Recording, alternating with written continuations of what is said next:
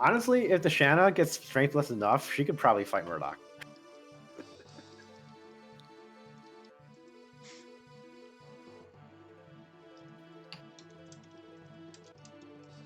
Okay, we should be back now.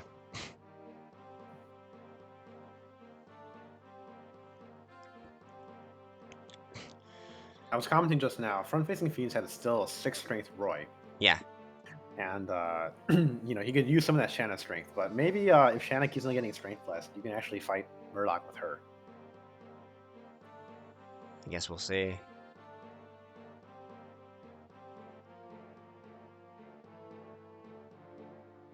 Okay. It's really pleasing to watch everybody like look really close, even though the timers are very different. Alan is here. We go. He's recovering. Let's go.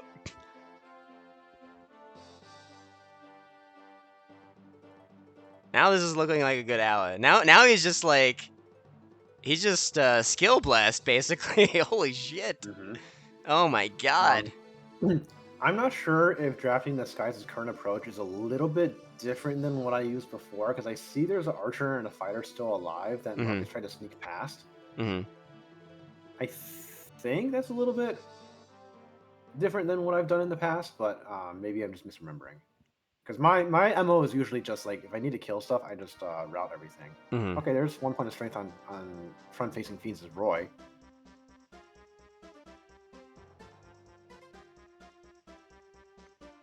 Okay. Okay, we have team into chapter 13. Top left, front-facing Fiends. We're gonna see this cool flyer strat in this chapter. It's very, very cool. Yeah, so they're basically tied right now with Raising Canes, because Raising Canes is also in 13 at the start of 13. So, you know, some of that is due to Shannon being like a little RNG blessed, but some of that is also just due to like them making that time up naturally. Yeah, our official numbers are Raising Canes has slight lead. They finished chapter 12 at 129.58, and front-facing Fiends, their split was 131.30, so about minute and 30 difference there. Okay, well, Raising Canes just had a very, very early turn 1 reset. They probably forgot an inventory somewhere. I'm actually very impressed by the input speed. That's actually, did I not switch? Did they switch racers? No, it's still numbers. I'm actually really impressed by the input speed from numbers here. Numbers, mind you, is a beginner racer earlier this year, and so these inputs are actually, I want to give him credit for his improvements.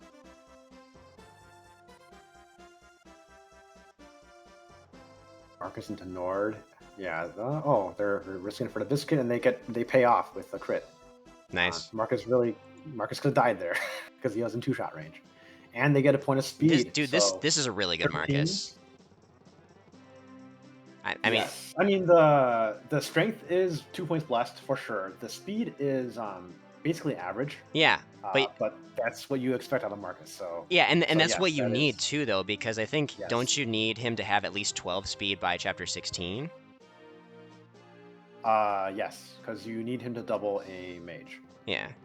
Or 2 mages. So yeah, it's good to see that drafting this guy's top right, the Milady team, who is the most dependent on Marcus, is good at getting good Marcus levels, and that's what I want to emphasize. All right, they're gonna switch back to Gene. Let me switch that. Good little split there from Glukes.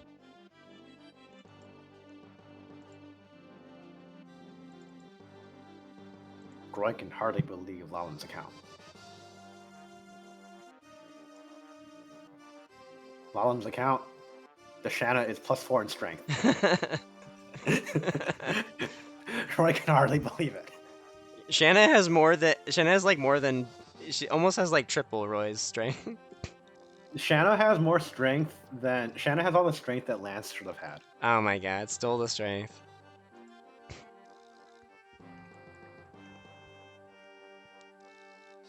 All right, so we see a huge difference here on your top left and your bottom right corners, front-facing Fiends and Raising Canes.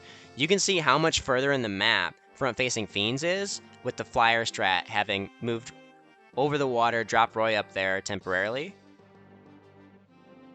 And then, whereas in the bottom right here, Raising Canes has to fight their way through, obviously on land. So, pretty big difference in the strats here. Yeah, Flame Team had an early reset too. I think it was like turn 2, right when this, right before this cutscene played.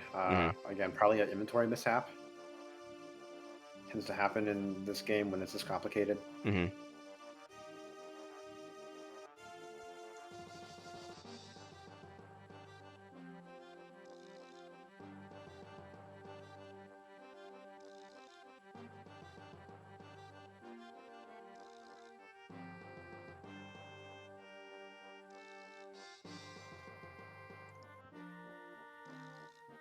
Shanna, See here. I was gonna say top left, front-facing Fiend. Shanna is almost at the boss. They're gonna engage next turn. Hey, Roy can still one round Wyverns. Worm Slayer, baby. Yeah. 7 strength, baby. Yep. The Flame Team's Roy can also still one round Cavaliers with Rapier. Nice. Only 9 strength. Their Roy's like, I mean, speed's fine. The strength is -1. The skill is hilariously -5. Those aren't like impressive looking stats, even though they're not like that far off of his averages. But just kind of goes to show you that like you don't need to have like amazing stats for some of the things that were routed into here.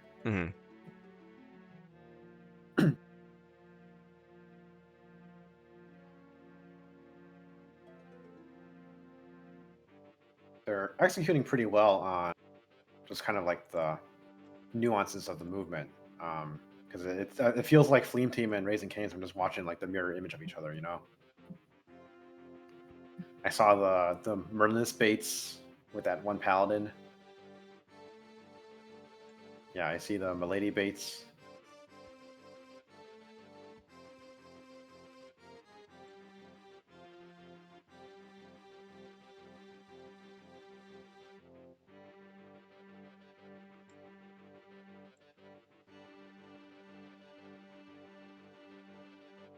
They're trying to do something a little strange against that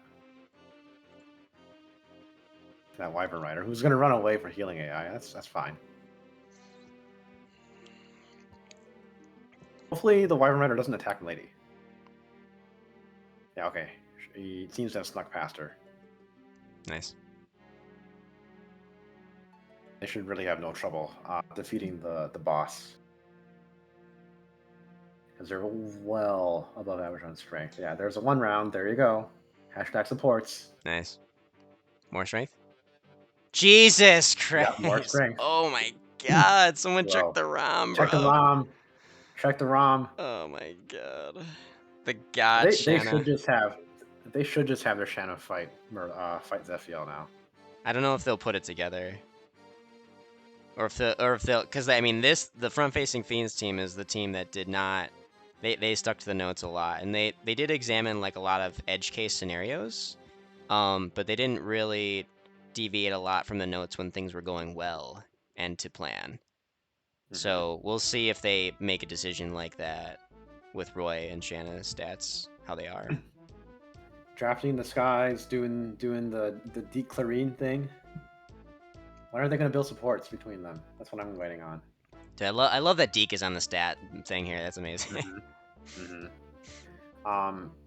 They might run into some trouble with Deke necessarily replicating some of the combats that are necessary because he is not as fast as Zealot is. Oh yeah, that Archer bait is kind of unfortunate too. It's definitely within the realm. Nope. Okay, maybe it wasn't. Maybe it was not on purpose. No, trade Marcus to the hand X. And the Archer. Oh, they're just gonna reset. Okay. Yeah. It was maybe salvageable. I think the Archer would have attacked Clarine, and I think Clarine will survive a longbow because the longbows are pretty weak. And that will put the longbow Archer directly across the wall from Marcus, and Marcus can just like hand axe him. What is going? Raising Cane's bottom right. What is going on here? They keep checking a bunch of stuff. Maybe they're trying to. Did they bring the Worm Slayer? Did they forget? Maybe they're looking for the right inventory to fight the boss, because they are getting closed on from behind. Oh man. Okay, so to buy the killers. Okay. Yeah. So and you can see top left, front-facing fiends, that the flyer strat was executed very well by Mecha to clear chapter 13. Now they're the first ones into the desert. Donna, why don't you go ahead and talk about some of the flunky duties that we're going to start seeing now? Oh yeah, so Desert, Chapter 14, Arcadia, Fog of War. It is the Tilda Hat says Shanna will do 9 times 2 in Zephyr right now. It's really funny. And yeah, you can put a energy drain on her. She'd be at 11 times 2. Um, so this is the most complicated chapter in the run, I would say, because every team is a little bit different, so you have to remember all these things. One thing we're going to do, energy ring. One thing we're going to do is the desert item trick, which is you soft reset, pull up someone's menu, and then move them to a desert tile, and this finds the item that's buried there 100% of the time. Pretty much everyone's going to do that first thing with Cecilia. You just move 2 up and grab it. No penalty there, because like this thing can just happen entirely on accident if you're just playing this normally, and so not really make sense to penalize that. The Shanna approach is basically fight a few enemies that would threaten you. Like there's an Air Caliber mage that she killed just now. Fight a couple mercenaries, and then actually what she wants to do is to trigger the movement of the mercenary and the hero groups that are in the plateau area near the boss. Those unit groups have 2 move AI, which means that they start moving after you if they detect a blue unit that's within 2 turns of attack range. And once they trigger that, then they just keep on moving towards the closest unit. So what Shanna wants to do is to trigger them, but to not fight them, then sneak behind them once they've like kind of gone too far. And then when they start chasing you again, you kill the boss and finish the map before they can catch back up to you. One of the very classic FE6, like you're being sandwiched by enemies and you have to just like put yourself on a timer to finish them. Okay. While you were explaining that, Lance was moved a little bit too. So Fleam Team bottom left, Lance was moved a little bit too far on the last attempt of the Oh no. chapter, and he got hit by Percival and just baited all Percival's guys over, and he was just like screwed. So Oh. yeah, they reset the chapter. Yeah, that is a unfortunate reset. Yeah. You do have a Wormslayer at least for the boss. Yeah. Which will render the speed screw kind of inconsequential. The strength screw kind of inconsequential for Lance. The Merlin, that was also a bit odd. The I don't know if Merlin's was placed in a weird spot or if they didn't take care of that. But like the Paladin should not be going after Roy right now, and that can be a kind of big problem because I don't know who is on the bottom, which Paladin's on the bottom, but they are completely trapped. And Roy, I do not believe, has the stats to kill that Paladin.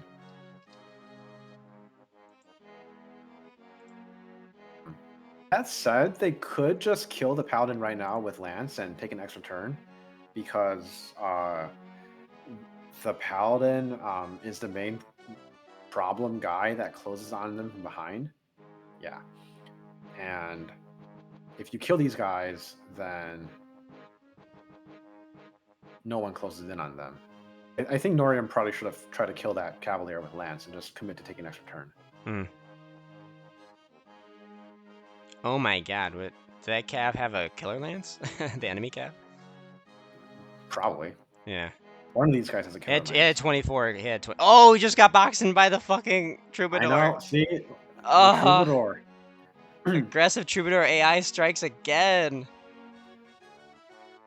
That said, I think they rely less on Marcus for this strat compared to everyone else, and so the fact that like he's going to be a little bit behind is probably not as consequential. I'm not sure if Lance will be able to one round the Wyverns though with his strength screw. Doesn't look like it. And yeah, the lack of bonuses.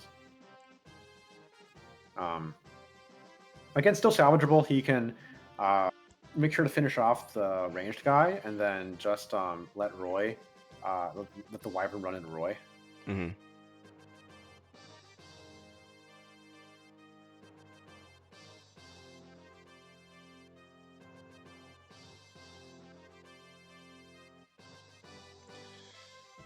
Okay, top left, Mecha is executing the described Florina strat very nicely here. Yep, and you can see that like Marcus positioned himself right out of range of the angry mercenaries who realize they've been bamboozled.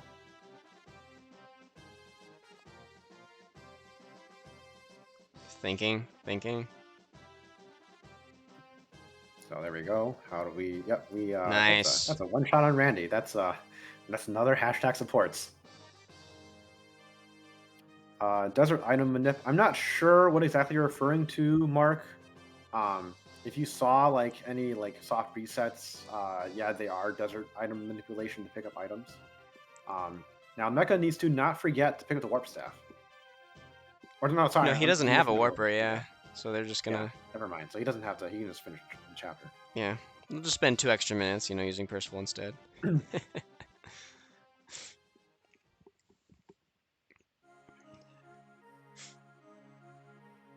He has to not forget to buy the pure waters at least. Yeah. And a torch. Okay, so on the right here, on the top right, drafting the skies. They feel the Deke on the left.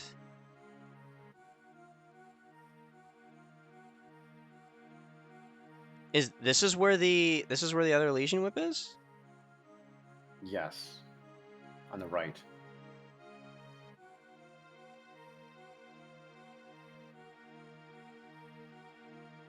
Do they know?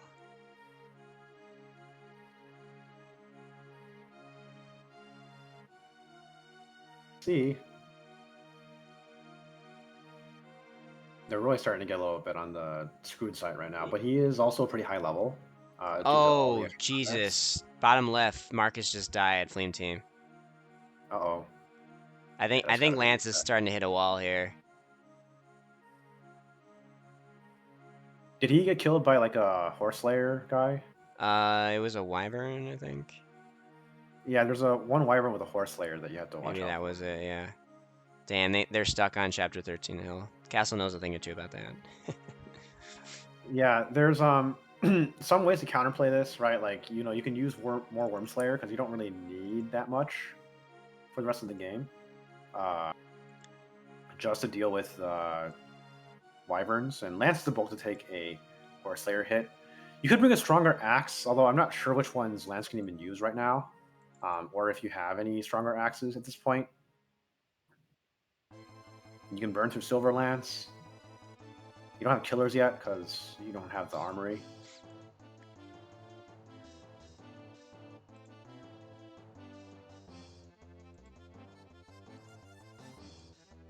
Drafting this guy is just kind of rushing through the corridor with Roy. Kind of gambling slightly on Marcus being wounded right now. That warrior, even though he has only a hand axe, can do a good chunk of damage. I think Marcus probably has a sword equipped just because I didn't see him counter that one. Yeah, the hit rate's pretty low. Kind of a slow fight through. Is there any chance they're going to the 16 secret shop? If they are, I mean, that's like a pretty... Yeah, so Norium has to realize that Merlinus is not supposed to be the one that baits the Cavalier. It's supposed to be the Paladin. Oh. Talking to Castley. The Roy level. The Roy has more res than defense now. That's hilarious. That is funny. He's +4 in res.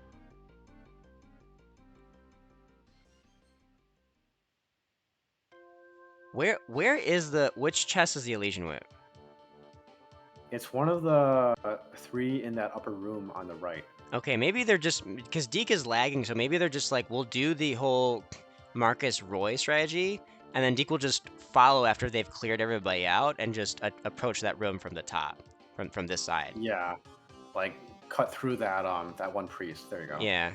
Okay.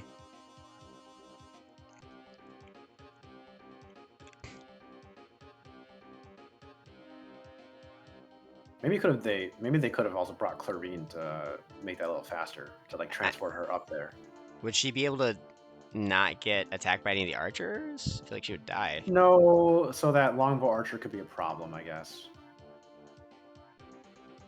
Tilda Hat says whip should be the middle one. Okay, do they have Odorki? Surely. I mean, they're not stuck if they don't. They're not stuck if they don't. They can still break through that wall through the side. Okay. I mean, they had Marcus go now as they far have away as to, possible. now they have to outrace those enemies. Oh, sleep. Okay. Maybe they forgot about that. The Roy does have a decent res, so not that much hit rate. They do have to worry about the sleep from the Undeek, so yeah, go ahead and kill that guy real quick. All right, I see a crit from Lance on an annoying Wyvern, so maybe bottom left Fleam team will help them. Yeah, make sure you direct the attention directionally. It's hard enough for me to direct my own attention. I know. There's a lot to pay attention to. One thing that they could do to like stall a little bit for Lance, if Fleam Team can do to like stall a little bit for Lance if he's having trouble. He is still like one rounding the calves at least. Like just barely. Like this is the extent of the strength screw that he can get. But one thing that Fleam Team can do to try to buy a bit more time for the calves is leave Milady over land in the top left corner for a little bit longer. This will draw the enemies from behind a little bit towards the left of that cliff, and then they have to kind of go the long way around, so it might buy them one extra turn.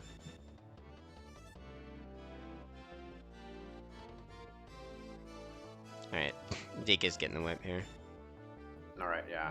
And they did manage to outrun the they need to get Lance Reaver too. And they're gonna get the blue gem. He's got 4 more uses on that chest gate, or 3 more uses on the chest gate. There you go. Wow, that was a okay. Crisis averted. We're gonna get the last one too. Oh, what are they? Oh, Lance Reaver is down below. Yeah. Yeah, nice. Okay. I believe the one that he didn't get is a Brave Bow. Good. Which, good. Could have been nice for Igren, but yes, really good adjustment by Genna there. Wow, that was really good. Just having missed the whip in chapter 8, because they had to go. They had to get out of there. So. And this it's so ironic. I'll tell you why later, but yeah. Well, I guess I can give a hint now, but basically they were a team who was like they weren't super thrilled about like all the strats like being things that everyone could just follow. They wanted to have more cook time, and they felt like, well, there's not going to be that much cook time on this game. So they weren't really motivated for a long time. But as we're seeing here, they have plenty of time to cook their custom strategies and show them off and maybe win. We'll see. Yeah. All right, so Fleam Team really needs to get past this Horse Slayer guy, which Ufi got hit by 17 hit, but they really need to get past him and like either deal with the Paladin from behind or like outrace him or like distract him or whatever. Like this is where having a little bit of extra Milady distraction maybe really could have helped out. Yeah, I see. Oh my god. So now Roy's going to get oh my god. surrounded by the dude. What are they doing? Yeah, they ran personal. Oh god. They're taking a break. Yeah, that's tough. I mean, it's the Lance 10 strength. Like that's not, that's.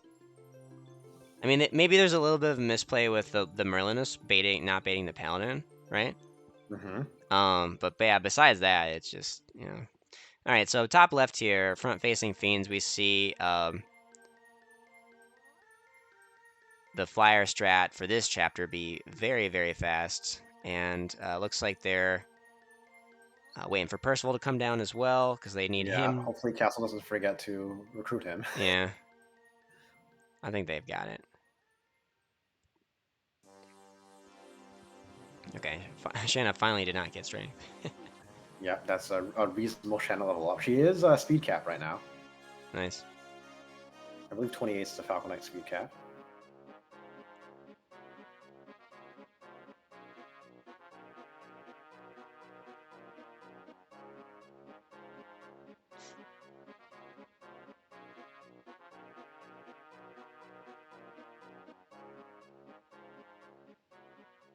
All right, so drafting the skies. Okay, they get front-facing fiends got Percival. Drafting the skies ought to be starting their Milady training arc very soon.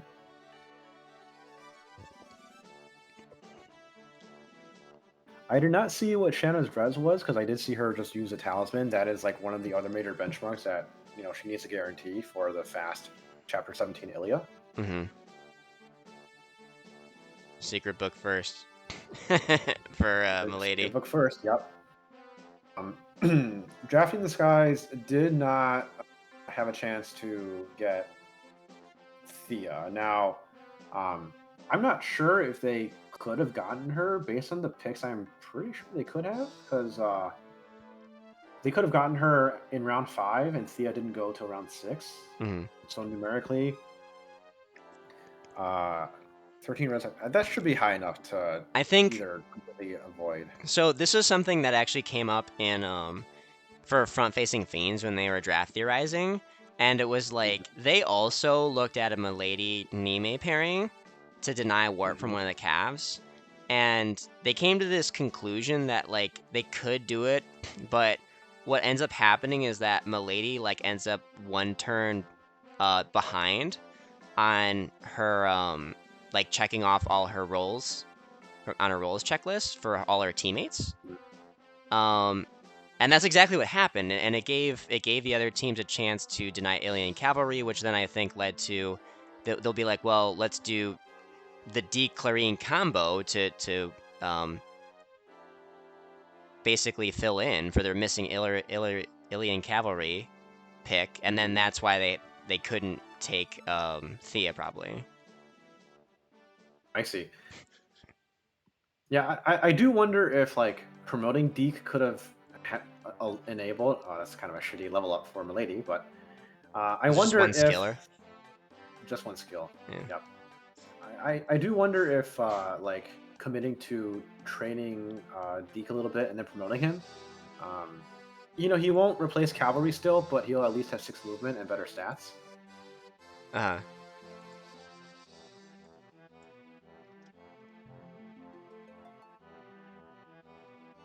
All right, got Raising Canes in Arcadia in the desert.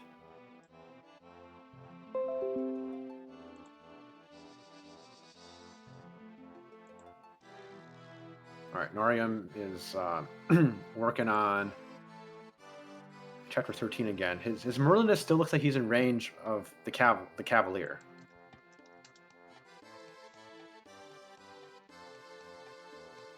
He survived the Cavalier this time.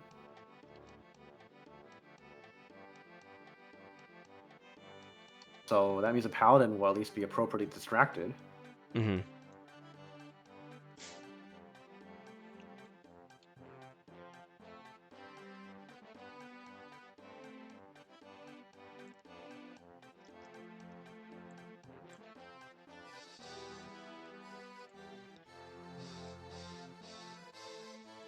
Raising Canes, they deployed Ray, right? Is he being carried by someone right now?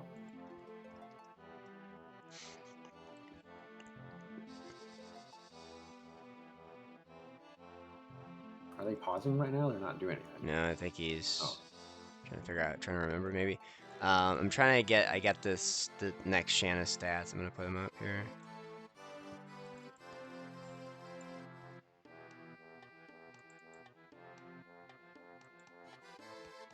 All right, yeah, that +5 on strength. Okay, yep,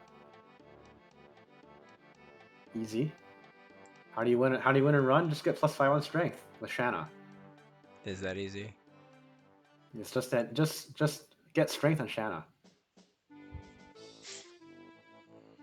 All right, I got a speed level up from a lady for drafting the skies, which is. I love Raising Canes is changing their color of their stat display.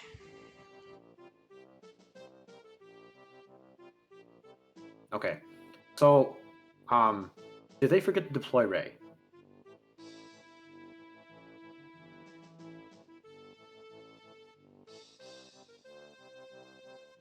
I mean, maybe they're gonna just go find the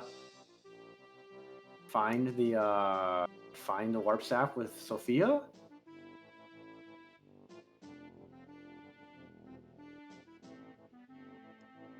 Yeah, I don't know about that one. Because I was like, well, is it possible that they became fixated on like solving the pre-Yodel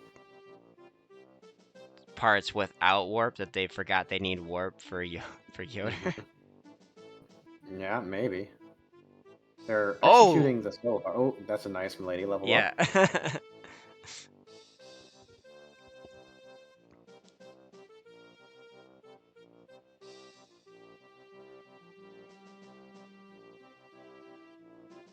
We need to crop them. I wonder if Okay. Castle is slightly okay. Well, that's a nice crit to build him out of missed one round for the um, for Roy. I don't know if he's a little bit off script right now. This is a little bit of a complicated chapter, chapter 16 for a flyer team because you don't just run to the throne. You need to bring a thief up there.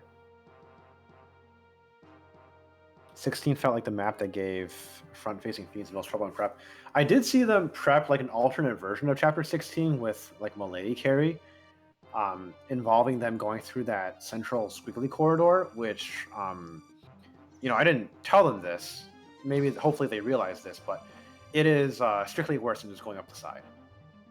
It is actually longer to go up the center corridor and into that squiggly than Yeah. it is to go up all the way around the right. So they did have a.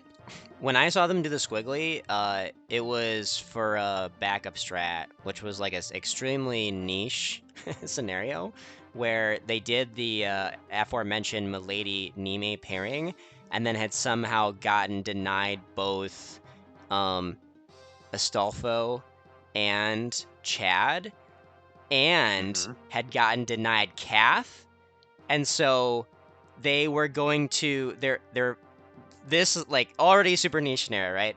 So they were going to delay or like time up to Ooh, recruit I see a an I see a undrafted. strength level up on Lance. Nice. All right, so hopefully they can actually make it through this chapter. They were gonna time up the recruitment of an undrafted Cath on chapter 16 to use an undrafted Cath to steal the Delphi shield. And going through the S part was like part of executing that strategy. I So, see. so instead of Is fielding a that? thief for 15 plus 5 penalty, it's just 5. Oh, I see. Okay, that's some very circuitous cooking, but Yes, interesting. it was a very niche situation, but yeah, All right, are they in range of Percival? They're out range Percival, hopefully. hopefully. Flame team bottom left. Uh, I saw the melee distraction with on a paladin that might buy them a little bit more time. Hmm. But like, yes, you are being sandwiched in this map in order to avoid combat. All right, good, good. Percival's gone. The path ahead of them is clear. And Oh, Roy oh, just needs to desperately outrun. bottom right, Raising Raising Canes. Canes. Sophia is going for the warp. Okay. Um, Good thing she lived because I think she dies from that if she doesn't dodge.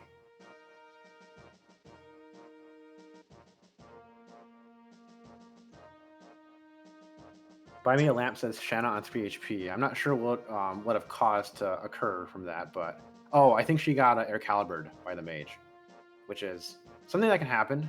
Yeah, Um, you have to play around it slightly. they're trying to figure out what to do. He's kind of stuck right now. Yeah, that's what the elixir's for. Okay, hopefully that gets him out of danger there.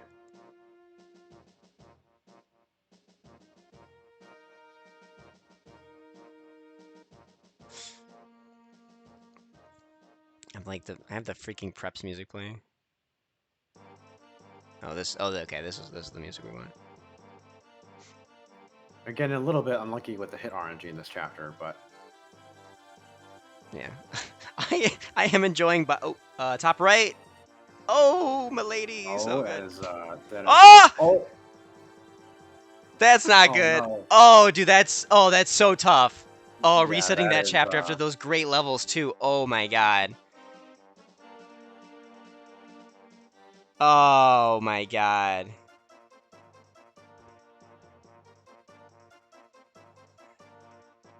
Raising Cane's is in front of the boss in Chapter 14.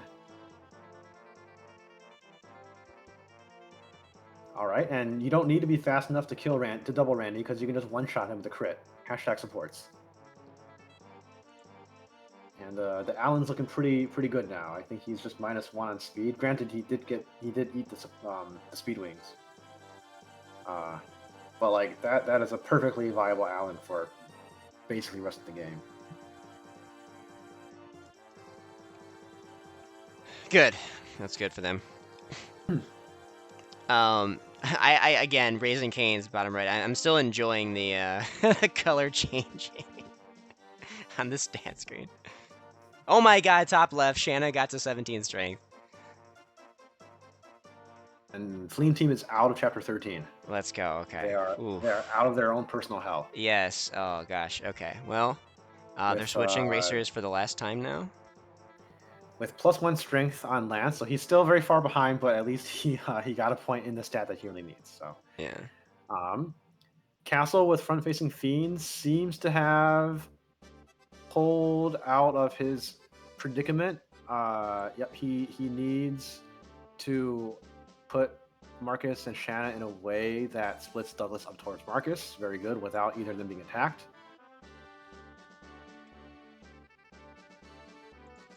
Oh, Larm got attacked by a mage, but survived. And yep, Fa or Percival can just kill that. Fa getting kills does like cause a lot of EXP gain, but there is a side benefit to it in that you could potentially get high enough stats to make a tangible difference in Chapter 20. Mm-hmm. Like she might get fast enough to double in armor. Yep, so he needs to go with Marcus. Marcus will probably get chipped at a couple times, but he does have decent stats. Dude, I still can't believe for drafting this guy as they lost Larm like that right next to the freaking seas. That's God, and those good milady. Oh my god! Oh, she got crit. So this is one thing that can happen when you don't have the Dragon Shield. Okay, is she gonna that's live this paladin? So she needs to live the paladin. Nope. Oh god, that's so. Jesus. So that is literally the one reason why I like reserve Thea for the Milady team, because if you have the Dragon Shield, you survive that combo. It's a net -8 damage, and I believe Milady got killed on a margin of like 5 HP. Yeah. All right. I want to draw attention to bottom right, Raising Cane's. Did they deploy geese to walk over the peaks here? Maybe they did, but there he is. Yeah, okay. They are. So you do need to hold back slightly in order to kill some of the mobile enemies near the starting point. Okay, looks like they're gonna recruit Percival the next turn. Dude, top left, Roy's still at 7 strength. That's crazy. Yep. But the rest of his stats look pretty solid. Yeah. And the Shanna is so busted right now that the Shanna can just easily kill Narshan. Yeah, and Narshan usually gives people some trouble, but let's see how easy this combat is for Shanna. Is it going to be another hashtag support situation?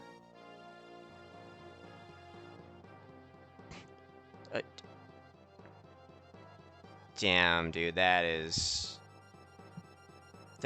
so good. Yeah, that's a dominant fight. Honestly, like Castle does not even need to engage with Roy. Just end turn. Just like he's trying to vuln, but I don't know if it's worth it. Just leave him. Just end turn. Yeah. You're gonna kill him on the next turn. And honestly, even if he got healed, you'll probably still kill him on the next turn. Like 96 hit, you're not gonna. Yeah. Great job, man. Shanna, you know. Oh my god. Okay. Oh my god. Yep. Shanna is reaching exit velocity and taking the rest of their team with them. I mean, she might end the run with more strength than Lance. She like it seems that seems like a fait accompli at this point.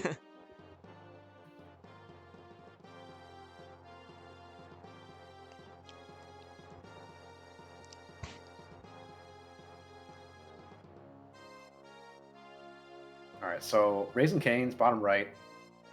We have a Garrett non-move. Same issue as with Klein. If you're trying to recruit Garrett, it's less of a problem because you can just kill his flunkies. They are now technically plus on speed. Yeah, owing to probably 2 speed wings. They truthfully probably could have used that second speed wings on Roy at this point.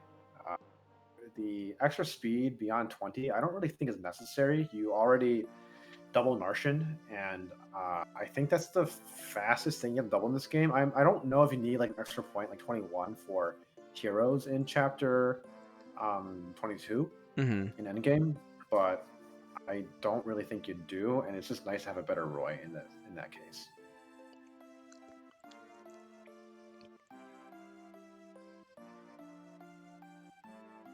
All right, front-facing Fiends is doing chapter 17 Ilya, so this is a very standard flyer skip strat. Gotta steal I the think one elixir thing they're first. doing here is, yeah, they're stealing the elixir, trading it off with Merlinus, and then just sacrificing Astolfo. Don't really need him at all past this point.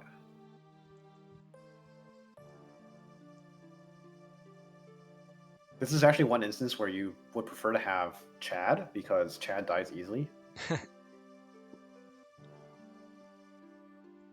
Yeah, see, like Astolfo just had a dodge. Classic flyer skip. Oh my god, Astolfo. Again. You just can't hit him. Oh my god. Can't touch this. Can't touch this Astolfo. He's making everybody move. Drafted, oh my god. Should have drafted Chat SMH. Oh my god. He just can't die. Just move on a mountain castle. Move on a mountain. It would be so funny if this actually like screw things up. I don't think it will. It's yeah. Just, taking some okay, there we go. Okay, now they're frozen. Jesus, that was. Okay. Alright, so bottom right, Raising Cane's is getting set up to have the Peak Walker walk across the mountains here.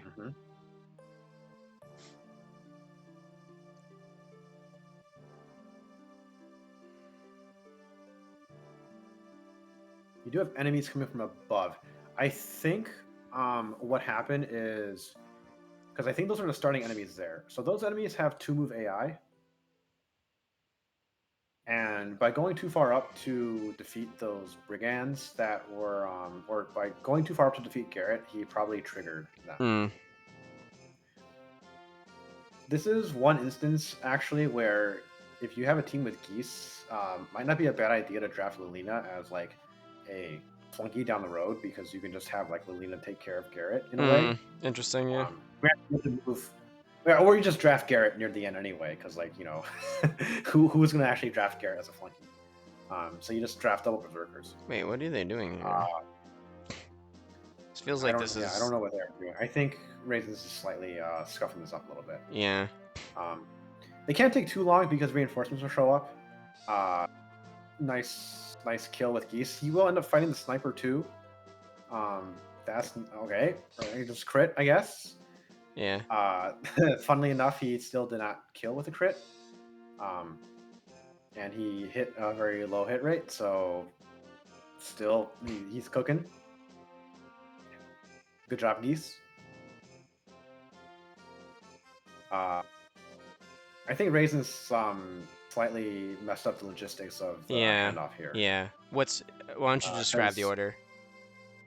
I do not remember off the top of my head. It's tricky enough where it's like easy enough to mess it up if you don't look at the guide. But basically, you have to already be carrying the Cavalier in the first place. Yeah. You do one movement onto the mountain, you get danced, and then you can drop the Cavalier on the other side. Because otherwise, you have to fight the sniper and the Cavalier, and you normally don't have to. You just drop him there,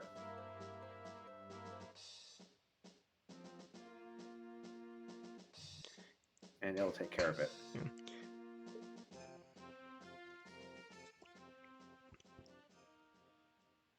I think you end up like fighting the Cavalier and the Sniper, but in a way that like they just uselessly attack the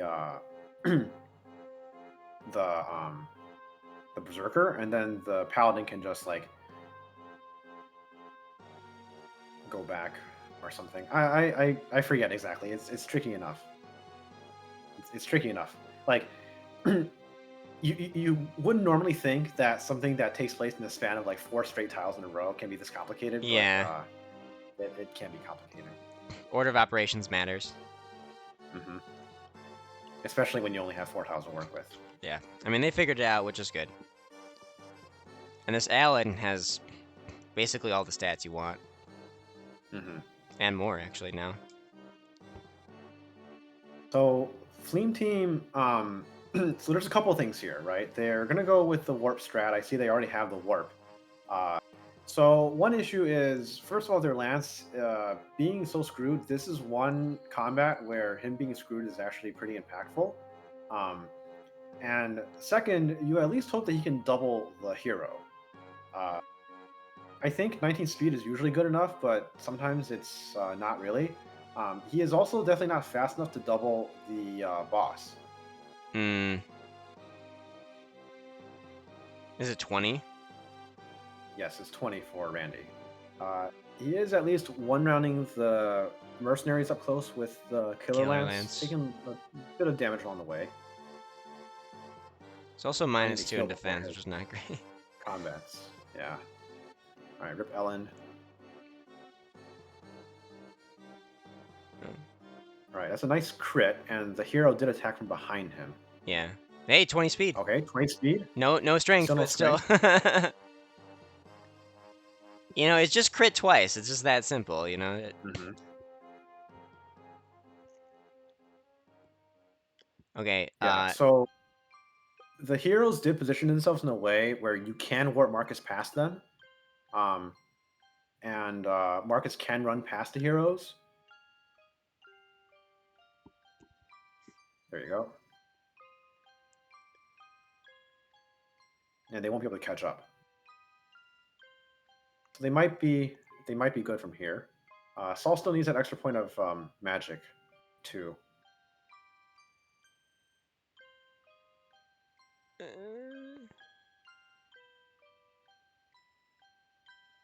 And that's not a bad combat against Randy. They're kind of just... There we go. Oh, there you go. They one-rounded him. Just crit, baby. Hashtag supports. They should definitely try and rig Lance's level. It gets harder as the race goes on because of Shanna's at low HP. Well, I think, but I said it because Lance is at 87 right now, so I think they should actually consider killing an unpromoted. So Shanna was at like 3 HP, got attacked by Martel instead of Roy by Purge because she was in kill range. She had a Javelin equipped and just one round him the Javelin. Oh my god. Never punished.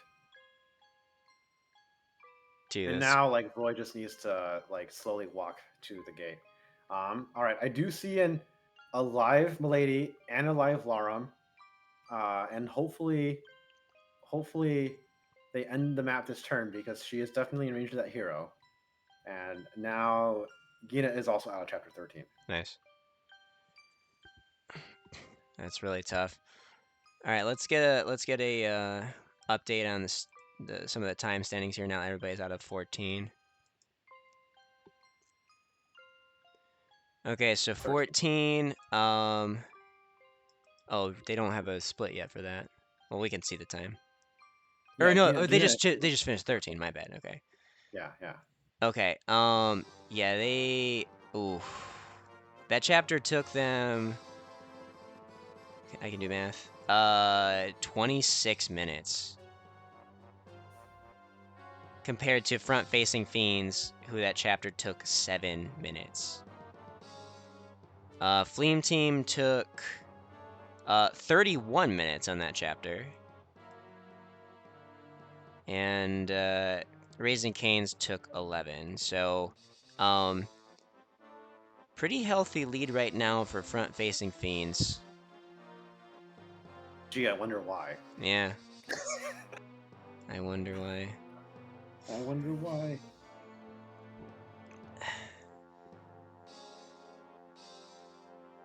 So basically, front-facing Fiends has a 10-minute lead over Raising Canes, and like after the chapter 15 split. So. Mm-hmm. And is already ahead on timer versus the other two teams, so even though they're not even at chapter 15 yet. Mm-hmm. And Canes has like the the least warp availability for them. So drafting the skies, they do have a training arc in chapter 14 still that is a little sensitive. And I don't know where their Milady stats are because I haven't really been looking at their screen all that closely. Mm-hmm. The alarm reset was very big. It was at the end of a chapter, and Milady chapter 13 is the longest chapter 13 of all the teams because of the training arc and level ups and the extra combats and all of the stat boosters and all that jazz. This race is Shanna's revenge for Pompon's run. Yes. Upset that we are.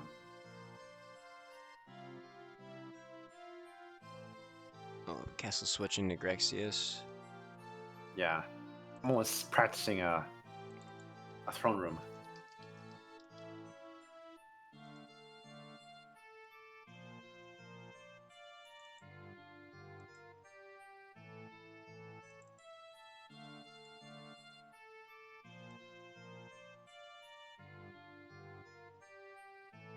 Raising Cane's got a pretty solid Roy going on there. And they're doing pretty well stat wise with their main units. Mm-hmm. So it's for them it's really kind of just execution right now. And I guess figuring out a way to do chapter 20 without a warper. Mm-hmm.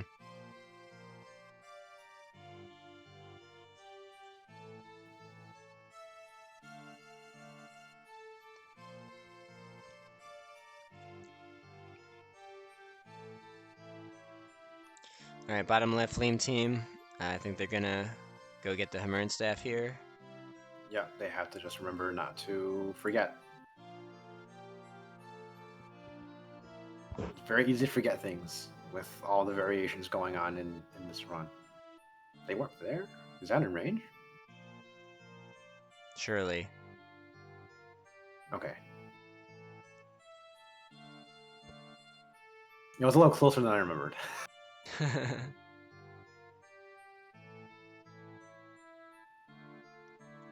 Very, very nice 14 and 15 from Fleam Team. Yes. There. Yeah. Spam is spamming.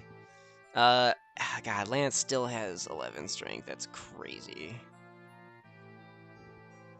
Just killer and effective weapons. I think they are.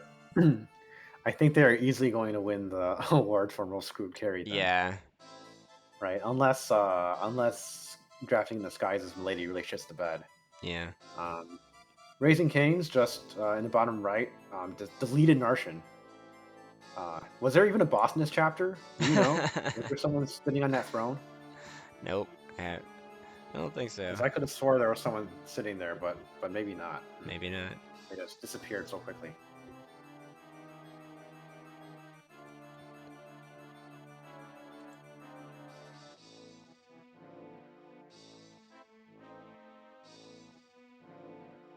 All right, we got a few switches going on here, so I'm also going to quickly grab something to drink real quick and. Okay. So I'll be RP. Okay.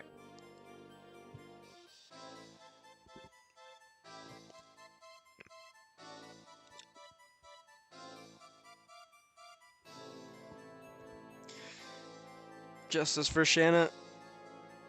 All right, so bottom right here, we have a paladin strat with Raising Canes with no warp, which basically is almost the same amount of time as with the Saul warp on this chapter. Danan in the video talks at length about how it was frustrating for him that he couldn't really find a meaningful time save other than maybe save 20 to 30 seconds, which is still something, not nothing. But yeah, I think we'll just see, Alan carry Roy across the land. We'll be good. They'll have a fun little time. Bottom left here, Fleam Team, they're going to execute a Sol Warp here to Narshan. So they're going to gain some time back on this chapter. Sol is also going to trade the Warp Staff to Larum and then Hamernit here. Ugh, Lance can't even one round a Mercenary. There we go. He'll take it back up off of her in a moment here. We do want to see 10 magic on Sol for some of the later warp stuff, so hoping they don't get screwed on that as well.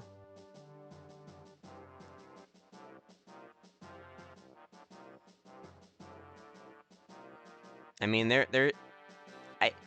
it is actually really interesting that they're not. Oh my gosh, why?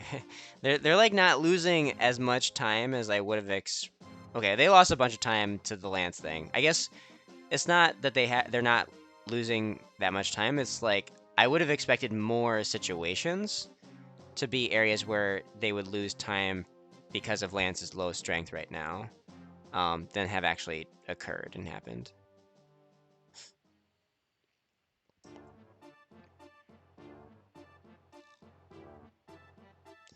Yeah, Saul, like, I mean, geez, across the board, the stat screwage experienced by the Fleam team is definitely unique of just not quite hitting benchmarks like the whole run through, and that's very, very tough.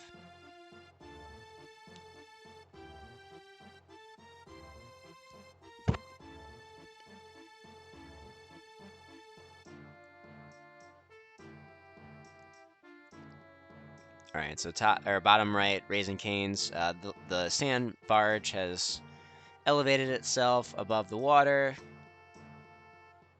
and the paladins are finding themselves pushing through. And they're gonna have to be very careful with the status staves.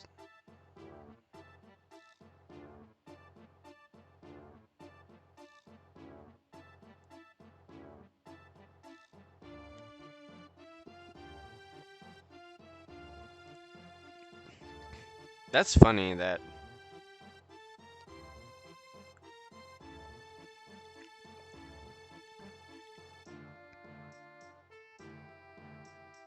Oh, okay.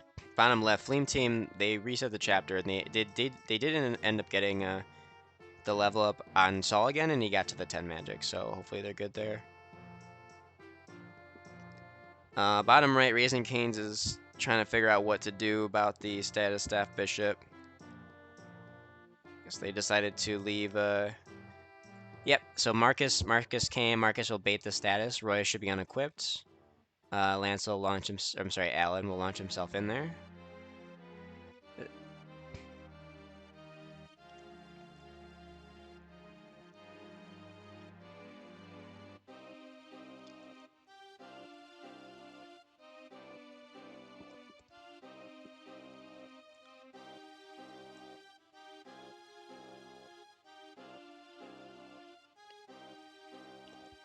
Oh, Alan got slept. Oh, geez. Okay. I was gonna say, I was gonna comment. Did they remember to switch the deployment order? They did not. Okay, there we go. So There's the culprit.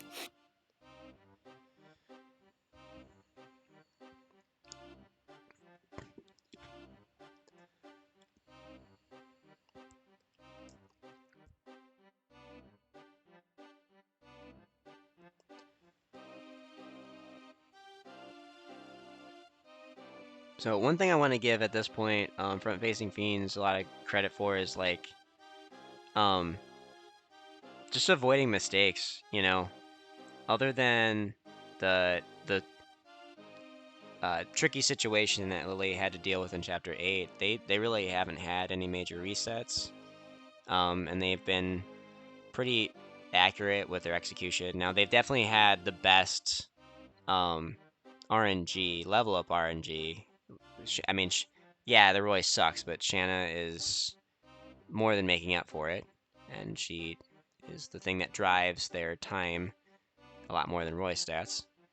And their hit RNG, I think for the most part, everybody's had pretty solid hit RNG.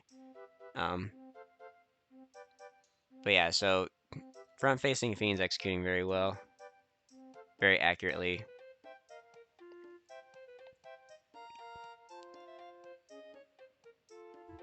Okay, I am back. They did avoid punishment from the low HP Shanna on the previous chapter, and instead turned it around with one rounding a boss in FE6 on a gate. Yeah, Javelin. that was very fortunate hit RNG.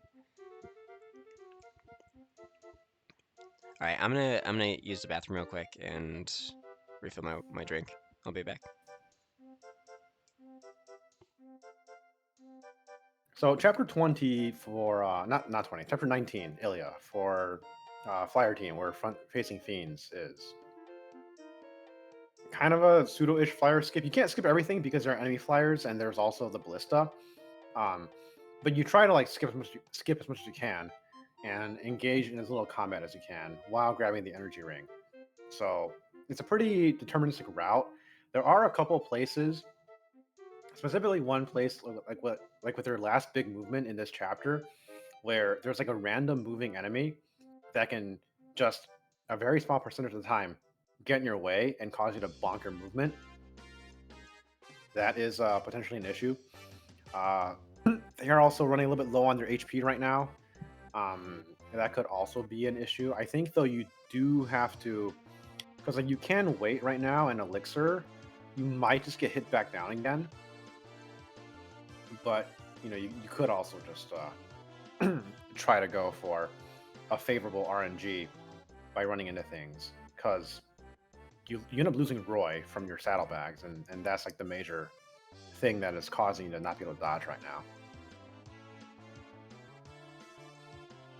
Like you did net heal 12, so that just puts you in 1 less range. Okay, no bonk. You gotta make sure you don't bonk on the drop too. There we go.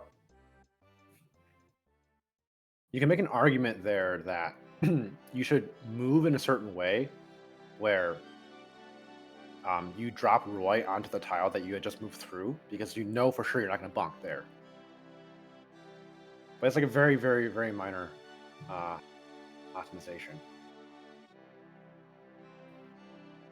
All right, Raising Canes is now back down to where they were at before they got slept and had to reset. With the switch in unit order, this should effectively bait that sleep onto Marcus.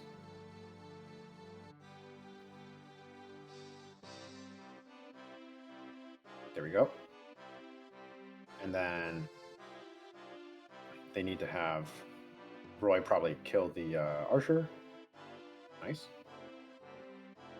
And now they have 2 options. They can either try to attack Arcardo or they can attack the bishop. I think it's probably safer to kill the bishop, because you still have 2 phases to kill Arcardo, and you don't really need to preserve the Horse Slayer at all. Your accuracy is still pretty good, especially with Alan being that blessed in skill. So I think this should be a pretty easy kill.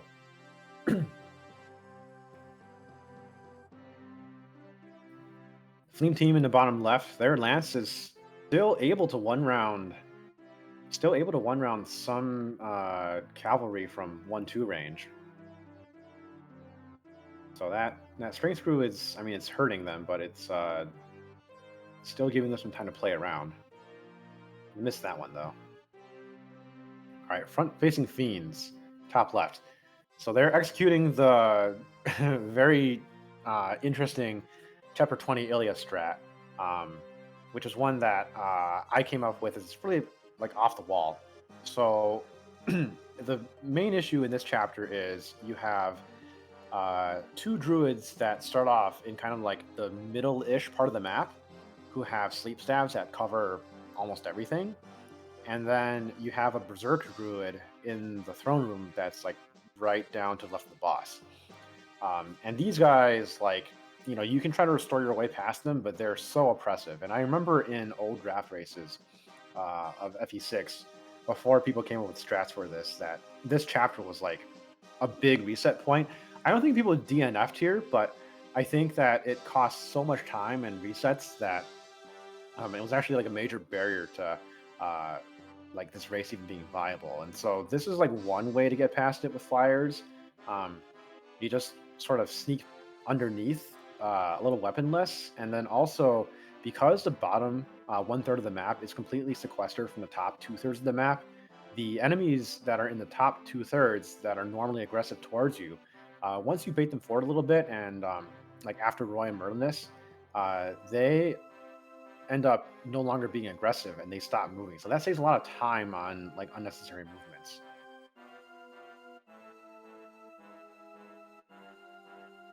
Fleeing team did their warp, dropped Roy and Lance kind of all the way over there by the boss, weaponless, so that they're not triggered by sleep. Roy is carrying weapons for Lance so that Lance can take them from him and kill the bishop on his turn. Um, Roy remains weaponless just because it is a little bit easier for him to not counter anything. We do want Marcus to run away, though. It is going to be a little bit tough for him because he does not have the ability to run away faster than a paladin. I think Spam's trying to come up with something right away, but what he probably should have done was to actually give Larum to Saul, because Saul can carry her, and Saul could have also just healed. So yeah, Marcus is fighting for his life right now. I saw a Milady promotion with Drafting the Skies. The Milady looked like she had pretty good stats. I would be happy with the stats. I think I saw like a 18 strength, 19 speed. 19 speed is not enough to double the boss in this chapter, which is suboptimal, but the rest of her stats are pretty good given where she's at right now. Yeah, I see a +4 speed, which is due to 2 speed wings probably. So she's average on that, and then +1 on strength is the major thing that she can't really make up for. Fleeing team bottom left killed Arcardo. I didn't see exactly how they killed him, but he died pretty quickly. And we're out of there, even though Lance is still at 11 strength. The problem that Fleeing team is going to encounter later on, which is going to be very tough for them to compensate for, is the Lance is so strength screwed that he's going to struggle doing damage in his FEL, and the Roy is also strength screwed and not a very high level. So you can't really rely on the Roy to fight Zephiel. If like one was strength screwed and Roy had like okay strength, you could actually just pour resources into Roy and try to have him fight Zephiel with the Binding Blade. But when they're both strength screwed like that, I'm not really sure what the best route is, to be honest. I think you can count on Roy having high enough speed to double Zephiel with the Binding Blade, and then you just kind of like tag team into them and hope that the combined damage from the both of them is enough to kill him like relatively quickly, because you are on a time limit in that chapter. Kind of like a theme FE6, you're on a time limit everywhere.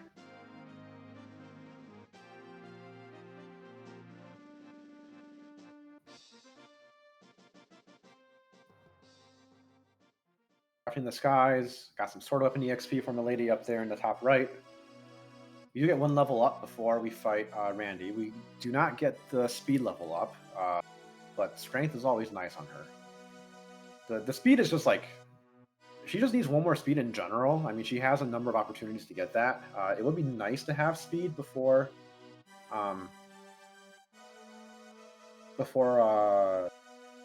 like chapter 16, because Martian can be a real pain in the ass for her.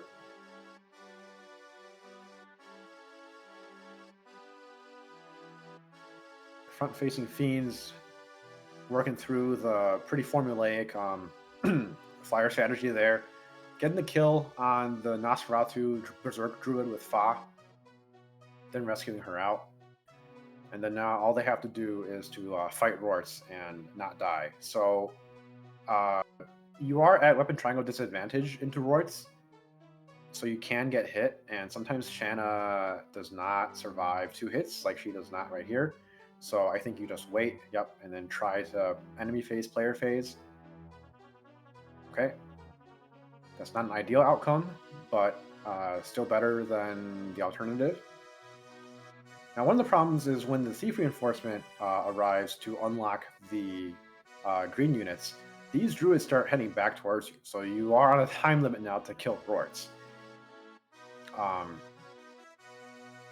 Because those druids can come back and sleep you. And so I hope Roy is not within range. It's okay if Shanna gets put to sleep if her job is done. But well, I guess if Roy is within range, Shanna's also within range, and then she'll be the top priority for it. So it's fine. They're probably okay. They're out of here. All right, Drafting the Skies. I see a kill on Randy. I did not see if they just got lucky with the crit. But again, Randy's not like super hard to fight. He's not like as bulky as you think he would be for FE6 boss on a gate. So just fishing for a crit is generally good enough.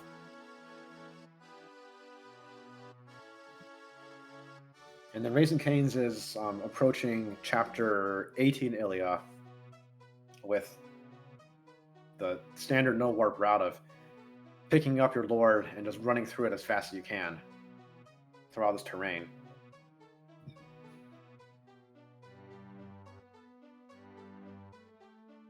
The Allen now is looking super good. Almost as if he wasn't ever stat screwed in the first place.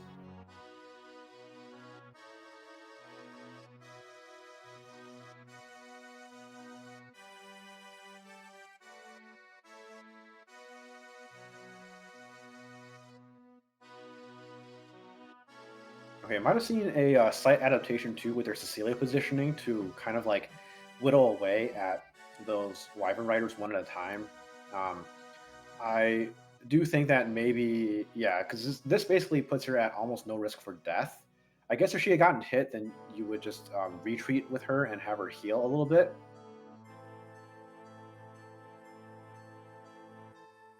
Just out of range of one of them and in range of the other. I do remember this being like a potential issue with some of the teams because Cecilia does get 2-shot by a combo of a Steel Lance and a Javelin Wyvern, even though their hit rates on her are pretty low because they're not that accurate to begin with. Ooh, that Berserk. All right, so that. I have to check to see if they forgot to Pure Water or if their Allen is just really red screwed, because that should really not be happening.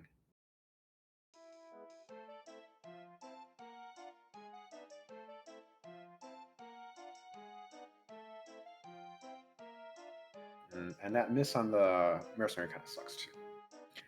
One thing that you could do to sort of counteract against that is you just throw Allen in there unburdened, and then on a later turn you pick up Roy on turn 1, and then you hand him off on turn 2 with Allen, and so Allen's going to be unburdened for the first combats with the mercenaries, and then he can run a little bit further into the map with the second turn. Because right now, like, you can see what the issue is, that Roy is sort of surrounded. And you've got some Pegasus Knights coming on at him from above, too. He could kill a mercenary relatively easily with a player phase action, like the one above him, and that would at least unlock that path forward for Allen.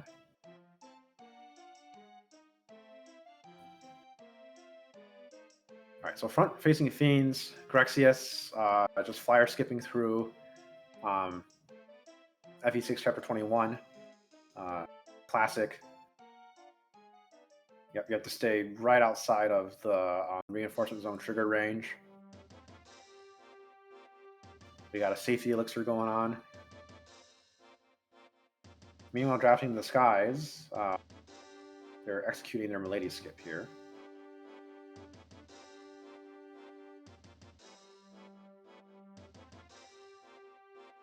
I think she's using a Killer Lance because I don't remember if the strat that I use normally has her have a Horse Slayer, but you do need to conserve Horse Slayer uses for Milady because of how stupid Chapter 17 Ilia is.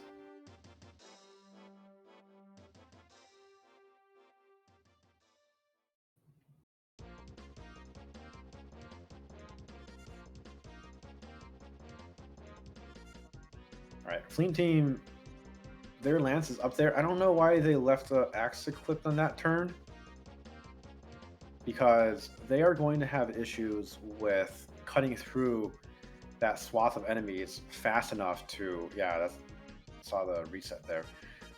Cutting through that swath of enemies fast enough in order to warp, get Saul up to hand, Roy up to his paladin, and then warp him.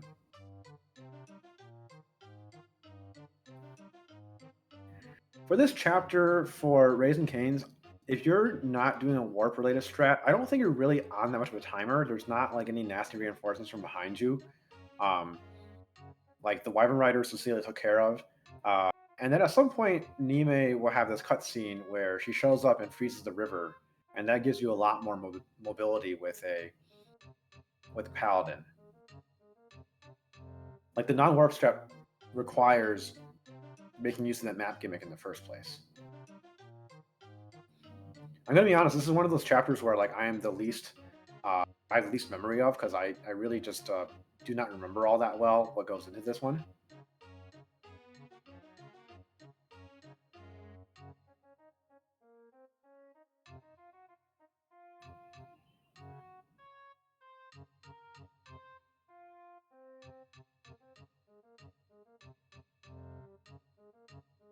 All right, yeah, we still have enough strength to one round Archer with a Killer Lance.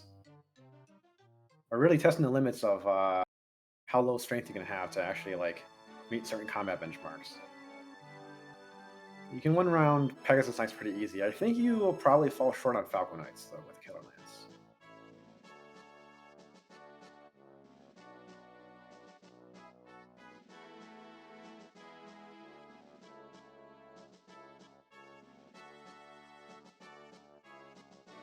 Right, that there's 1 point of strength. We do see the Klein counter. I think if Klein was positioned in the same place as Raising Canes had positioned Cecilia, he would have been able to kill one Wyvern without taking another attack from the other, from the close-up one. All right, I'm back. Big news, Lance gained a point of strength. Nice. I was listening to most of my stream, you talking, but I did miss that, actually.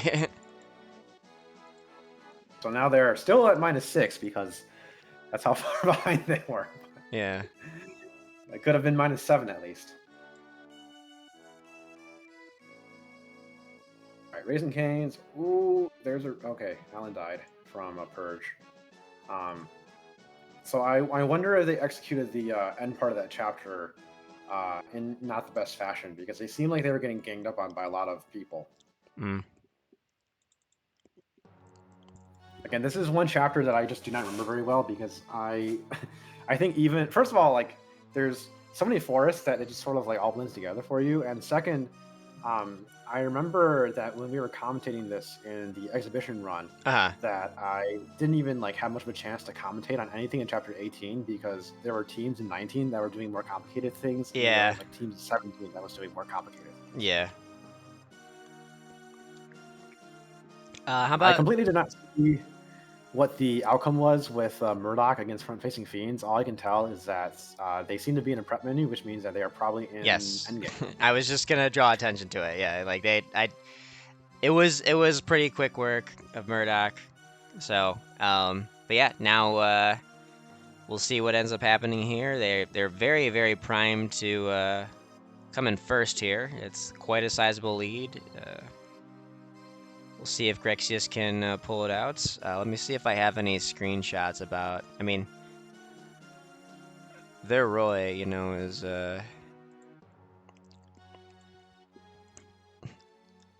Still not the greatest, so we'll see if they make the change. Also, we'll see like how Roy does with like some of the throne room enemies that he's supposed to fight, Yeah. because that could get a little dicey. So Again, I feel like you can just give Shanna Silverlance yeah, and you'll probably be okay there. yeah. So they are checking that hero because you want that hero to be doubleable and foreshottable by Killer Lance Percival. He doesn't always meet that threshold. I believe you need him to round down to 16 speed. It is also possible to check them without starting the chapter. There you go. There's a round down.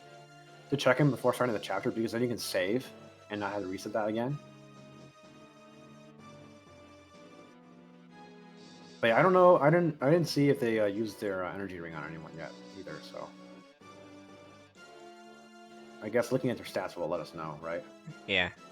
I just updated their Shanna stuff from their last split, so plus casually +5 strength, I mean, that strength was the same as before, so there was no energy ring yet on her. Yeah.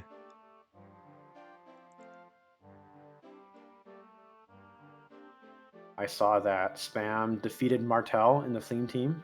Again, I did not see the specific outcome of their fight, but seems like the Lance, despite being so screwed, still pulled through with that fight. Yeah. Okay, Grexius keeps resetting here. Oh, didn't have a Oh, they weapon forgot on a weapon Wolds. on Okay. Volt. Not a big deal. This chapter is very complicated when it comes to the prep, so it can be a little bit tricky that way. Looking at drafting the skies in top right and Gina, so I saw that the Marcus had enough speed to double that bishop and one round him, Mm-hmm. which is a pretty good benchmark to have. The Roy also is just capable enough of one rounding a fighter, though you could have -1 strength because the Worm Slayer is a little bit stronger Mm-hmm. than the Killing Edge. The only issue this Roy's going to have is with fighting the throne room enemies in chapter. Oh, Hugh just killed Milady. I don't know how she got that low in HP. I don't know if she was if she tried to fight an Air Caliber mage or something, or just got like chipped down that much by the bishops.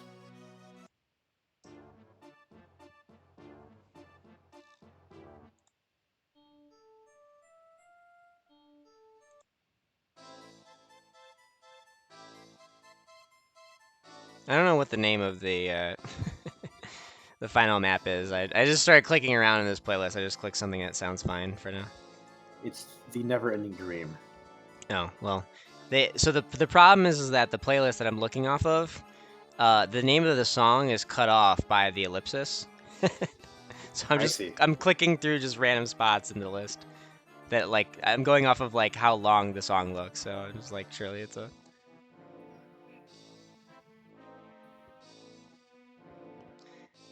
How are the videos being shared? I'm capturing all their streams. Like each of them are streaming, and I'm capturing their stream. So all of this is on a slight delay, like 10 to 20 seconds. Personal missing the sniper in top left is a little unfortunate, but Still manageable. yeah, because I think the sniper will get baited over towards Merlinus, and then if Percival runs fast enough past them, they might get baited down into like, yeah, where all the flunkies are. One thing that I remarked to myself when I was looking through the VOD of this chapter. So in my exhibition, the team that had Percival was Milady, and that was honestly a big reason why Milady came in 4th place for that exhibition, because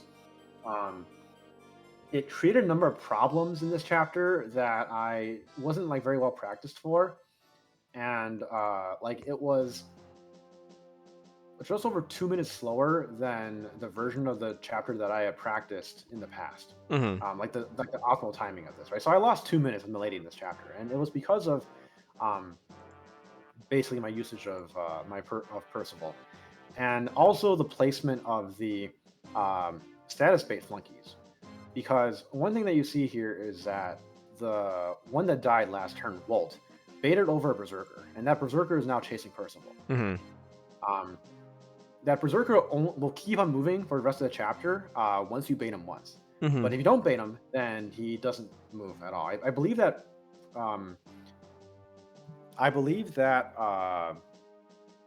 Berserker has like 2-move AI. And so if you don't want to bait him, if you don't bait him with anyone, then like he won't bother you the rest of the chapter, and he can actually like create a problem for you much later as well.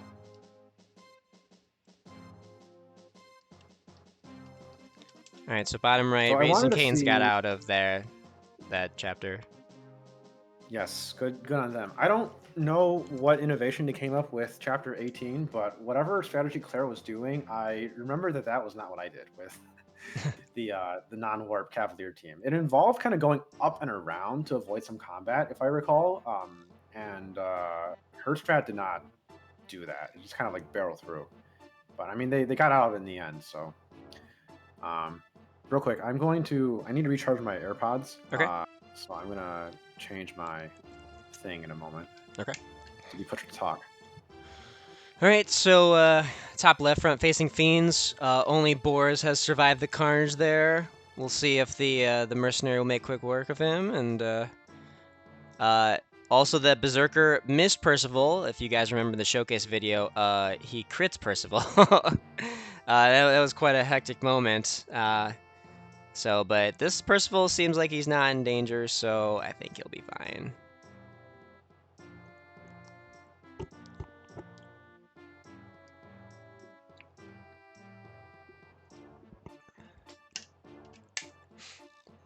Top right, stealing an elixir from Hugh. Milady has great stats. So at least that's going well for them.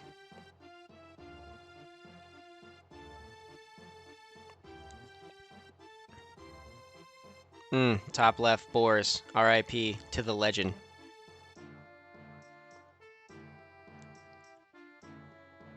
Oh my god, this Roy's doing nothing to this hero. Top left, front-facing Fiends. Okay, so they're going to lose a little bit of time here from enemies that Roy maybe is expected to one round and is not. Oh! That doesn't heal the full, does it? Okay, no, but that's... Yeah, since they are relying on Percival for the throne room, they probably can just afford to take a little bit extra time clearing out these enemies, since Percival doesn't allow you to open the throne room on the fastest cycle anyway.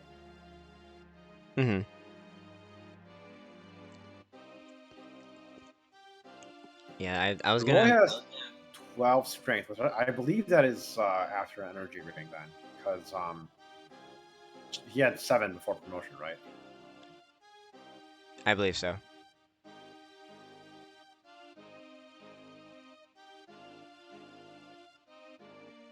Go, Percival, go!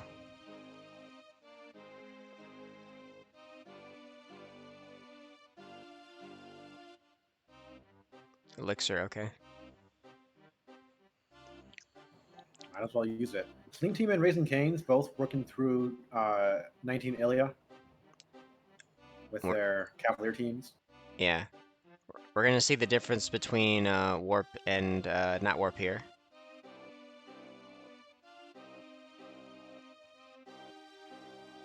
So on the left, Flame Team is going to set up a warp for Saul to warp over this mountain.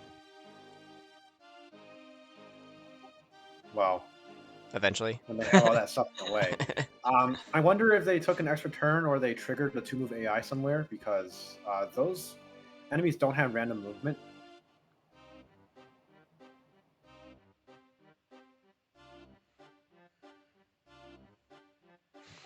Or if they just like took too much extra time, maybe.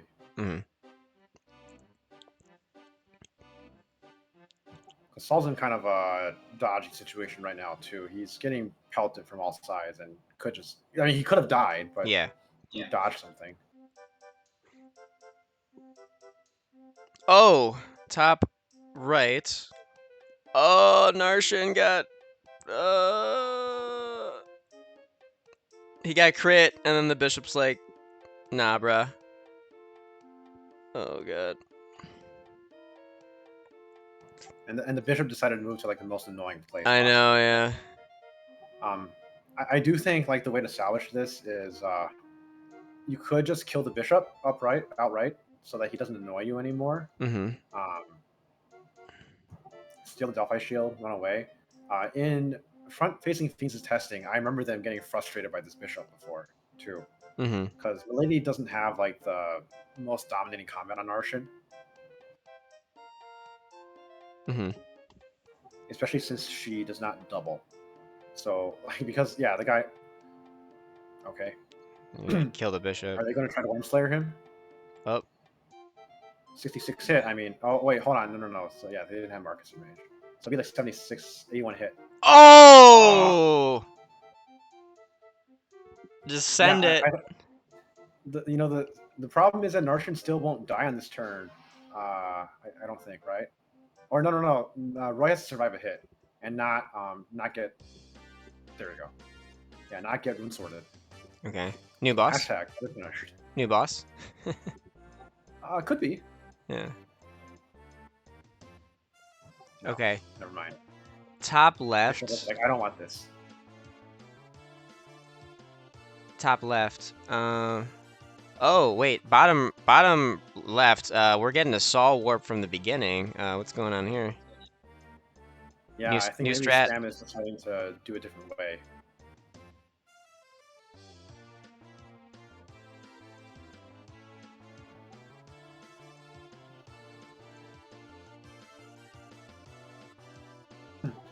Hopefully they've actually tested this before, because I'm not sure that they have. I don't know what happens here. Yeah, that's why I'm so interested in it.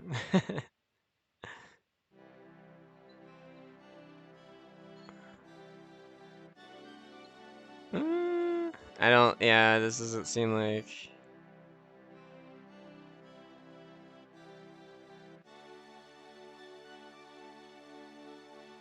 Okay. Meanwhile, so Roy is like being fine. Top left, I think they might actually be from facing Fiends. Might actually be waiting until turn 46. Possibly. Percival did take care of all of the mobile enemies. Mm-hmm. I can understand if like if they know they're this far ahead, then they can just take the extra time. Yeah. And guarantee.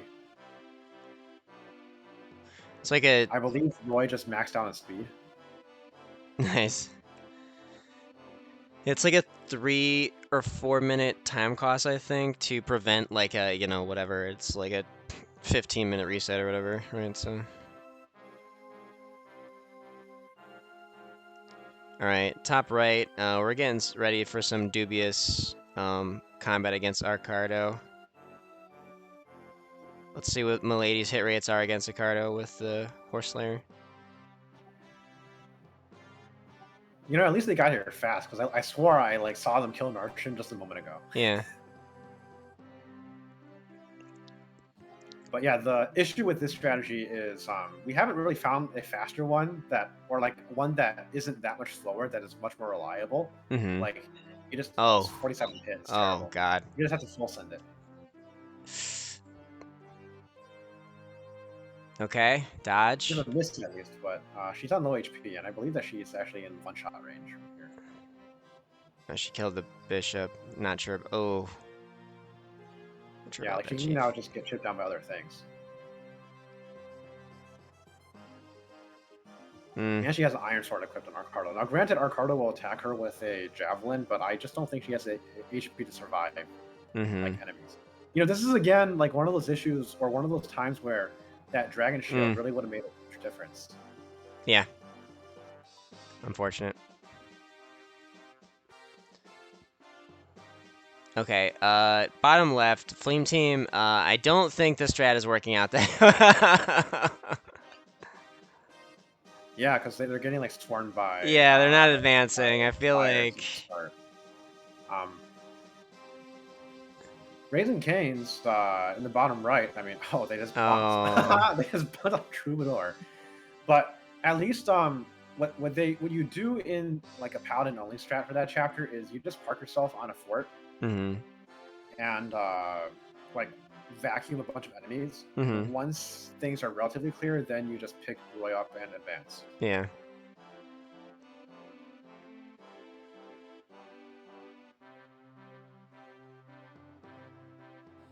But yeah, like Marcus is not equipped to really fight for a fleet team all that well either.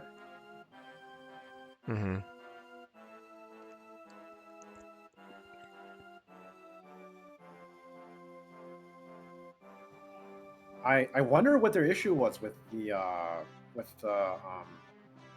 usual warp strat. Like, were they just like not killing Falcon Knight fast enough, or maybe because Lance.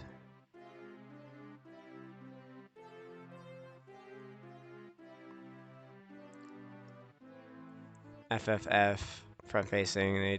They did wait because of Roy's strength. So I think I'm not sure that here they go.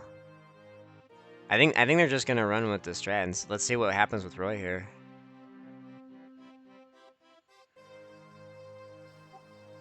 I mean, you are on a time limit if you even... well, that helps. Right? Nice crit. Nice crit. You don't need strength to just crit, you know. Oh my god. Never punished. Okay, this is... He is only a little short. He is only a little bit short. But I know, but yeah, still... I'm pretty sure you could use Shanna instead for those heroes. Well, I mean, and he'll still destroy the Manicheets, right? Yeah, the Manicheets, he doesn't one-shot them! Or not one-shots, but that's fine. That's fine. They're using all the uses, we'll see. They saved one use on the crit. Yeah. So they're only... Yeah. I mean, what is he, like, used... You know, he's used a lot of uses throughout the chapter, maybe extra.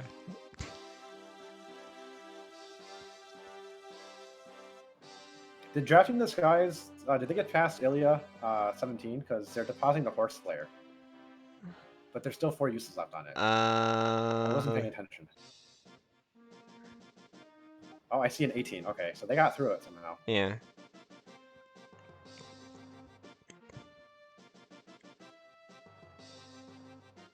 Oh, Roy strength! Let's go. Oh my god. He's still gonna demolish these enemies. I know, but the uses is like he's just saving all the uses he would be losing just because he's getting good crit timing. Sure. I mean, like I said, you can definitely just use Shanna on Zephiel with that much strength. So Shanna should do well enough. Surviving 2 hits might be a bit of a question mark. I also like how Grexius is just probably still going to do like the usual movements that are prescribed, just because even though he doesn't need to cover the staircases anymore.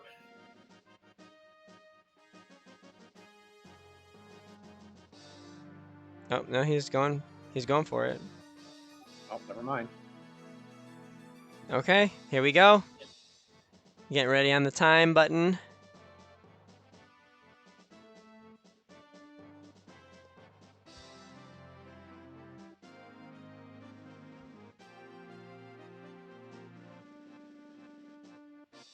Would have been so funny if he dropped Larum in range of Zephiel. So you got 6 uses of Binding Blade. Yeah. Crit. I mean, based on how the run's going, you have to expect the crit to happen at this point. I want to see a Shanna comment. There, it's right on fucking cue. Yeah, Shanna's like out damaging him. I think the issue that they're facing is with the 2-shot survival. Oh, but, okay. Again, if they don't... well, okay, they 4-shot him. They do need to heal. Never mind, they just crit again. See? Like I said. Alright, and with that, as we just get a raid and welcome in Sidewinder in chat, you are seeing... Yeah, the winner of the FE6 No Guidance race is front-facing Fiends in the top left. They've already hit their button, but we've got stream delay here. Congratulations to front-facing Fiends. What? GG's. Well played, well played. So, all right, but we still got a close race between the other three. So let's see who can take second, third, and fourth. Let me slash shout out Sidewinder. Were you playing today's side? Advanced Wars by Web, perchance?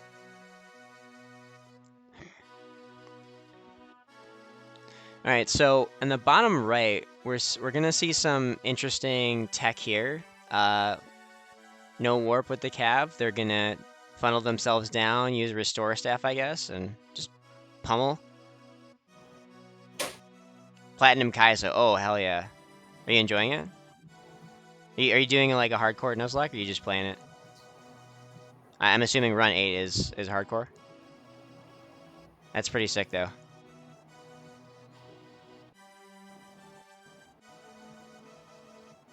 Alright, we got 1 sleep, 2 sleep, and I think they will probably just double restore with Cecilia. Yeah. And camp out in that area while everyone's cleared out. Yeah.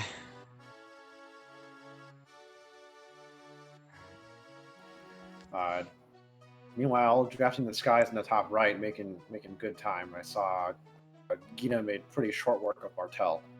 Nice. Seems team really struggling through this chapter.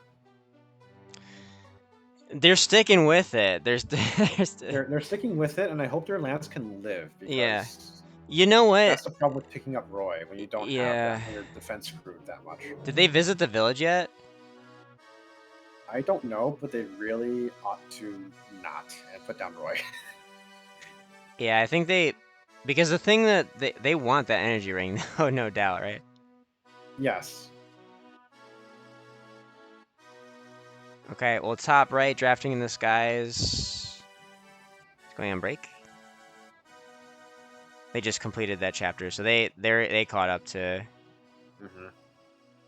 Flame Team. An admirable job, says Elfin for facing Fiends. Yes, yeah, they definitely stopped it there on purpose. So. Though it's too bad that Shanna is not in this screenshot, because really that's who Elfin should be given the praise to.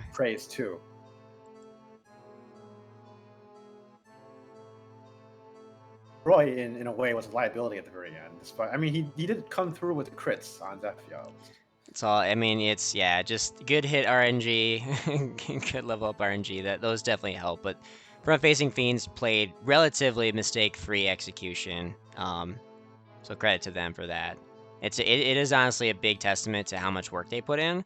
I think they may have put in a ton of work, maybe the most compared to all the teams, and I think it showed there. All right, Flame Team got their energy ring in the bottom left. They did put down Roy, so good job on them. They're gonna struggle killing these guys. I think probably what they will do is, or what like the best strategy would be, take care of that Pegasus Knight, and then either just camp out there with Lance and heal up slightly, or just pick up Roy and then like escape out to the right side. Mm-hmm. And you can outrun most of the enemies. Yeah, there you go. You won't outrun the Cavaliers, and one of the archers can also make it back to their ballista. Yeah. Mm-hmm. So they're still. Front should have healed a little bit more. It's okay. To be honest, they're good. This is still real dicey. Yeah. Quite. You gotta put Roy down again. Yeah. Put Roy down and go on the fort. I mean, you're this far in. You gotta like commit to finishing a chapter rather than being greedy.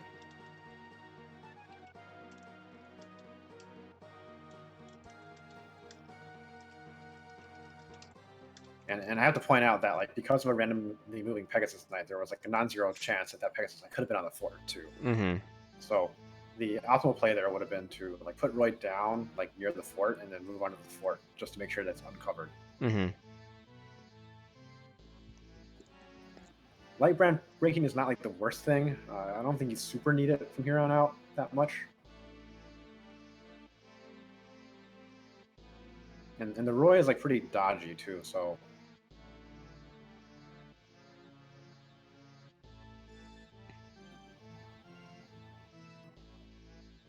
Yeah, I think at this point you heal with. Oh, you could do that too. Yeah. Yeah, you could go all the way around. Are you sure? Are you sure? Are they gonna use the energy ring, Roy?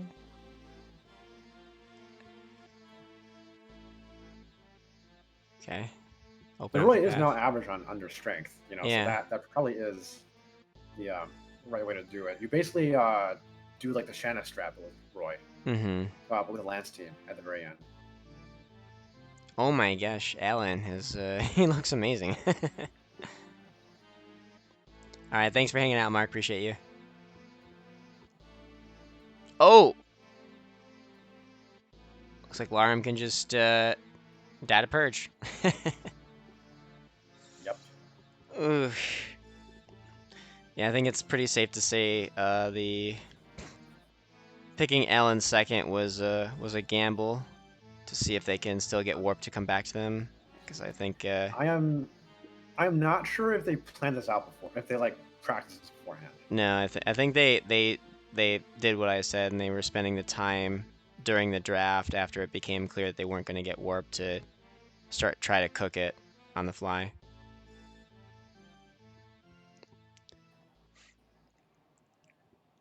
After defeating Sigrun, all right, congrats on Fleam Team for getting out of that chapter. The Lance is now -7. That's crazy. Oh my god. And like he's -3 speed. Like look at how many minuses there are. That's crazy. He's +3 on res for whatever that's worth. Yeah. Although 2 of them are due to the talisman, so he's really only +1 on res. I do think you have to treat this team as if you're playing a Shanna team now.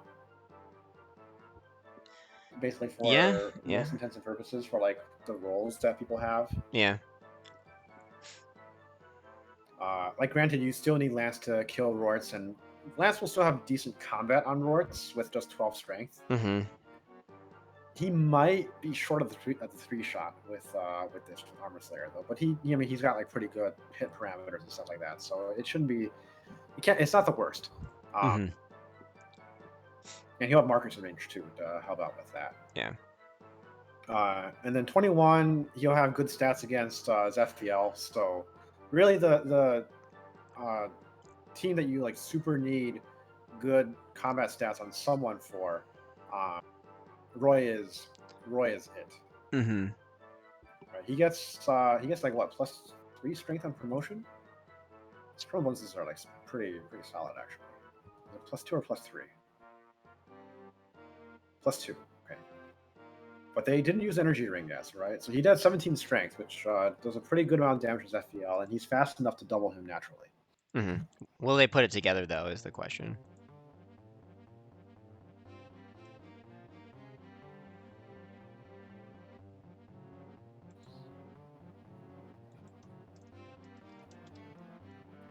So I wanted to comment on some of the struggles I had with doing chapter 20 without warp. So, because I did do like a paladin only no warp strat just to like test out time baselines between how much of a difference warp makes for the team. And so the struggle is that these enemies in this area are actually very tough to kill. Like you do need a very good paladin carry like the Allen that they have here in order to be able to one round a lot of stuff. And even then, you have issues with like accuracy. You have that longbow sniper that you have to deal with. So you do have a little bit of a blessing with the restore user, so that you don't have to worry about that. I forgot what my solution was to actually exhaust all the staff uses. I think it probably involved baiting one of the sleep druids upwards in that center area with someone that like was weaponless, and then killing him so that we entirely remove one sleep, and then I just had 3 flunkies absorb the other sleep. There is also a reinforcement trigger right where Alan is. Actually, it's like a square box right where Alan is. Alan's on the edge of that. I forget what reinforcements it triggers, but I am not sure if Raising Cane's knows about that trigger, because they could have avoided it there. Probably not then. Let me double check real quick.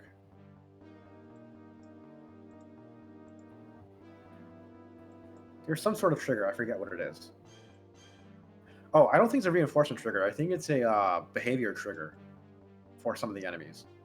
It causes them to behave differently. Yeah, it causes all the enemies on the right side to rush up at you. So now, like, everyone in the back line is on timer. To make a stream. And it is possible if you do the Paladin solo team to skip that trigger if you have 10 movement. I think what you do is you move to the staircase directly south of that door, south of Yuno's prison cell, the one directly above the remaining mercenary. You bait the mercenary over, and then you move straight down. Yeah. But now they're on a bit of a timer. Yeah, the place that Saul just warped, Merlin is too. Mecha I think he tried to screen share my display with his chat, but then he saw it fucked up my display, and then he flipped it back, and then he wrote the message "sorry" on his display for me to see. Well, so drafting the Disguise's approach to this chapter is going to be very similar to front-facing Fiends. They're going to go the same exact path. This is the one difference is that this is the one time, or one of the times where Milady really needs to equip an Iron Sword and grind her sword rank a little bit more. She has gotten a little bit unlucky in that I don't think she's gotten any speed still after she promoted, which is a little unfortunate. But again, 19 is a really nice place to be at. Yeah. And I don't think she needs it until she fights a hero at the end of the game. However, they really do want a little bit of speed either on Roy or Milady. Roy will be helpful to double his FEL. I think he needs one more. No, he needs. He gets to 15 of promotion. I think he still needs like 3 more points to double his FEL.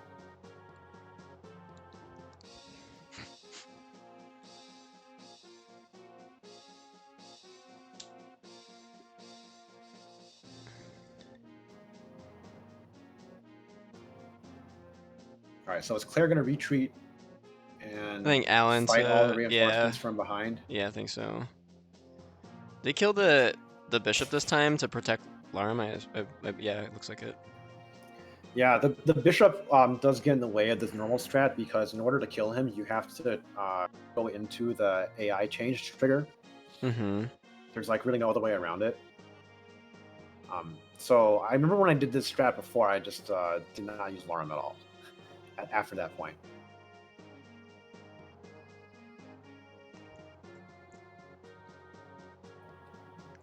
Like, technically speaking, this is combat that they didn't have to face, but since they're sort of scrounging together this chapter on a ad hoc basis, I guess it's reasonable to be expected, right? So Fleam Team, they are executing their strat against chapter 20. So here's where we have to wonder if their lance actually has the strength to kill Rorts in 3 hits. Oh, it's 4. So okay, this is really unfortunate because I am not sure if they even. Yeah, they don't 4-shot Rorts. Which is a problem because next turn, Lance will get berserked unless Marcus dodged a berserk the previous turn. So when I was doing this chapter before, I had realized that if you pure water Marcus, he has like a 50-50 shot to dodge the first berserk. But right now they basically just need to. Okay, Marcus. Oh, but you know what? Marcus will get attacked by Rorts because Rorts is a spear. Just dodge Lamau. And even though Lance is resistance blessed, I am really not sure if he has a realistic chance at dodging. Oh god, Larum is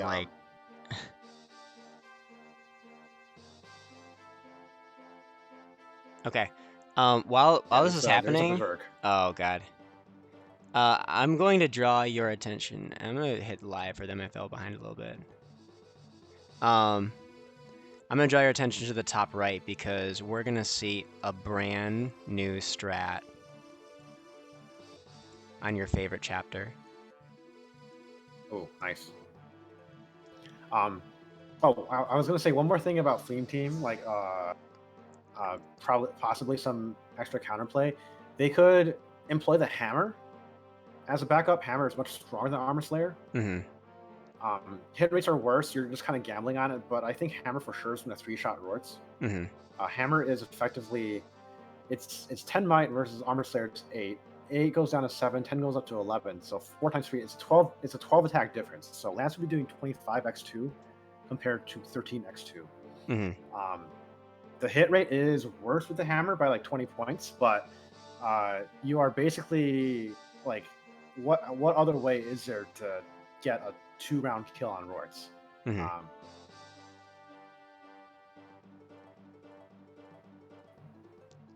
All right, top right. Yeah, so drafting the skies, right? Yep. So their strat, okay. So they're not deploying Nime for the skip here. Yeah.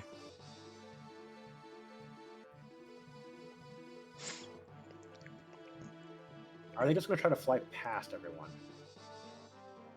Like kind of bait and switch and pull enemies in random places to fly past? It's a little bit more simple than that. So, no Fae. So the biggest thing that you need to get down there is you need to get a weapon down to Rorts that will actually kill him, right? Okay. I don't know if that sleep is intentional. Yes, it is. Okay. So, the weapon that Milady uses is the Armor Slayer, right? So, the problem is that you can't get the Armor Slayer down there unless, because Roy and Milady can both use it, and so that's where Faye comes in to like do all the trading and stuff.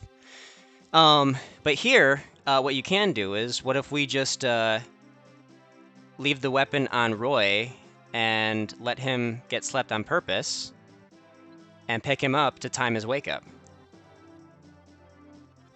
Very nice. So does that also pull away the sleep druids, or?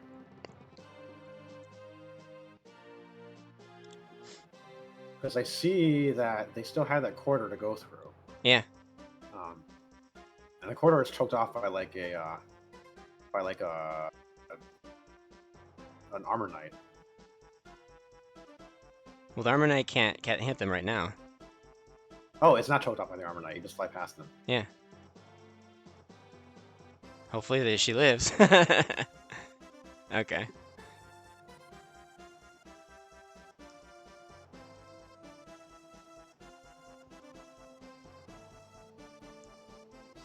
All right. I see Lance just got killed by Marcus. Or Flame Team. That's unfortunate. They really need to take a break. I mean, I know they're in a really dire situation. Yeah. With like how bad their stats are, but they need to consider the hammer alternative, because I really think that's the only way that the strategy will work for them, unless they just do it like. I'd be interesting to see if they think of it.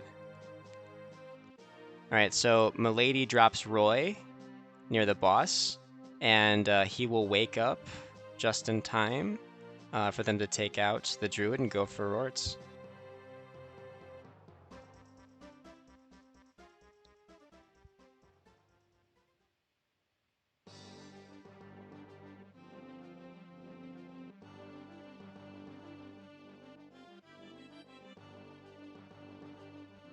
They just have some HP to watch out for, though. Yep. Here, because you've got enemies coming in from behind. Yeah, she got luck. That's all she needs, man. Okay. Dodges Rorts. Did Raising Kings reset again? I think so, yeah. Because I see more sleep being applied to them. Okay. Milady equips the Armor Slayer and has made it, and elixirs up.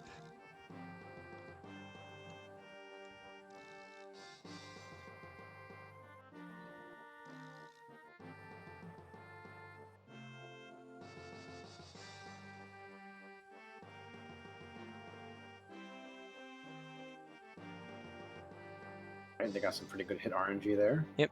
I see Roy is probably blocking off some of the enemies that were chasing them. Yep. I mean, it's really Yeah, just the longbow bishop. sniper is not much. Yeah. Okay. Secures the kill, and they get out of there. Nice. Very very nice strategy. Yeah. My suggestion, because I think like one of the reasons that I did not do this kind of thing was because like looking at where Milady's HP was at, there is still RNG involved in the safety with it. I do think you could potentially add Fa to the beginning of the strategy, where you do the thing where you bait over that bishop and that sniper. You chunk the bishop, so that you basically put him down in the healing AI and he stops chasing you again. I'm pretty sure you can also kill the sniper, and then the second half of that strategy where you like dodge, snake around the armor knight and the sniper, you take that from this strategy and finish it off, and then still like time the wake up for Roy too. Where do you put Fa though to stop the early people from moving? Do you like while Roy is sleeping and you're timing that turn up? Do you like pick Fa up and like take her to that ballista alcove? So I think what you would do is you do the first half of the strategy. You do the part where you take care of the bishop and the sniper, and then you let Roy get slept. Then you stall a little bit, and then you kind of like quickly set up for a moment and fly past. It's Right, interesting. like the Roy wake up. The Roy wake up was because of needing the extra action in order to kill the Nosferatu druid, right? Yeah. Oh yeah, the other reason why I involved Fa in the strategy was because if you get hit by the Nosferatu druid, you actually can't kill him. Like he'll heal you back up. You have to dodge that guy, I believe. So that's the other bit where I was like, I don't like this amount of RNG in here. But if you didn't want to worry about that and just wanted to focus on sneaking past the combat in the second part of the chapter, because a lot of the time that you spend that inflates the amount of time that you have to do for the flyer strategy is the fact that you have to kind of like move back and forth and do a lot of player phase actions and trading and whatnot to kill the armor knight and to kill the sniper. So if you never have to kill the armor knight and sniper and just sneak past through him, you do stay a lot of time there.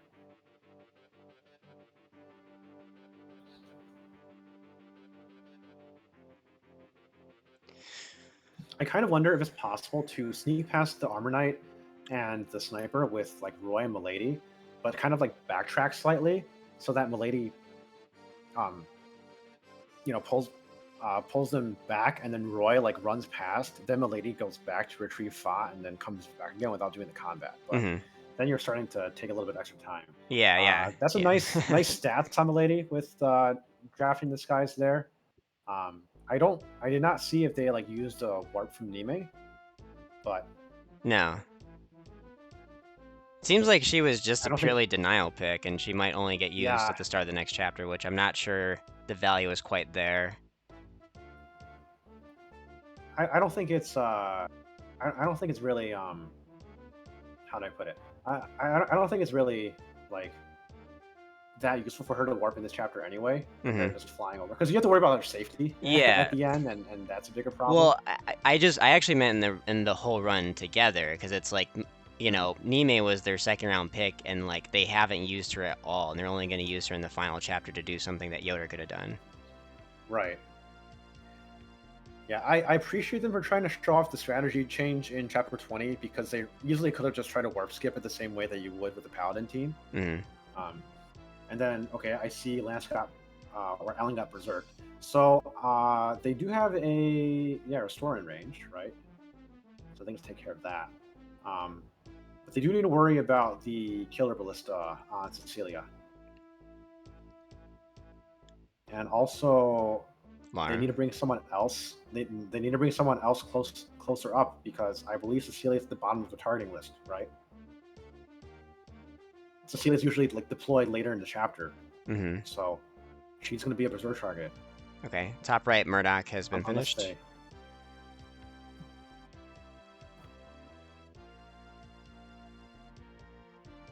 Okay, no, they got Marcus instead of Cecilia. All right, that's a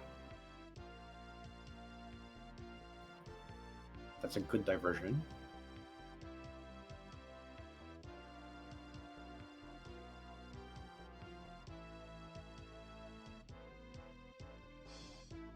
I do think that the drafting in the sky strategy, if you adapt it the way that I had proposed, is actually better for a Shanna team, because Shanna takes less damage from Nosferatu and can just kill the druid straight up. And also Shanna can kill him with a javelin pretty reliably. Doesn't take a counter from Rorts, so it's like a slight advantage to them even. Speaking of Rorts, we do see Alan facing off against him in the bottom right, raising canes. Should not be that hard of a fight for him. He does not have Roy in range for this combat, and yeah, you do need to move him there. Pretty easy. Dance Roy cease. Nice. There we go. We got a Roy promo in the top right with Drafting the Skies. I think Alan is maxed out on speed now, capped on speed. He might be capped on skill or one off the cap.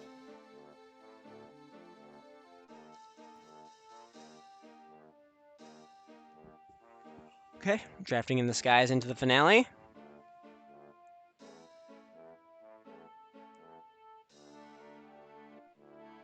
And then Flame Team, I think they're stuck in this current situation right here. I don't know how they can get past this Armor Knight. The things you never thought I'd hear. And how do they not? So they might need the energy ring on Lance if they want to get out of this situation. Yeah. Oh, they didn't crit. That's probably why, right? I think he probably didn't. They have Ward comes with a hammer, right? Like, it's not like you can miss the hammer. I don't know.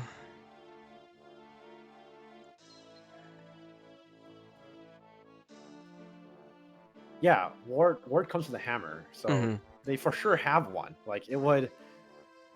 I won't say it'll solve their problem, but it will allow them to guarantee the kill on the Armor Knight, and it also a nice Marcus for finishing off the guy. But like, Lance is gonna get berserked again. And like, you could just let Lance run around and see what happens, but he's probably at some point going to kill Roy or or Marcus. Yeah. Not to mention that like the people from behind are going to end up catching up. Or yeah, see, now Lance is going to get slapped before he can, so Roy's going to get berserked. And you've got oh, he dodged, but like this is still you're telling me there's still a chance.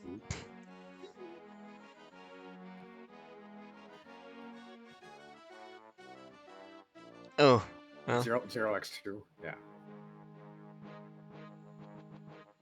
Yeah, this is, oh gosh, man, I'm just like,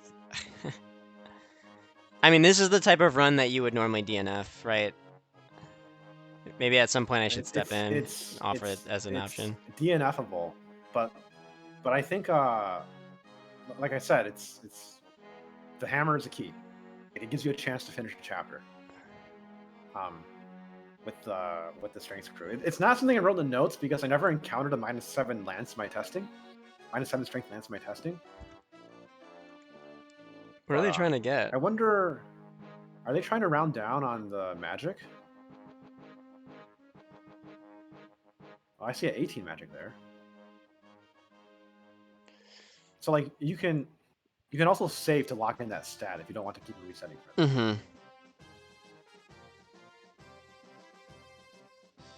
Alright, well, top right, Drafting in the Skies, had Nime warp. I ran up to go fight the left hero, get that switch. They have deployed the flunkies.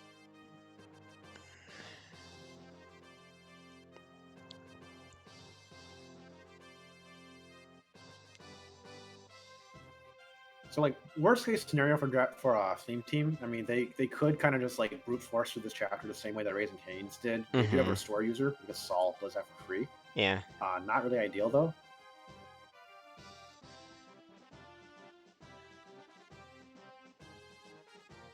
Alright, we're trying to Yoder warp and Raising Cane's here.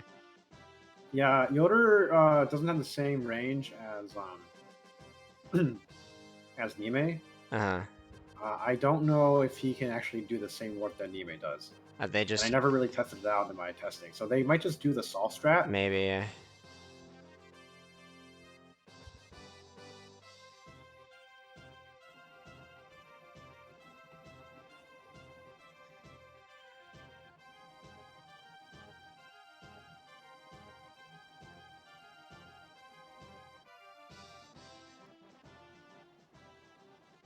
For drafting the skies, I did at some point see a Milady with 21 speed at this point, so she's pretty cooking on the stats, at least.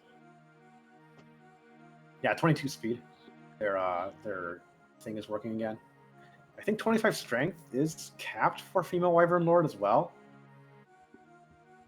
So really, all she wants more of at this point is luck, speed, and I guess a little bit of bulk is helpful. Luck too. Sorry, not speed. Skill. For better hit rates on FEL. She has a low defense, milady. Yeah, that's just due to the lack of Dragon Shield. Well, I mean, she would be. She's still -2. she would be -2 anyway, but.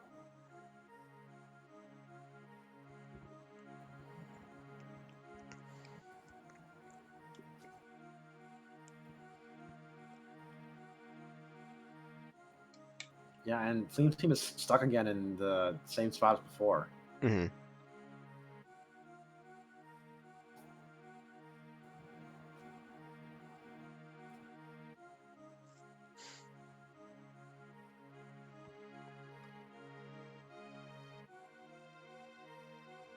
Like, the alternative that they have is to figure out a place to use the energy ring on Lance, and then Lance can at least 4-shot Rorts through Throne Healing.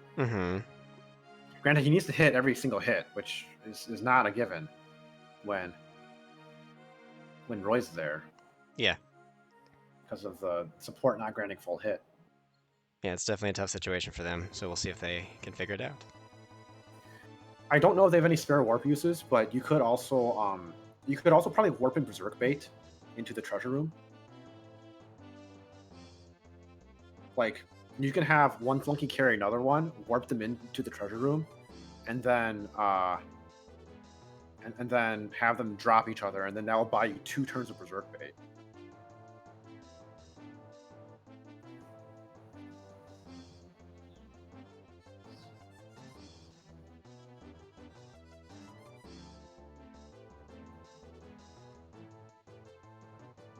Because like you can't have Lance end his turn there. He's gonna get slapped by the guy way over on the right.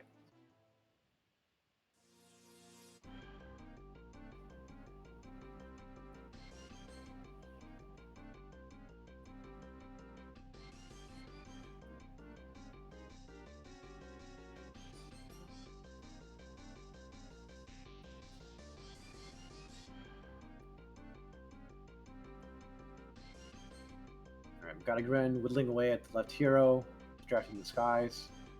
The lady took care of the right hero, already stepped on the switch. Raising Cane's got to run for the lives. Weren't as aggressive as the Saul placement just because you have higher range to work with. And Yoder very conveniently can actually just one around some of these Wyvern Riders, which is pretty nice, actually.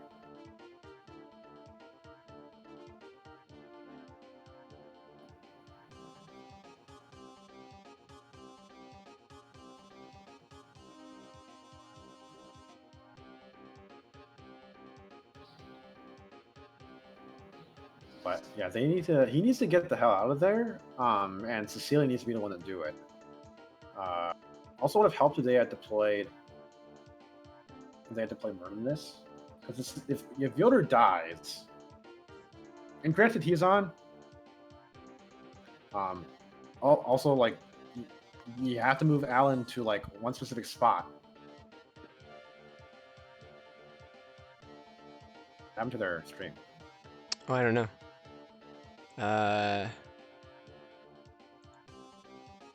I'm gonna refresh the window, see what happens. Can a reset on 20 due to misinput? That was a while ago. Oh, okay. Nate's not live, I guess. I refreshed it, and it's just. Huh.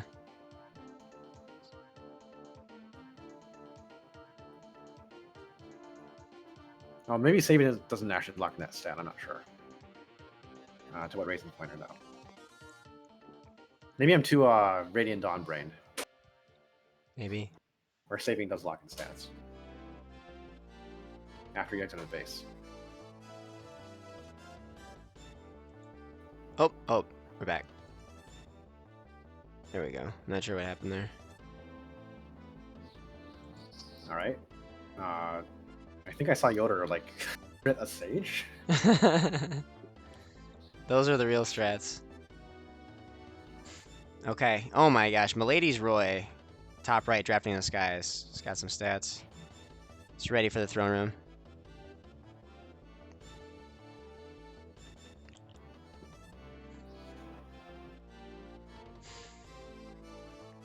You got a full Blinding Blade ready to go. As an elixir.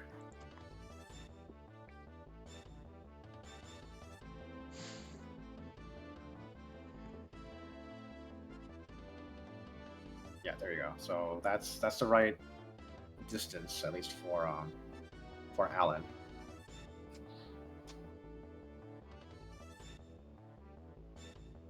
And then yeah, you heal if you can. If you don't, then you don't. All right, that Sage is going to run away like a coward.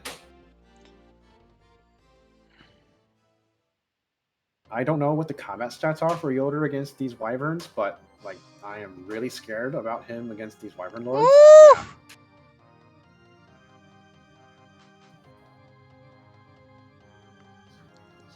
Oh, oh, that's funny. Nate said he accidentally hotkeyed switch scenes and didn't know about that he had that hotkey. That's funny. You're all good, Nate. All right, So top I got right. Milady and Roy lined up. Yeah, outside the throne room for the top right. Let's go.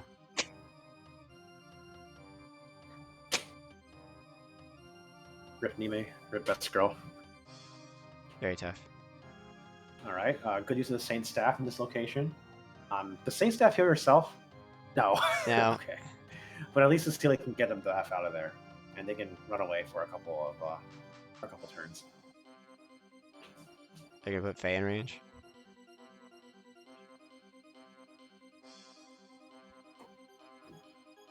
So they have the dancer there? When they drop the dancer, dance Faye. Ooh, uh-oh. No, don't go there.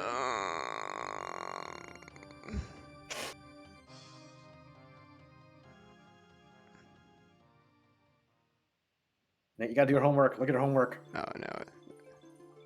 Look at the open book test. Okay. There we go. Meanwhile, up top, Roy and Milady doing some work.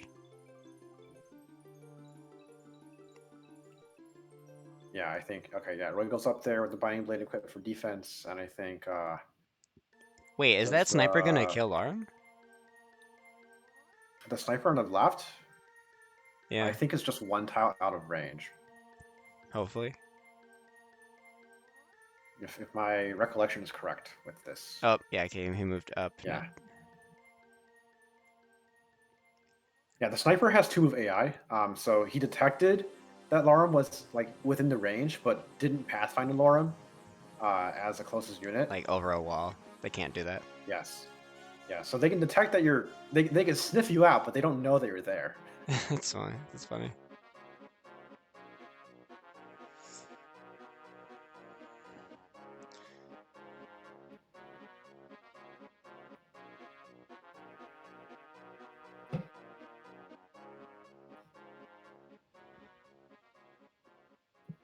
Okay, in the throne room we go.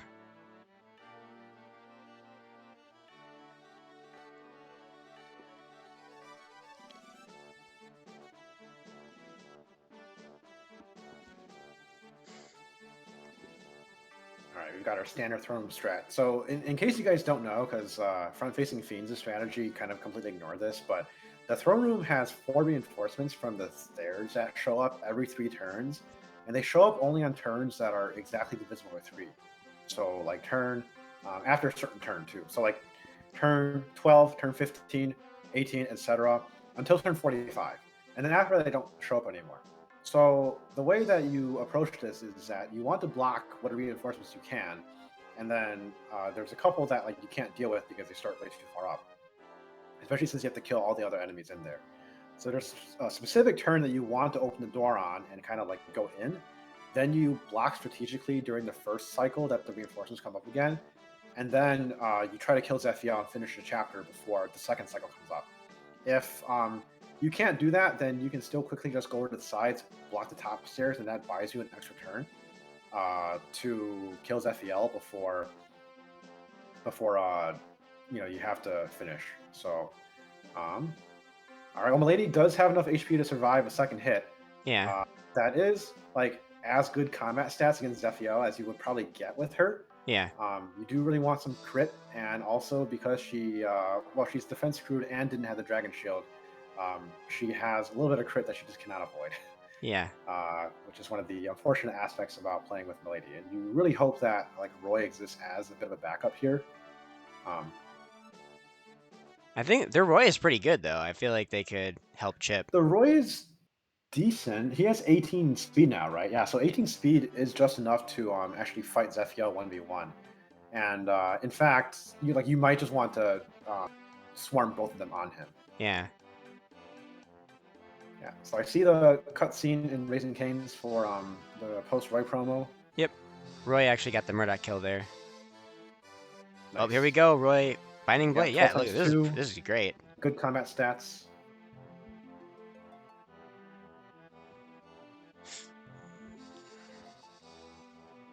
Not gonna lie, I'm not even sure if Zephiel would prefer to attack the Milady on the next turn. He might just go for Roy. We'll see. And Roy has better combat stats there too. So yeah. Get your finger on the timer button.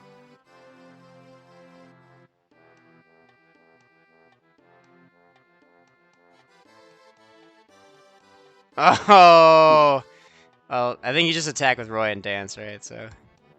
Yeah, or you attack with Milady and just go for it, and if she dies, she dies. It depends on how much you want to gamble on skipping a dance animation. Mm-hmm. Nice. There we go. There we go. Okay. Well, that's gonna do it for team drafting in the skies as my thing lags a little bit, but they dance Roy. Get a level up on oh, worst time level up. What a time cost. Should have gone for it with Milady. But yeah, GG's second place to drafting in the skies. Respectable time from them. Yeah.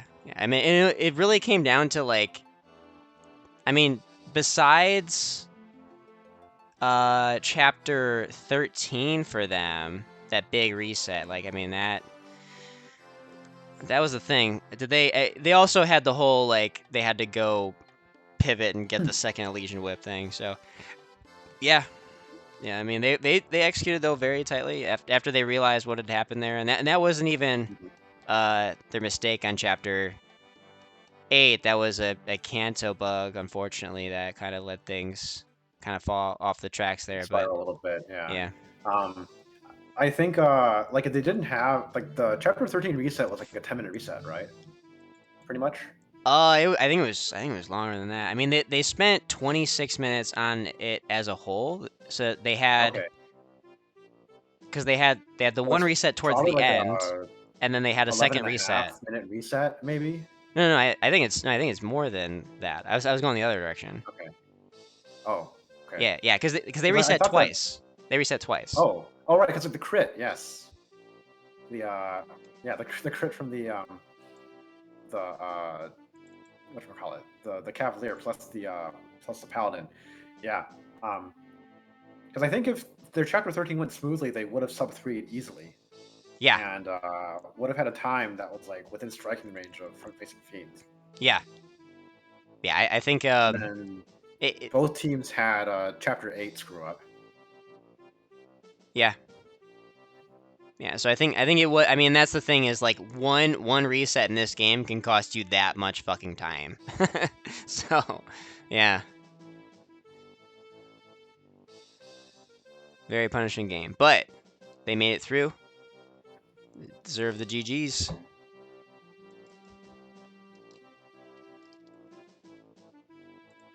Okay, and then number 2. This music is weird.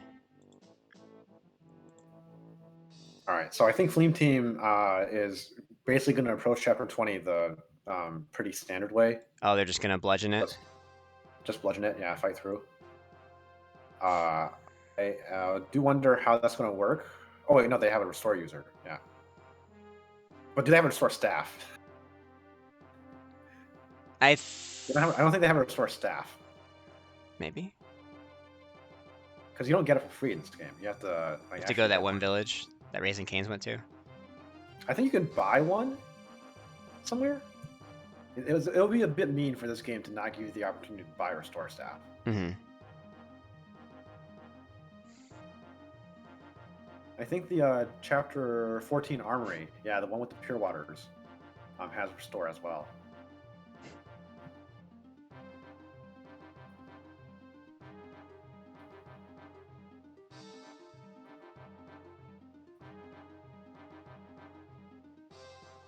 I mean, that guy on the right has his sleep spent. As long as you kill the, as long as you've killed the other sleep druid, it should not be a problem.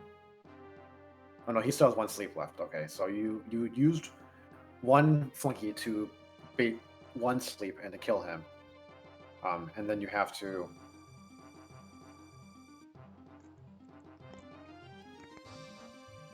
kill the other one, or you have to exhaust the other one.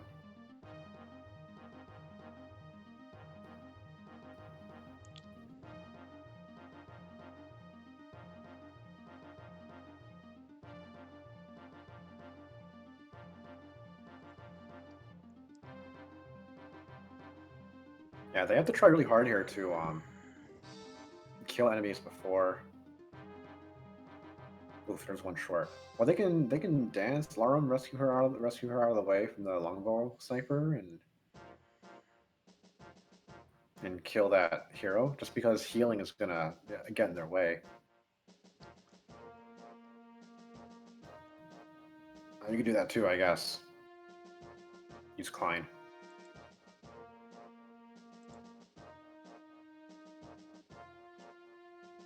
I wonder if Fleam Team knows about the AI trigger.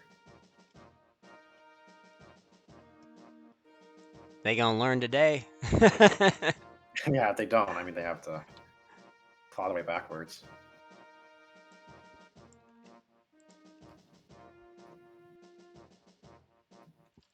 And then that mercenary is gonna just tear through their flunkies, which in and of itself can be a problem too, because you need flunkies left over for 22.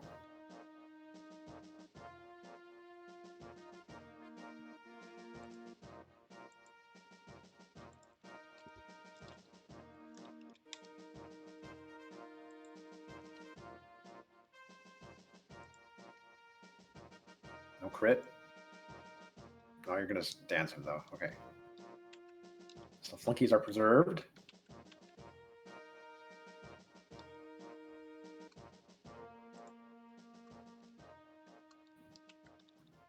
Raising Cane's screen is just delightfully pointing out where Burn is. This is Burn.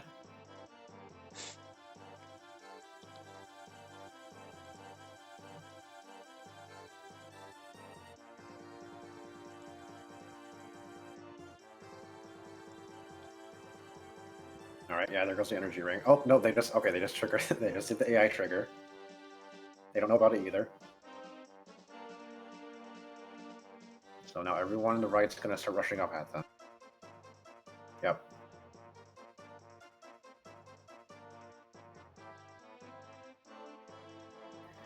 See, I tell you, you can have my notes, but like the stuff I know about this game, I spent way too much time and I know way too much about this game. Yeah. That's like not even the notes. Yeah, I mean, there's depth, and like it's like these small crevices of like all these different nuances of slight different stat variations and everything. Like, I mean, it's quite frankly, it's stuff like this that I warned them on. You know, after the last race. This is the hardest draft race that exists, that probably will ever exist. This format, FE6. So, yeah, it's tough.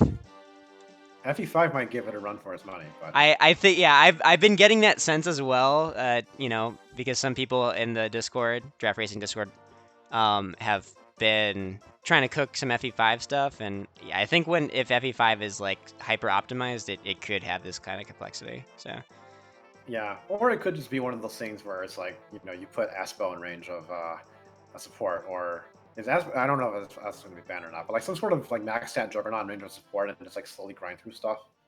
hmm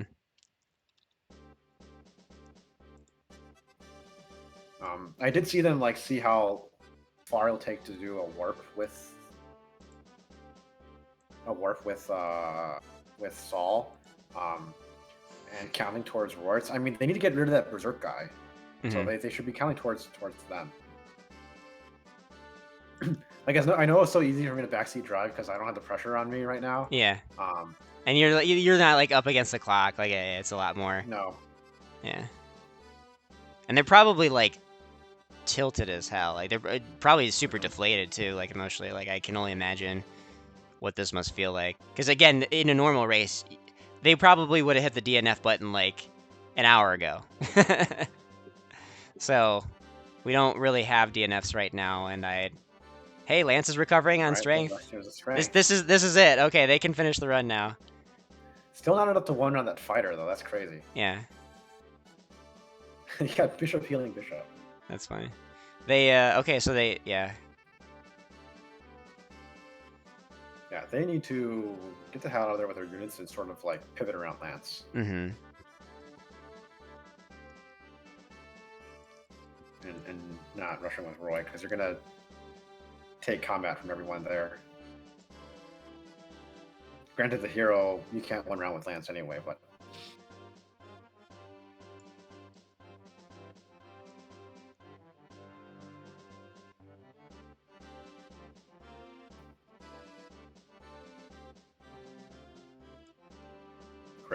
crit. Hashtag support. No, okay. Well, you can dance. Dance kill. Yeah, have climbed with the stuff.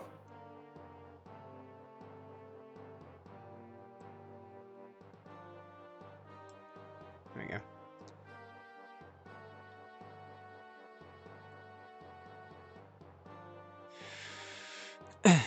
Hopefully Trek dodges. And Raising Canes is underway with chapter 22. Yep. Gonna see the Yoder warp, right? Honestly, actually, what did Ray end up actually doing for that? Just exists as Did they even recruit him? a left hero killer. Oh, I'm not even sure they recruited him.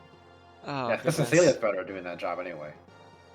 Yeah, there's no. Oh, there's Ray. He's a flunky. Well, I see a shaman there, so there's a Ray. Gosh, oh my gosh,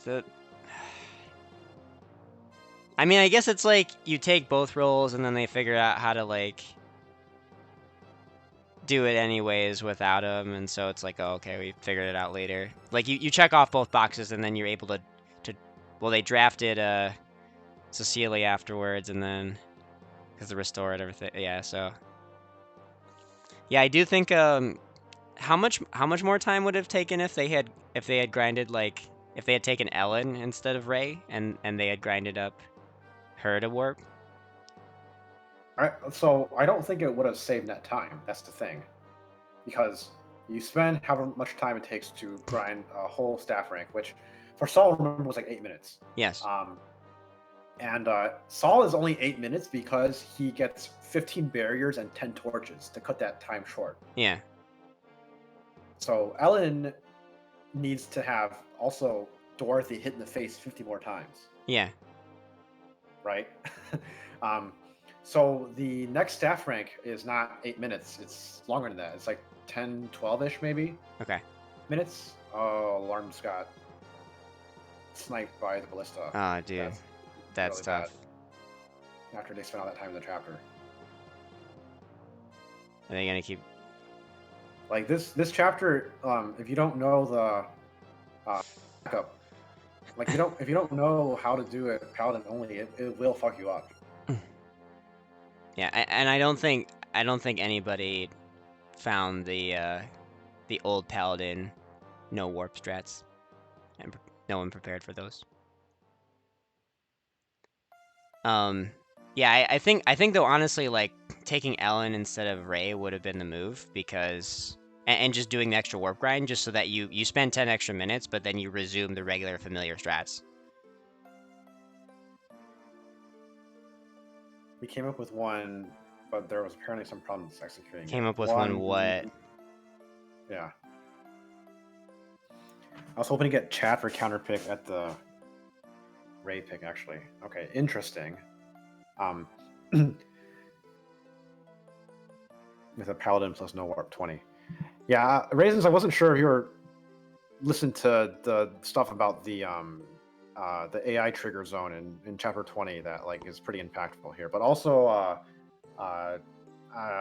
after you guys had finished drafting, I was criticizing you guys for picking Ray third instead of Cecilia, because I thought that was like for sure the better pick in order to facilitate no warp 20. But maybe you guys didn't think about that when you picked Ray, and then after that you did, and you were like, oh wait, hold on, like I could have done this.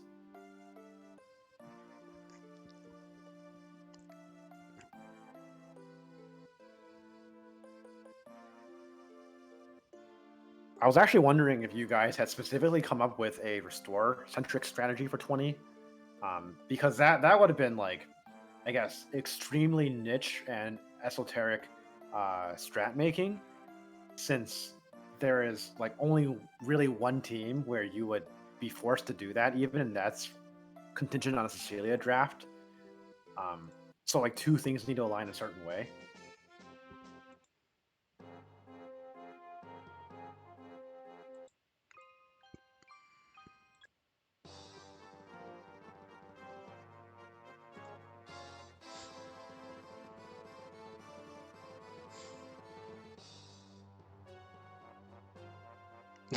This has been a long day. Oh yeah, that's for sure. I didn't even know it was 5 p.m. in my current time zone. Yeah. Oh yep, cancel bug. That's fine though. I mean, Roy will still. Dude, I cook. can't. Oh man, I can't believe. I mean.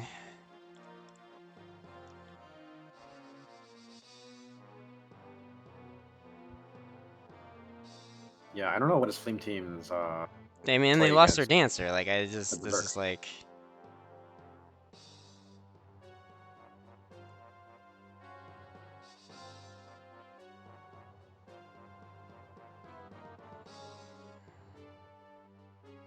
Dude, Yoder, the true Deathmatch 1v1. with the sniper. Yeah.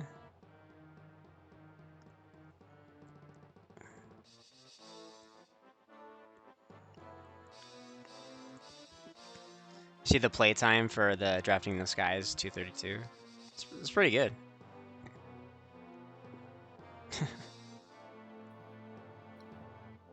Yeah, actually, that accounts for the resets, right? Pretty much.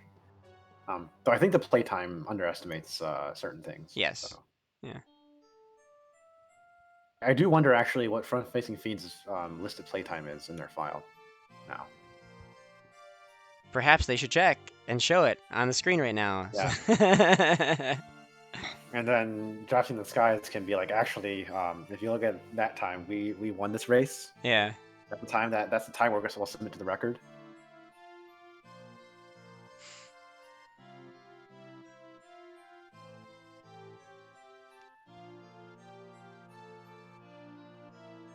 I think one of the issues that Flame Team right now is dealing with that Berserk Druid is if they bring a Flunky over there, the Flunky will just get sniped by the Killer Ballista guy. Mm-hmm. There you go. We're doing a warp, but like so Lance needs to kill the berserk guy. Yes, I think that's exactly and what not they're gonna die. And he needs to like dodge a Nosferatu, I believe. um,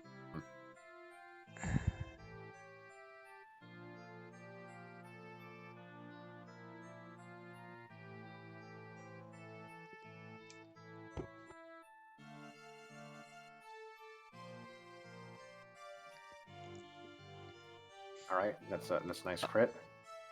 And then he needs to survive everything else, which is not a given when you don't have supports in range and you're defense screwed. do. Oh man, Raising Cane's Geese is just taking it to Faye.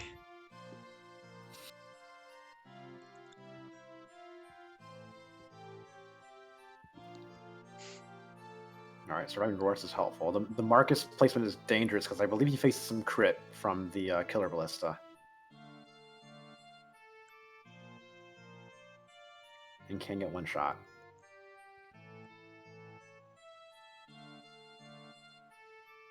He's, right. he's putting him there just in case he needs to go down. The safer route here is to kill the sniper, and yeah, with Armor Slayer. Put it up. Yep. Upper right. Oh well, that wasn't okay. Leaving the sniper alive is a little sus. You're introducing a chance of failure at this point.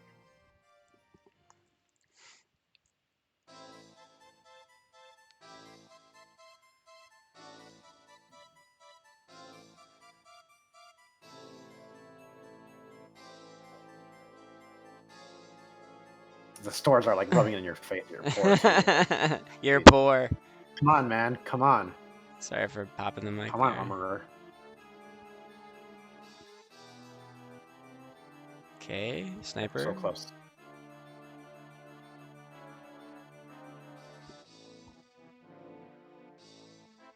Oh wow, I had 11 crit there, I think. Yeah, I don't think Marcus would have lived that one too, right? No, he wouldn't have. Okay. All right. Well, they're out of here at least. Congratulations, GG's. Yeah, they made it. That's their personal end of the game. Yeah. But they're they lost Larm along the way, so I'm not sure how they're gonna deal with the rest of the game. Yeah. This chapter is tough if you're warping without Larum. I mean, you can just actually like again pick up Roy with your Paladin and just barrel through it, and it's actually like not that slow. Yeah. But you need to know the strat and how to avoid the reinforcement zones. Yeah. Cecilia just got a pretty good level up off of defeating the left hero. Nice. Oh, Faye lived. Nice. Yeah. So they are running Yoder away. So yeah, don't do that because he just triggered that mercenary and that Berserker to move. Yeah, and then the Berserker. And now they will both run after you the whole time, and I don't think the strats that Paladin team uses involves putting Larum against the wall on the left side. Mm-hmm. But like, oh, they didn't. But yeah, they didn't had Roy go there. Yeah. It's before he So now you they have to retime. Oh. Yeah. Well, it's the small details, you know.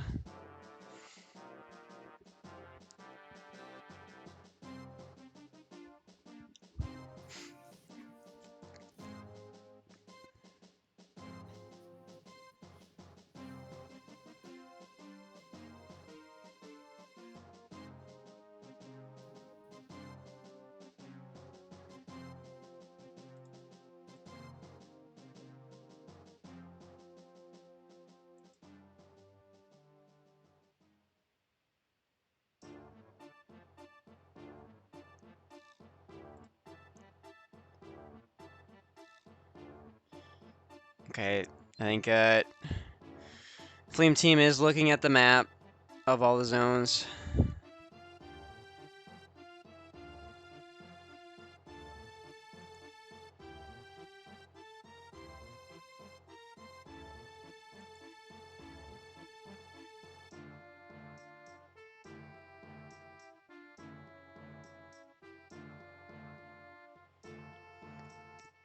Okay, they're ready to time it now.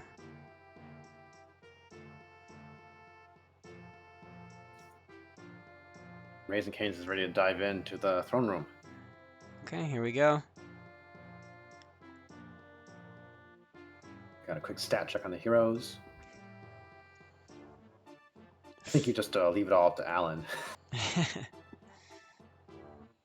The slight benefit too of doing that is Alan is currently level capped. Yeah. So he won't even gain any XP anymore. Get him, Geese.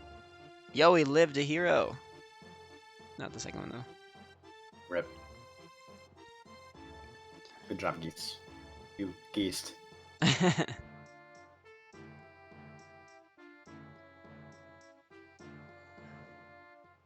Yeah, looking at Alan right now, it's, you know... What do you mean he was speed screwed at the start of the game? Mm-hmm. What do you mean he was at base speed, like, 7 levels in? Yeah.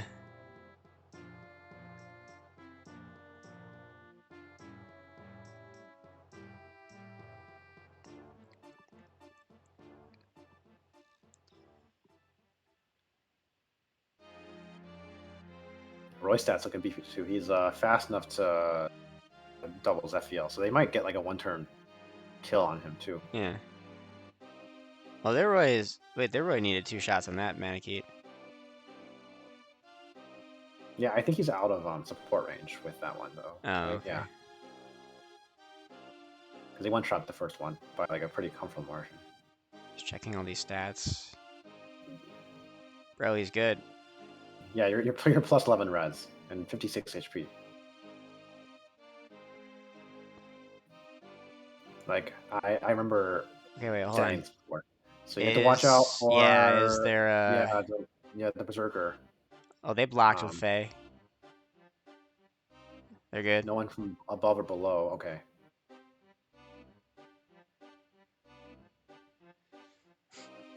Faye's a tank.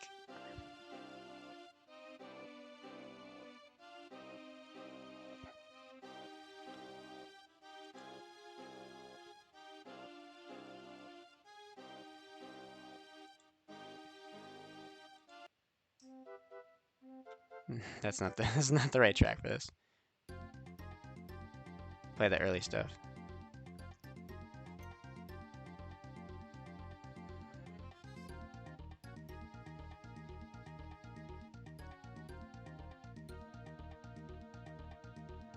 Zero from the Bishop. So if Roy got hit by everything, he would have taken 41 out of 57, 56 HP, whatever he had. Yeah. Like a pretty comfortable margin for survival. Like Roy is really good at this point in the game, generally speaking. Even if you got a little stat screwed, you know.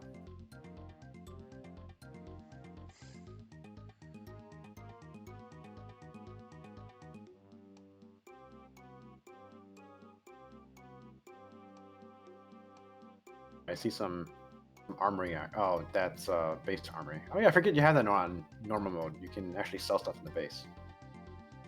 Yeah. Oh, Faye died. Oh, interesting. We are. I think they're going southwards. That is interesting. I believe my prior strat involving Paladin solo goes right, not south. I don't remember what the specific problems are with going south instead of east, but... Hey, I believe in them. I think maybe that Sage was problem number 1. Oh yeah, and then that Armor Knight cuts off the shortest path that you have. So you have that like huge crowd of enemies. You want to go through the middle. You might go south then from here, right? That triggers up Paladin zone maybe, or no, you can go between them. You can go between the zones. Probably got to put Roy down though. Yeah. All right, on the right side here, Roy is fighting Zephiel. Yep. Those are some nice combat parameters there. Those are really healthy. Short of a 4-shot, but I want to see what what combat Alan has. Yeah. wait.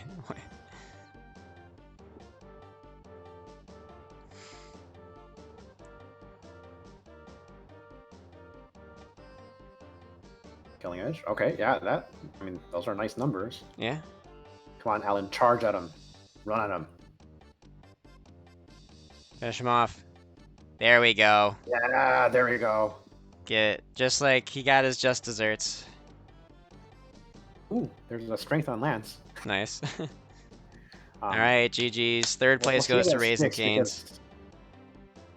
We'll see how that sticks because Lance is now at 5 HP on a place he can't drop Roy. Yeah. I'm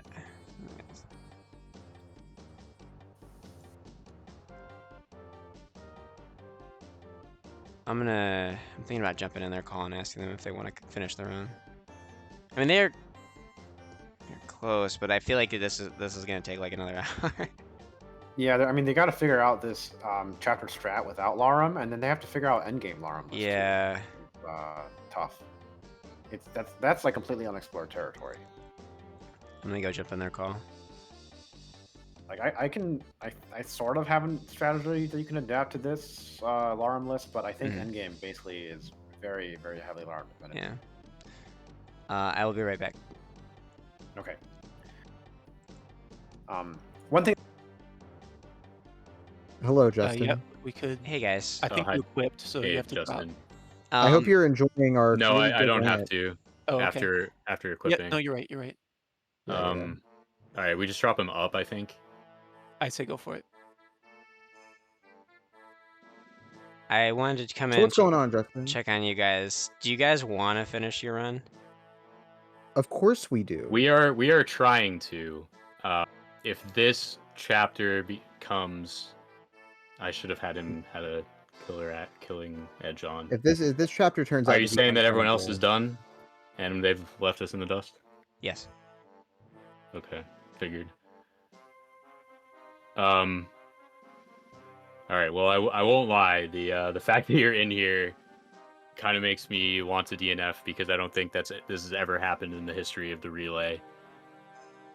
Yeah. No, I did like on my own come up with like what would I do if someone had an experience like this for this game specifically. This has been. I can't believe we made it this far. I actually really appreciate like that you guys are actually not in bad spirits. But the thing is I've been in a very similar position to this once a long time ago with Noah. And so my Noah was slightly better, but he didn't have supports. And so I do know that this is possible. But if I, like, with a rescued Roy? It's going to be turbo dog ass. Bam, send Roy 1 down, 2 left, and attack that wyvern, and then carry him away. He's going to die. Yeah, Lance might die, but... Roy's going to die. Oh, that's also true. Fuck it. Crit him. So what I did... is what I think we would do is you go to, if at the top of the map there's like there's two forests that are next to each other. These ones? And we just have to stand there until all the enemies are dead. Because the reinforcements don't show, they're all zone based in this map, correct? It's true. Yes, they are. So in theory, we will survive. Alright, we're gonna give this one try. Okay. And then hopefully we don't run out of weapons. Always a concern. Well, wait. If we delay our purchasing of the weapons, we can. Wyverns are coming at us, though. Well, this is true. But like, yeah, you can sell and then have Lance buy the weapons. But we can sell, and then we can buy, because we're staying up here by this armory. So we can buy when it's time to leave when all the enemies are dead. Okay, true. So yeah, you just go on that forest, you equip the killer edge, and then you go down here and you equip the whatever we have, and this is the run. Here we go. Okay, this is the strat. But here's the thing, if we can beat this level, Roy's going to promote, and once we have promoted Roy, we can actually beat the game. Yeah, I think we can actually beat Roy is not bad.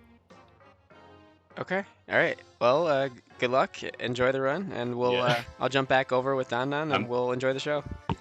I Yeah. apologize to everyone viewing this. No, you don't need to apologize. But we do want to finish the game. Okay, Yeah, I appreciate for the sure. positive outlook. So, yeah, for anybody, I guess I don't know that announcing I just this think that- would make any difference, but yeah, because I haven't listened to you guys at all, so the tone being as positive as is, despite all the ridiculous hurdles that you guys have faced. Well, it's one of those things where it's so so bad. bad Like that it's it's so funny. unbelievably bad.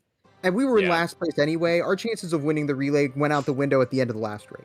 Yeah, we Yeah. got We're real in hype. it for the love of the game. At We've this been point. improvising every strat for the past like 3 chapters. I see. So And so So and like when we saw the minus, what was it at its worst? -7. -7. Yeah, we cheered. We were Yeah. like, no, we just have to go. We have to beat the game now. It's going to be unbelievable. If we yes, can it will pull be it off at all. a legendary story actually. So we have to try. Yeah, I will say that like what is happening to you guys now, I've actually seen this happen on like maybe like a 25% basis, like of runs with the rest of the teams. So like this situation could have easily happened to someone else, and the time gap be enough where you could have actually like made the gap up in this race. It just didn't work It out would that have way. been severely unlikely. I but- don't think it was that. I don't think it was What if that we- unlikely actually. So I Well, did you think have to understand that I know from our your team's luck perspective is you would just know that. impeccable. yeah, we've been specifically not paying attention to Yeah. anyone else's time. Yeah. Yep. Yeah, and like I'm speaking from a point of omniscience, of understanding that what is the sure. the basement for everybody, and I know that yes, it actually like there's a world where you guys could have actually made up the gap and surged into first place. Like that could have happened today. Crazy. Oh yeah, Yeah. I believe it. So Yeah. this game is but unfortunately you guys coming in last place were the team that actually the basement fell out for. Which that's a Yep. Couldn't have happened to a more deserving team. You're already in last place. that's right. So Okay, well I'll let you it guys is- have your fun yeah. and finish, and hopefully We're we have a gonna- legendary story. And I do Yeah. once again apologize to all No, the dude, viewers. you don't need to apologize to anybody, dude. This is like the only we are the ones who deserve the apology from the game Yes, for giving us this. True. Uh, Roy actually doing more damage to this sage than Lance did with a worse weapon. Oh my gosh, dude. all right, well, good luck. It's I'll see okay. you It's guys okay. on the other side. We're in it. Yeah, thanks, man. Yeah. Thanks, Justin. All right. Oh wait, down on the left. Where'd he go? All right, I'll go find him.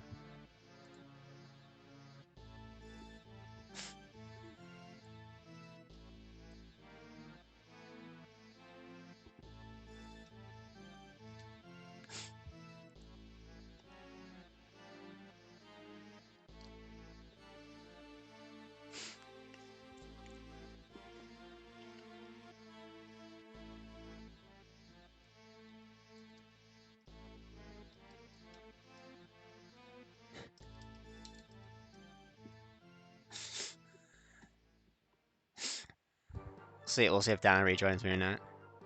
He went over to Mecha stream. He changed his profile picture in honor. They made him a front-facing portrait. He said he would change it if they won, which they did. So they earned it.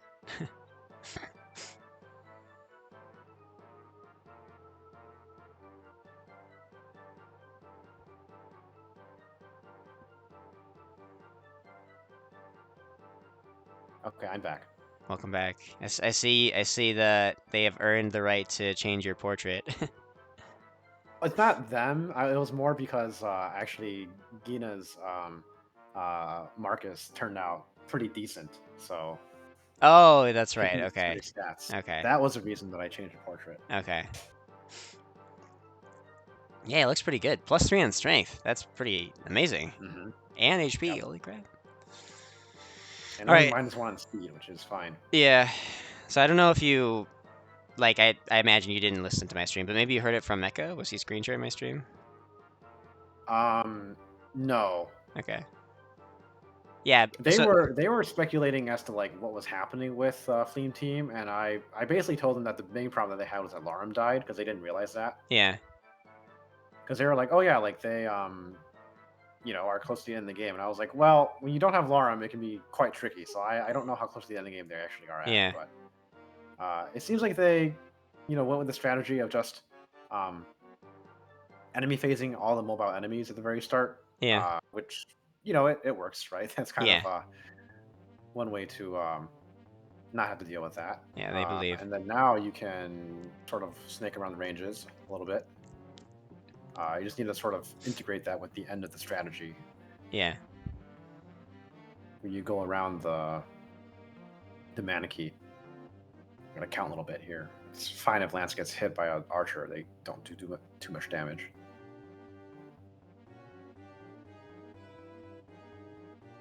They were in actually really good spirits. Yeah, they actually had no idea. They like went totally in the dark. They didn't know where anybody else was, and they're like, "Oh, I imagine that you telling us means that we came in last place and by a lot." And I was like, "Yeah." But they said they were really positive. They're like, you know what? It was basically the Lance thing was just so bad that it became just funny, and then they're like, we got to finish it for the story, the legendary -7 Lance that we actually completed the game somehow. So good attitudes on their side. I mean, I don't know if they're like even in last buy. Like, depends on your definition for a lot. Because as long as they finish this last part here, yeah, and get through the end of the chapter, like, granted, endgame can take quite a while. Yeah, it'll probably how it goes. But... I mean, they probably won't be within 30 minutes of third place.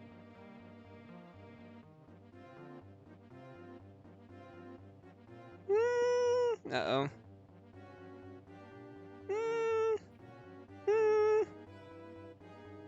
You just checking forecasts? Not avoiding the zone? I don't know, but they need to commit to think through there and doing the thing, because you face one hit from the Manakee and then you run out of range. I see. Like if you spend too long, no, that's not the right move. They are. We'll see. The Manakee is like in the way now, so they are like kind of mega screwed actually. They needed to end turn like in the prescribed spot. Yeah. Because they can outrun them, and actually like the Wyverns took a bad line towards them, so they're not completely screwed in that regard. But like Lance is not like don't go there now, because now you're like in range of those enemies. I guess they want to stay out of the bolting range. They don't attack, so it's fine.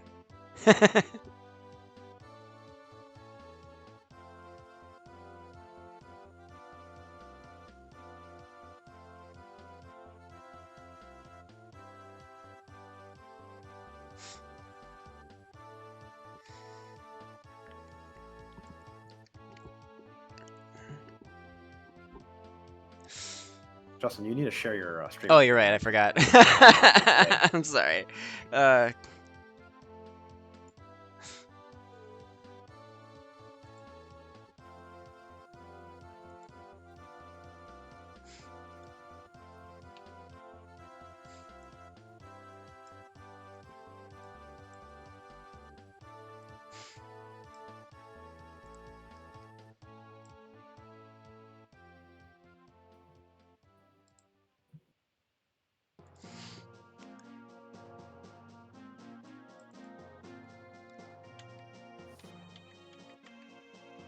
Okay, so Murdoch should be dead.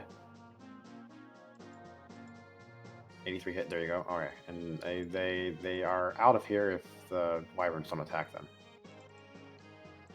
The Wyverns probably have like the sticky AI, the either attack or move, but not both. Yeah. I've never heard it called that before. That's good. Sticky AI. I never heard it called it that either. I just made that up right now, and I don't really like the way that I don't really like it, but yeah. Oh, I guess it fits. Wait, take a look at the times for drafting in the Skies and Raising Canes. Nice.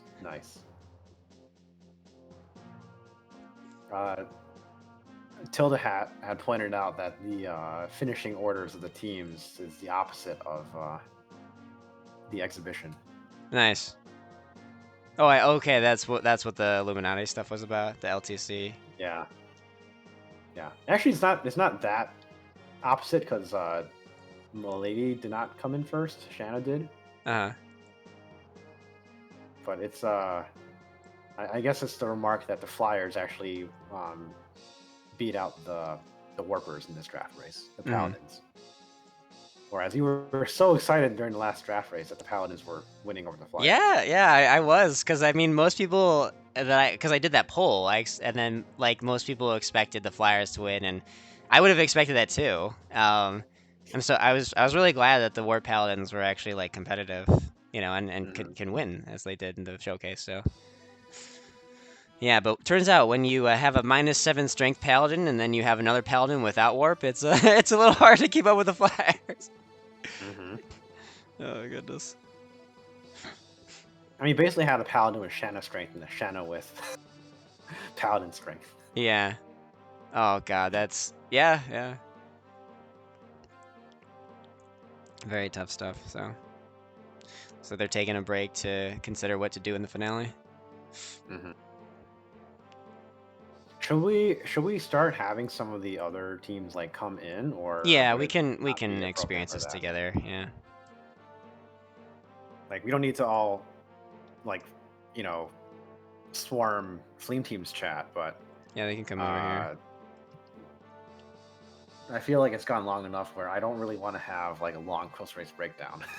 I am exhausted, dude. I hit a wall like 30 minutes ago, so.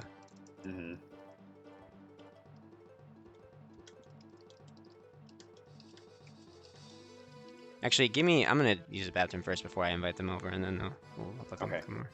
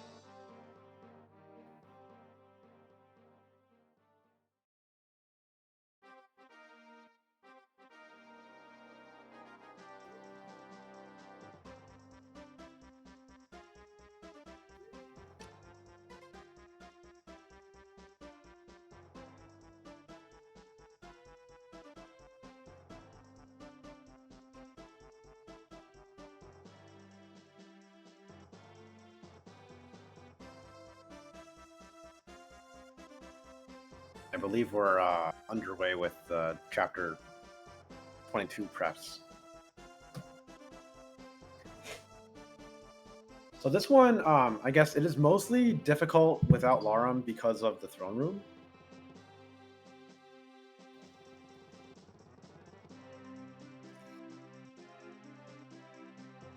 Now, if you just want to finish the game, what you can do is, you can warp the left hero killer. That's fine. You can bait the status stabs. You can even restore them if you have a. You can even restore them if you're having if you have a restore staff.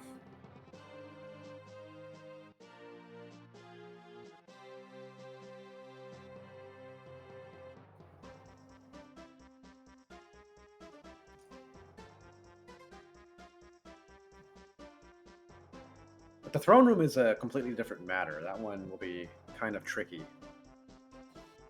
I think the way to do it, if you want to just do it safely, is you just wait till turn 45, open the throne room, methodically kill everything with Lance Roy, combination thereof.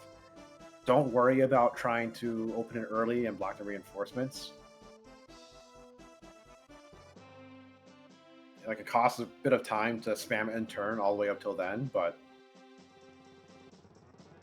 at this point you're playing for pride and finishing the game, so you might as well just do what you can to finish it.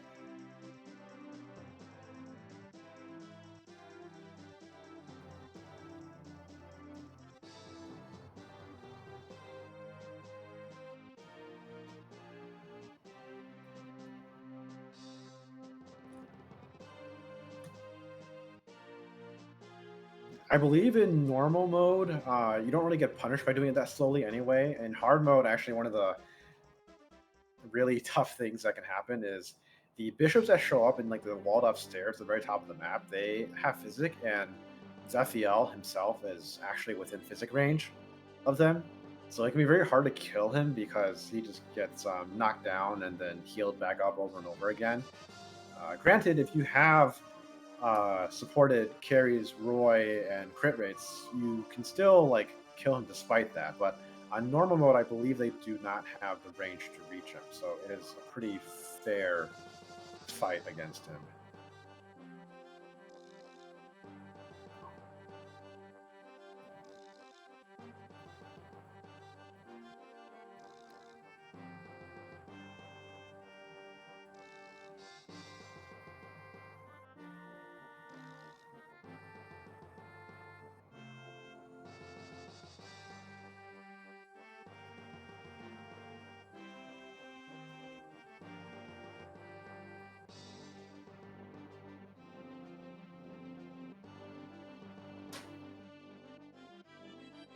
And because you don't have any more times to worry about, if you just completely disregard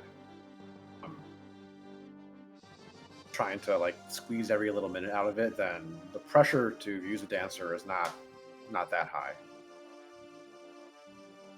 Like, there's nothing in this chapter aside from the berserk stabs that will just ruin your day, I don't think.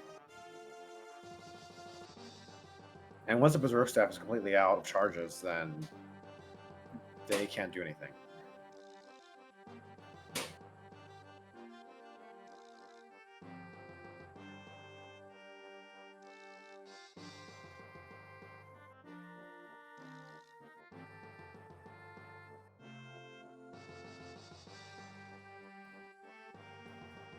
That's a nice silver lance to a lance reaver. I think they just did not see that. And then once again, Trek is going to trigger the berserker. Again, I don't really think that triggering this is the right move necessarily, because that guy will run around the whole map. And eventually you will probably have to fight him with someone, if you're going to stall out till turn 45.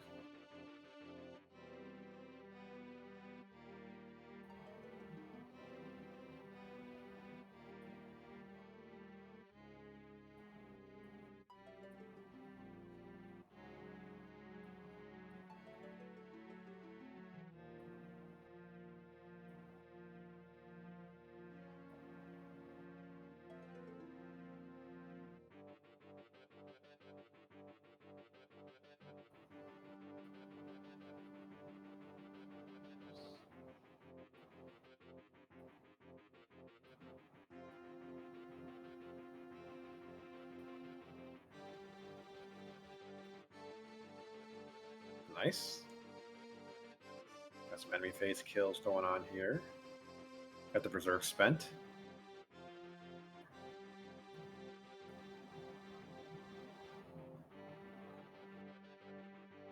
I think they brought Merlinus along with them in case they needed the extra weaponry.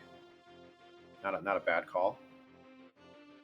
You have Lance outside of support range, but that's fine. Again, you're not super pressed for time. Klein, you do need to kill the left hero a little bit on time. That crit certainly helps a lot. Just because I'm when back. the bishops show up, hello. when the bishops show up, they will heal the left hero.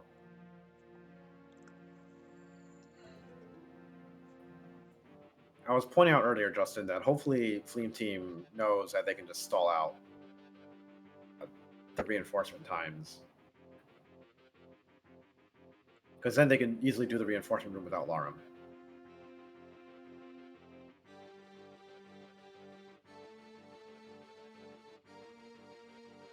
This chapter, once you get like the switches down and all of the initial mobile enemies done, should not be like super hard to actually finish without Larum. It's just gonna take a fair amount of time to complete.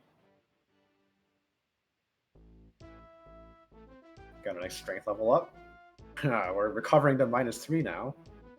Although with the energy ring taken into account, it's more like -5 still.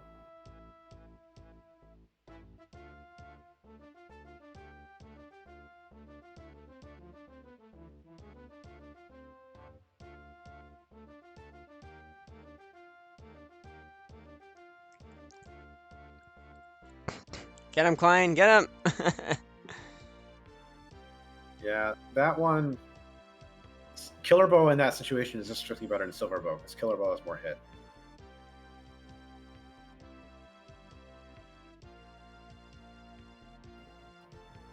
Dude, I appreciated the Barth versus Rutgers stalemate.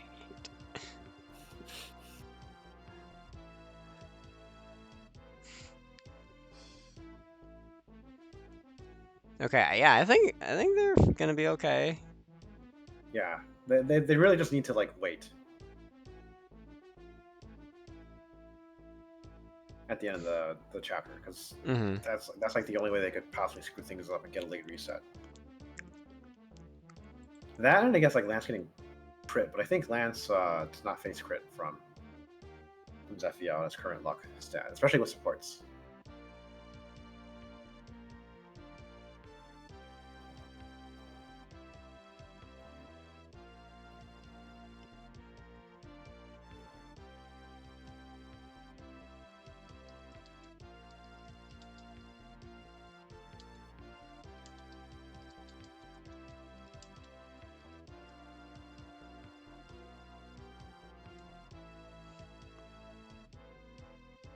Fat 0 hit on there. I'm gonna skirmish with that Berserker that comes back up here. I'm not sure they see it, but guy's a hand axe, so you do need a ranged weapon to counter him.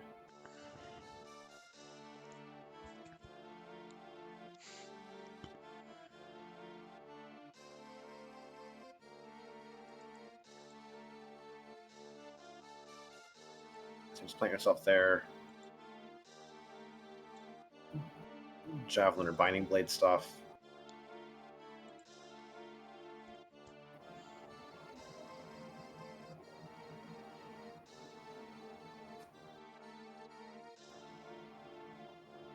.21 speed. Nice speed, little Roy. Yeah, the Roy is totally capable of fighting Zephiel in its current state. I love the casual -8 on skill on Roy. Yeah. Oh my god, they just like, I can't believe how awful all their units are. This is crazy. I mean, Roy still functions really well, like, don't get me wrong, but like, just the fact of -8 is ridiculous. That's... I wonder if they are going to try to cover a reinforcement spot with Merlin-ness. I think they're gonna do that. I mean, we'll see if it works out, but I really think if your priority is to finish the game, it's to stall for 30 turns. Because without Larum, you don't have the mobility to be able to cover some of the things quickly unless you just like go in there.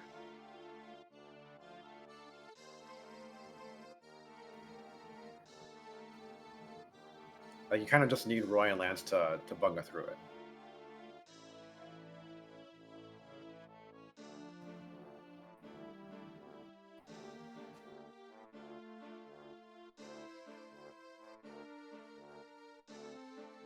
Yeah, gonna cover a thief. I don't know if that's super worth it because you the combat from the general. And you do outrange him though, so you just run away. So yeah, it is probably. No, you don't run. You don't outrange him because he has a ranged weapon. So then, like, just fight all these combats till Klein dies.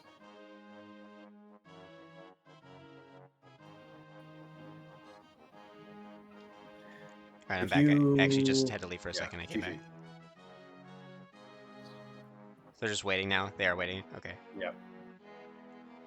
Still less strength than Shanna. Oh! Hey, he still has one more level available to him. Yep. He can tie her.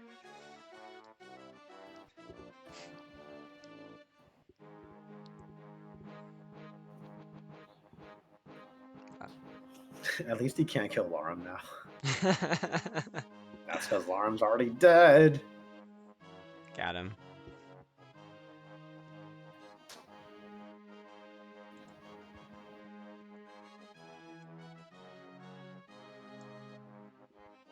Yeah, it's too bad these like turn animations take a while. This is like, I mean, these actually do take a while. They like all these. They're like cycling through all the enemies. Yeah, the check for nothing to do. Yeah. Okay. Well. Well, Yeah. that is a reason why I came up with a. I came up with a strategy to save like just a handful of minutes in this chapter. Yeah. And do the throne room before turn 45. It was a good breakthrough. Anything for those minutes.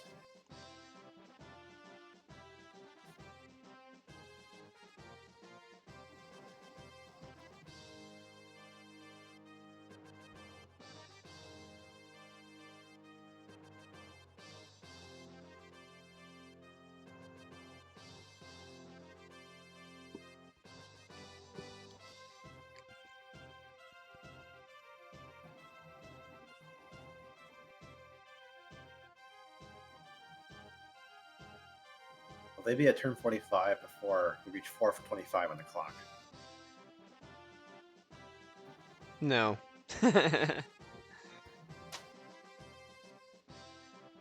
It is like 5 full seconds per end turn cycle.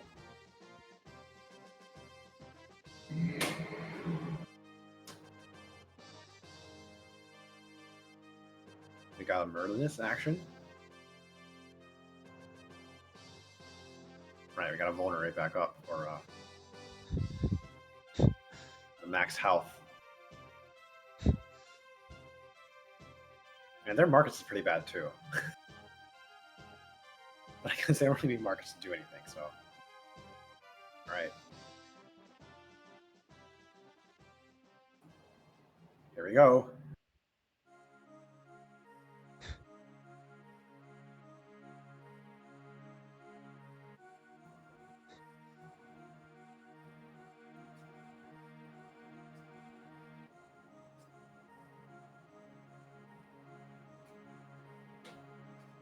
The Roy is fast enough to double the heroes, I believe.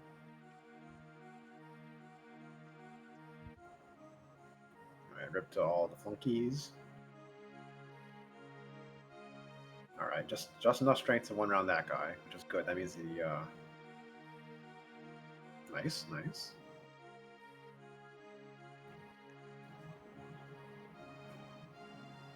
Got some skill. Let's go. Roy No. Okay, he's still -8. Okay, it's fine. I want to see the -8. gaming. Roy's got some chances to gain skill. Okay, now what? Enemy phase?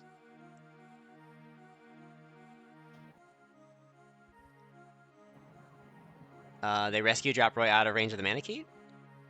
No, I think they just camp, right?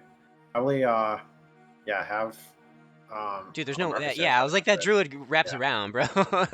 Yeah. I think just end there because some of the enemies might go on the lance. That was tough. Did he pure water? Or no, or he couldn't actually. He Or- did. They're plus 6 for beforehand. one turn delayed. Yeah. Some nice res. Still very -8 on skill. There you go. Oh. He's safe now? Wait, no, He'll be that bishop. safe. The bishop. Oh, is, that was for a kill. oh yeah, the sniper was iffy for sure.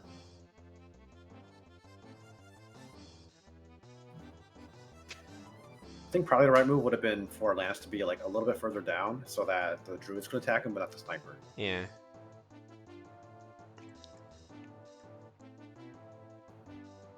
Nice. Launch.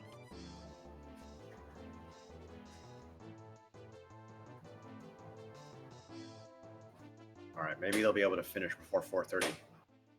I believe. They have the elixirs, right? If they just attacked with Marcus, that'd be hilarious. Move Roy first? Oh, okay. Oh, okay. I guess you need to heal anyways. It's fine.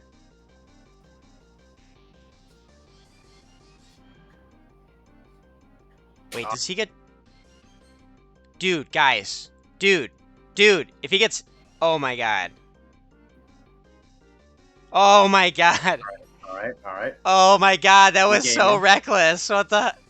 Wow. Why'd you just launch in there like that? What the hell? Oh my god. Okay, Roy's just a dodge tank.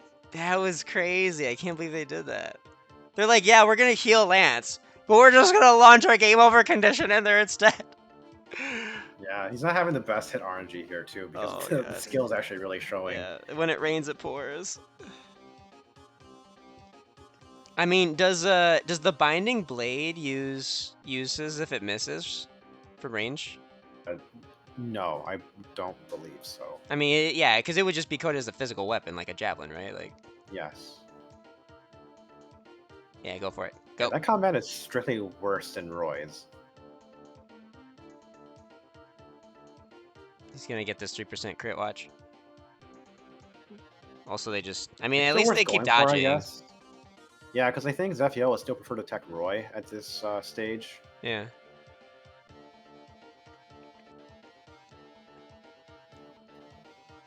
No, okay. No, never mind. It's Lance.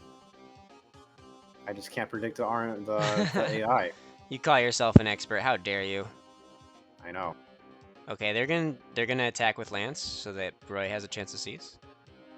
Yeah. Yes. Maybe. If Lance dies, it can be kind of. I think they're going for it. I think they're just gonna go pedal to the metal. If they have a killer Lance, this would be the best never mind. Oh. position for them.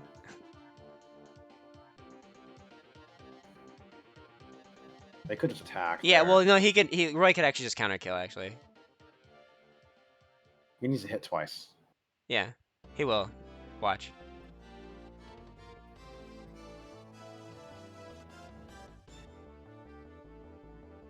Oh, never mind. Hey, Lance, you're up. Here they come. Okay, they did not finish before 4:30. Killer Lance would be nice to have here.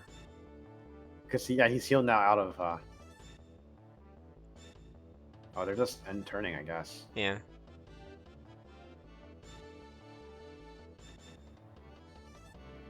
There we go. Nice. All right. All right.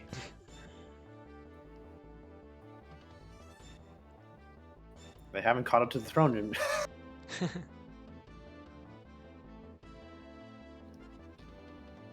GG's. Okay. Wow. What a race. What a race. Wish to have the mental fortitude to this band. Yeah. Alright, everybody can come in.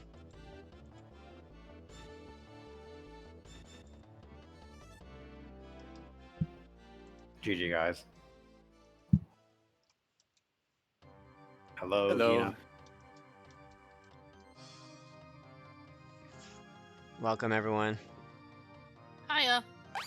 Papaya? Hi. Oof. Hiya, papaya. Meepers Jeepers. Hello.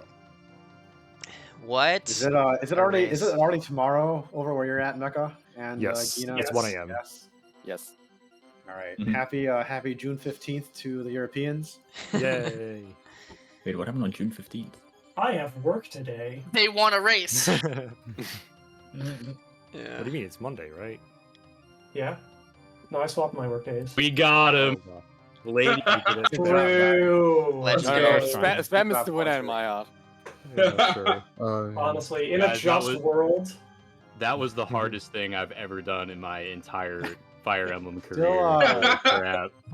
Still Put that on your I He can't played believe Durandal you- percent. Yeah, I can't Still believe you would've, pulled that shit off. Ugh. Yeah, after Durandal percent, I was like, the game owes me this time. Surely I'm gonna get everything going our way. Yeah, Nope. well, I Doubling still down. feel bad because the Durandal percent thing was mostly due to me just kind of like rug pulling you with some rule that nobody Oh, I really mean, thought to it was- check. I would definitely not call that a rug pull. It was in the rule set that you sent over and I approved, so I still feel bad about it, but in any case, I like that was really good. And then, Yeah. Thank you. you had the fortitude. I don't want to tell you how to feel, but please don't feel bad on my account because I don't feel I'm over it. We're proud of you. Very Dawned on with the new How'd everyone profile else's picture. runs go? It's been like 6 better years. than ours. It's all right. It's solid. Yeah, So, it's all right. okay. Yeah, solid. Yeah. You know, things I happen. mean, Had some yeah, bad you know. RNG, Can't however. complain. Bad Some RNG, good, huh? some bad. It cannot hold a candle to what we have witnessed here today. So it was good. Yeah, we had to do the unthinkable and actually like invent new strats in the Don gave us all the strats game. So Yeah. I do want to point out that like I have a VOD of a Paladin no warp run on my Twitch. And I also have a set of notes for that, but I didn't give that to you guys because I was like, you guys don't need that. Actually, we I could've really also used it. asked Well- you to not bring it up, so That's hilarious. Well, shit, he told me anyway. yeah. Well, he told We you 3 figured it days out. ago when it was too late. That's true. We're never changing course. Yeah. We were not willing. We were I was pretty pleased with the draft picks maybe up until Ray. And I think we did have a plan for 20. We had some resets as well. There were I wasn't present for all of it. I do remember there was one like execution error Yeah. we had in 20. We like used a door key on a door, and that was our only door key. So we literally just have to reset at that point because you just cannot win the chapter. Oh well, I guess we could let the thieves. Did you guys end up going to Ilia even with your Cavalier carry and no warp at the time of chapter 20? I mean, Yeah, we went to Ilya. We also missed a door key, so we didn't recruit Sue. And if you don't recruit Sue, it actually becomes illegal to go to Sakai. Yes. Yes. That because was on the. we thought that you might end up just going to Sakai because like chapter 20 seemed unbeatable with the paladin and no warp, even though we figured it out anyway. We actually had like a pretty good plan. We had not, restore with Cecilia, so Yes. we actually weren't. Oh yeah. Yeah, Yeah. our plan was to like just chain restore everything away with Cecilia, and then if you do that, it's a 100%. Like there's a bunch of extra combat, so I'm not like sat here claiming it's faster than the other strats by any means. Because you do end up fighting, I think basically one extra room of enemies, so like an extra 6 enemies you end up fighting. But it is like if you do the strat correctly, it's like perfectly consistent. Like nobody ever gets slept in an inconvenient way or berserked in an inconvenient way, and then you go in and just kill Rourke and get out of there. And we decided we'd rather do that than Milady. Mm-hmm. Understood. And Yeah. I just am glad that the draft went different than people expected. It made things interesting. It was very Yeah. interesting. So At the cost of everyone but front-facing fiends, unfortunately. They Yeah. they just saw everyone kind of like they're like the 1% with all the wealth. And then they're watching Yeah, all how of do you the- draft all the Santa and peasants. get all the stat growth? It doesn't make sense. Yeah, can somebody check their ROM, please? Check the ROM.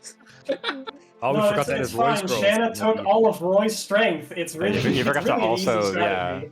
No, We she forgot to took also all of edit Roy's Lance's growth Shana fire, took right? all of our I'm Lance's front-facing. strength. Yeah, Shayna took Lance's strength. That too, probably. I don't know. Who took Roy's skill? Roy's negative. Roy's skill. -8 on skill. Yeah, oh my god. that was actually the biggest minus. Our for- Alan stole for it anyone. all. Dude, that was legendary. Yeah. it Luckily, hardly the mattered, binding too. blade is the best weapon ever made, so it doesn't matter. But Well, he did miss Zephyr like 3 or 4 times. That's he definitely tried. Okay, I would like to shout out. So, racing is like the Ray pick was the wrong choice, which it was. We should have just taken Cecilia, but he did survive like 4 turns against the general by just dodging 70s. There we go. Well, once On you baits the it last once, you're good to chapter. go, right? So. Yeah, but it's funny. Why did you need him to dodge the general in the last chapter? Oh, we didn't. He was supposed to die, but he gets to dodged dodge. anyway. Okay, well, good shit, Ray, I guess. Utility. A lot of the Ray pick was due to a miscommunication. I was like fully ready to just use Sophia for that. Yeah, to get the warp staff, but the rest of us were thinking we needed to draft somebody to do it, but Raisins had prepared to just use Sophia for it. And in fairness to my Wait, team, I so- didn't like think about that or say that at the time. So like the argument at that spot, unless this is what Don is about to bring up. Yeah, doesn't Sophia get one rounded by the mage? Well, She doesn't dodge. I put the talisman towards it, so it's like I'll just have her use the talisman. Oh, That's you illegal, have to right? draft Don't her, draft though. Sophia. Yeah. Wait. Oh, really? Yeah. Yeah. Okay. well, you could have drafted Well, Sophia instead of Sue. I don't know. She's pretty But- desired. But we I don't didn't. know if we I would've used gone I used the Sophia. talisman on Sophia then. In We that drafted case, Sue? yeah, we just That was another reason why we thought you might end up going to Sakei. We did have a Okay. use for Sue, and I was gonna get her, and then I looked at my inventory and I'm like, Loudheart, where's my door key? Mm. Yeah, In that case, I- I moved Deke once to go get the door key, and then I forgot to move him again to actually visit the village.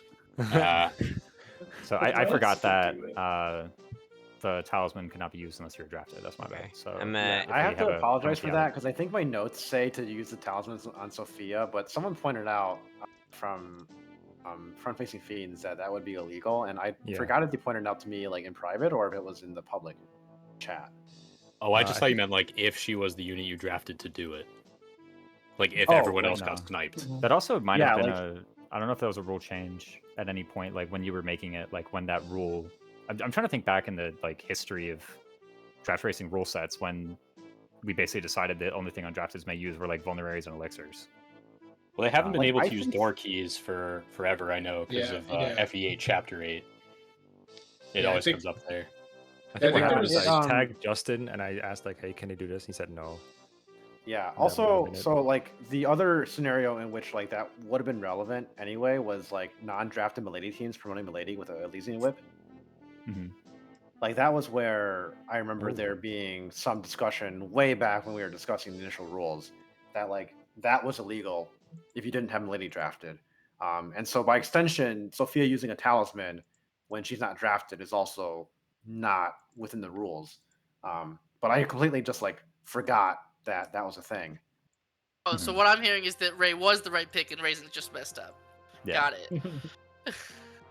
Yeah, Yeah, I mean, I- Raisins could have used Ray for that. I was actually surprised that you guys just did not deploy Ray, and I was like, did you guys just forget or? I knew that there existed a Ray strategy. I had simply practiced like everything else, though. I'd practiced the person dying. I'm like, I'll just use Sophia for that. And again, I'd neglected to check that using the talisman would be illegal. So, or I guess Ray rather saved the penalized. penalty. What is the penalty? It's a 5-minute 5, penalty. I just so checked. I just added. Yeah, so to Ray saved 5 time. minutes. Good shit. There you go. Yeah. I do think in that spot the Cecilia was still better. It was the debate at the time. Actually, I don't even think Cecilia was on our minds. In that pick position, we weren't even like considering her. There was a debate in our private team call between Ray and Chad. Was actually it. So we were hoping to like counterpick drafting in disguise. And the sort of like part of why I was advocating for Chad, and I didn't express this to the team, it was kind of like a silent thing happening in my mind, was I could sense that Loudheart wanted to do strategies that would beat front-facing teams, and I was prioritizing strategies that would not lose to drafting in disguise. That was really what I wanted to do. And so for me, there was more valuable there was more value in the denial pick to drafting in the skies to maintaining our lead over them. Which is definitely less ambitious than like trying to catch up some of the lead that front-facing Fiends has over us. But I was actually just being like, I want to very defensively like preserve the second place in front of drafting in the skies, and that's why I was very attracted to the Chad pick. Oh, I'm glad that my team was not the only one attracted to the Chad pick and then did not do it. Yeah, I want to mention too. Yeah, we were talking and deliberating about that, but decided we just needed picks for our own team first. But if you went Chad, we would have definitely picked Kath, and it would have been rough for drafting the skies. Yeah, that was another part of the reason why we were reluctant to do it, or hesitant to do it, I guess, is because we just didn't know what you were going to do. And I think I like suggested, like, hey, why don't we just DM them and like ask them, hey, if you, like do this Collusion. Okay, hold on. This was a doom scenario that I had been deliberating over for like weeks. Like, what do I do, or what do we do if we're in 4th pick, forced into Milady, and they deny us all the thieves? It's fucking crazy that you actually were considering it. You give up warp, it's what you do. That way you have a thief. No, you don't. You give up the thief. That's another thing I want to say.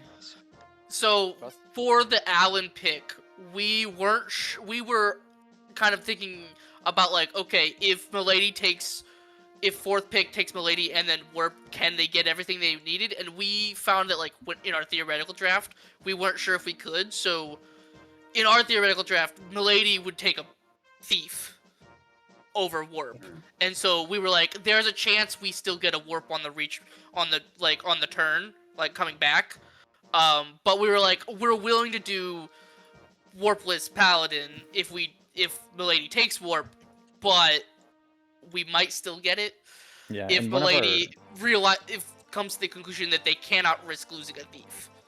Yeah, we did this actually mock draft scenario, doing like, okay, Alan 2nd position and Milady 4th position, and I can't remember what exactly we concluded. Important thing Milady misses out on later if she tries to go for Nime. Jarrett. Yeah, there was some like roll later, like I think it was the it was a like mid-game person to carry Roy around. We were worried about missing out on something along those lines. Yeah.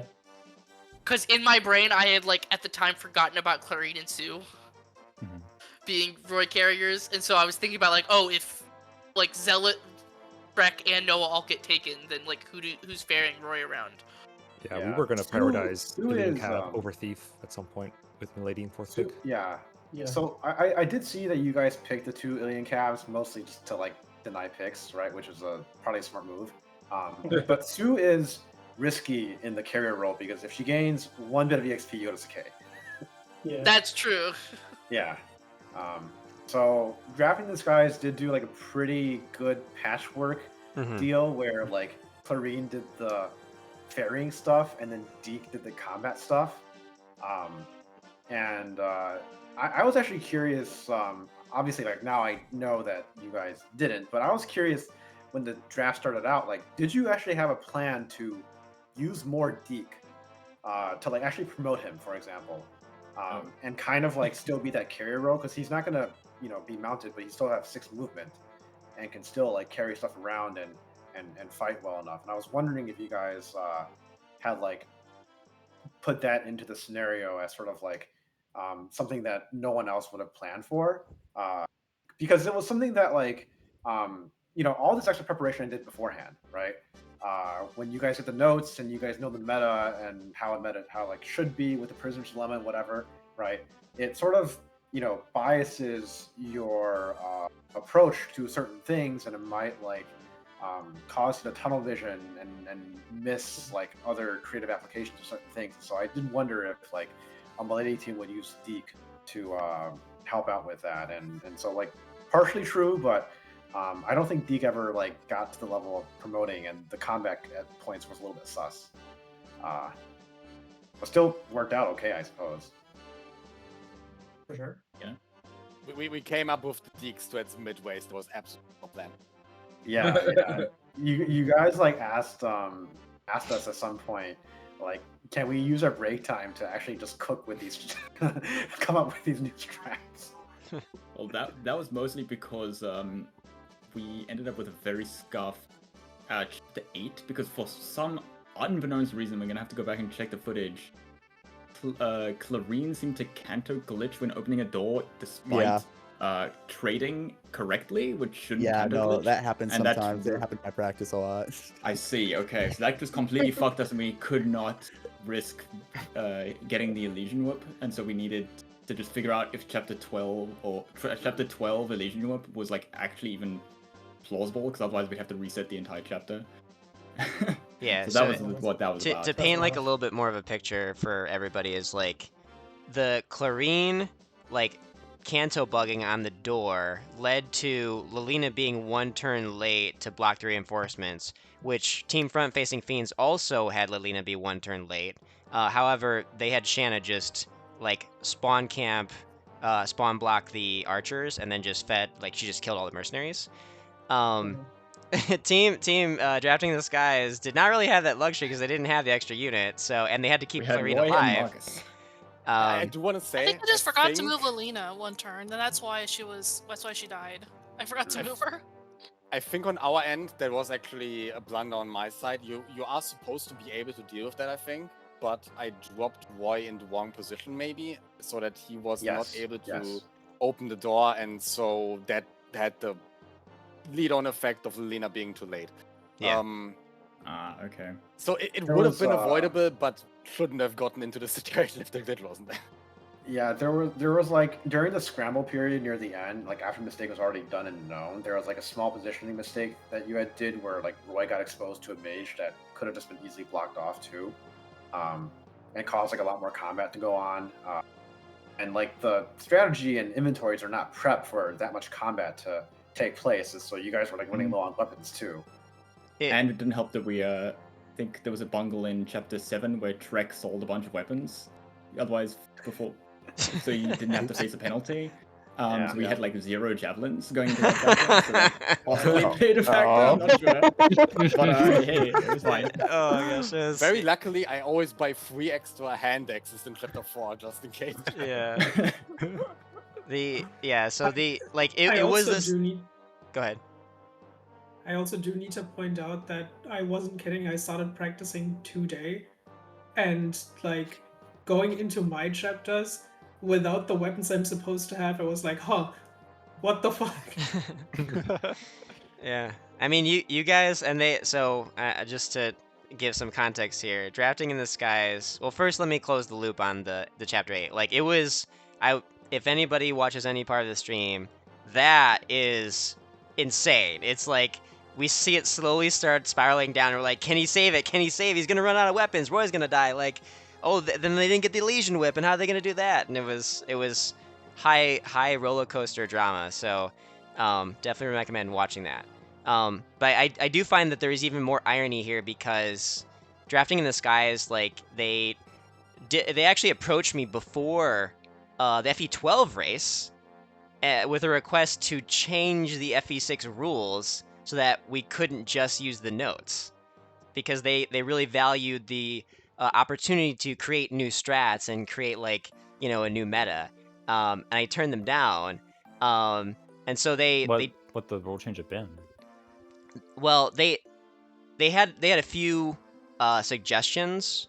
But like they just wanted something. It was just the concept of we want it to be different. We want to cook something different. We don't want to just go off of turn by turns.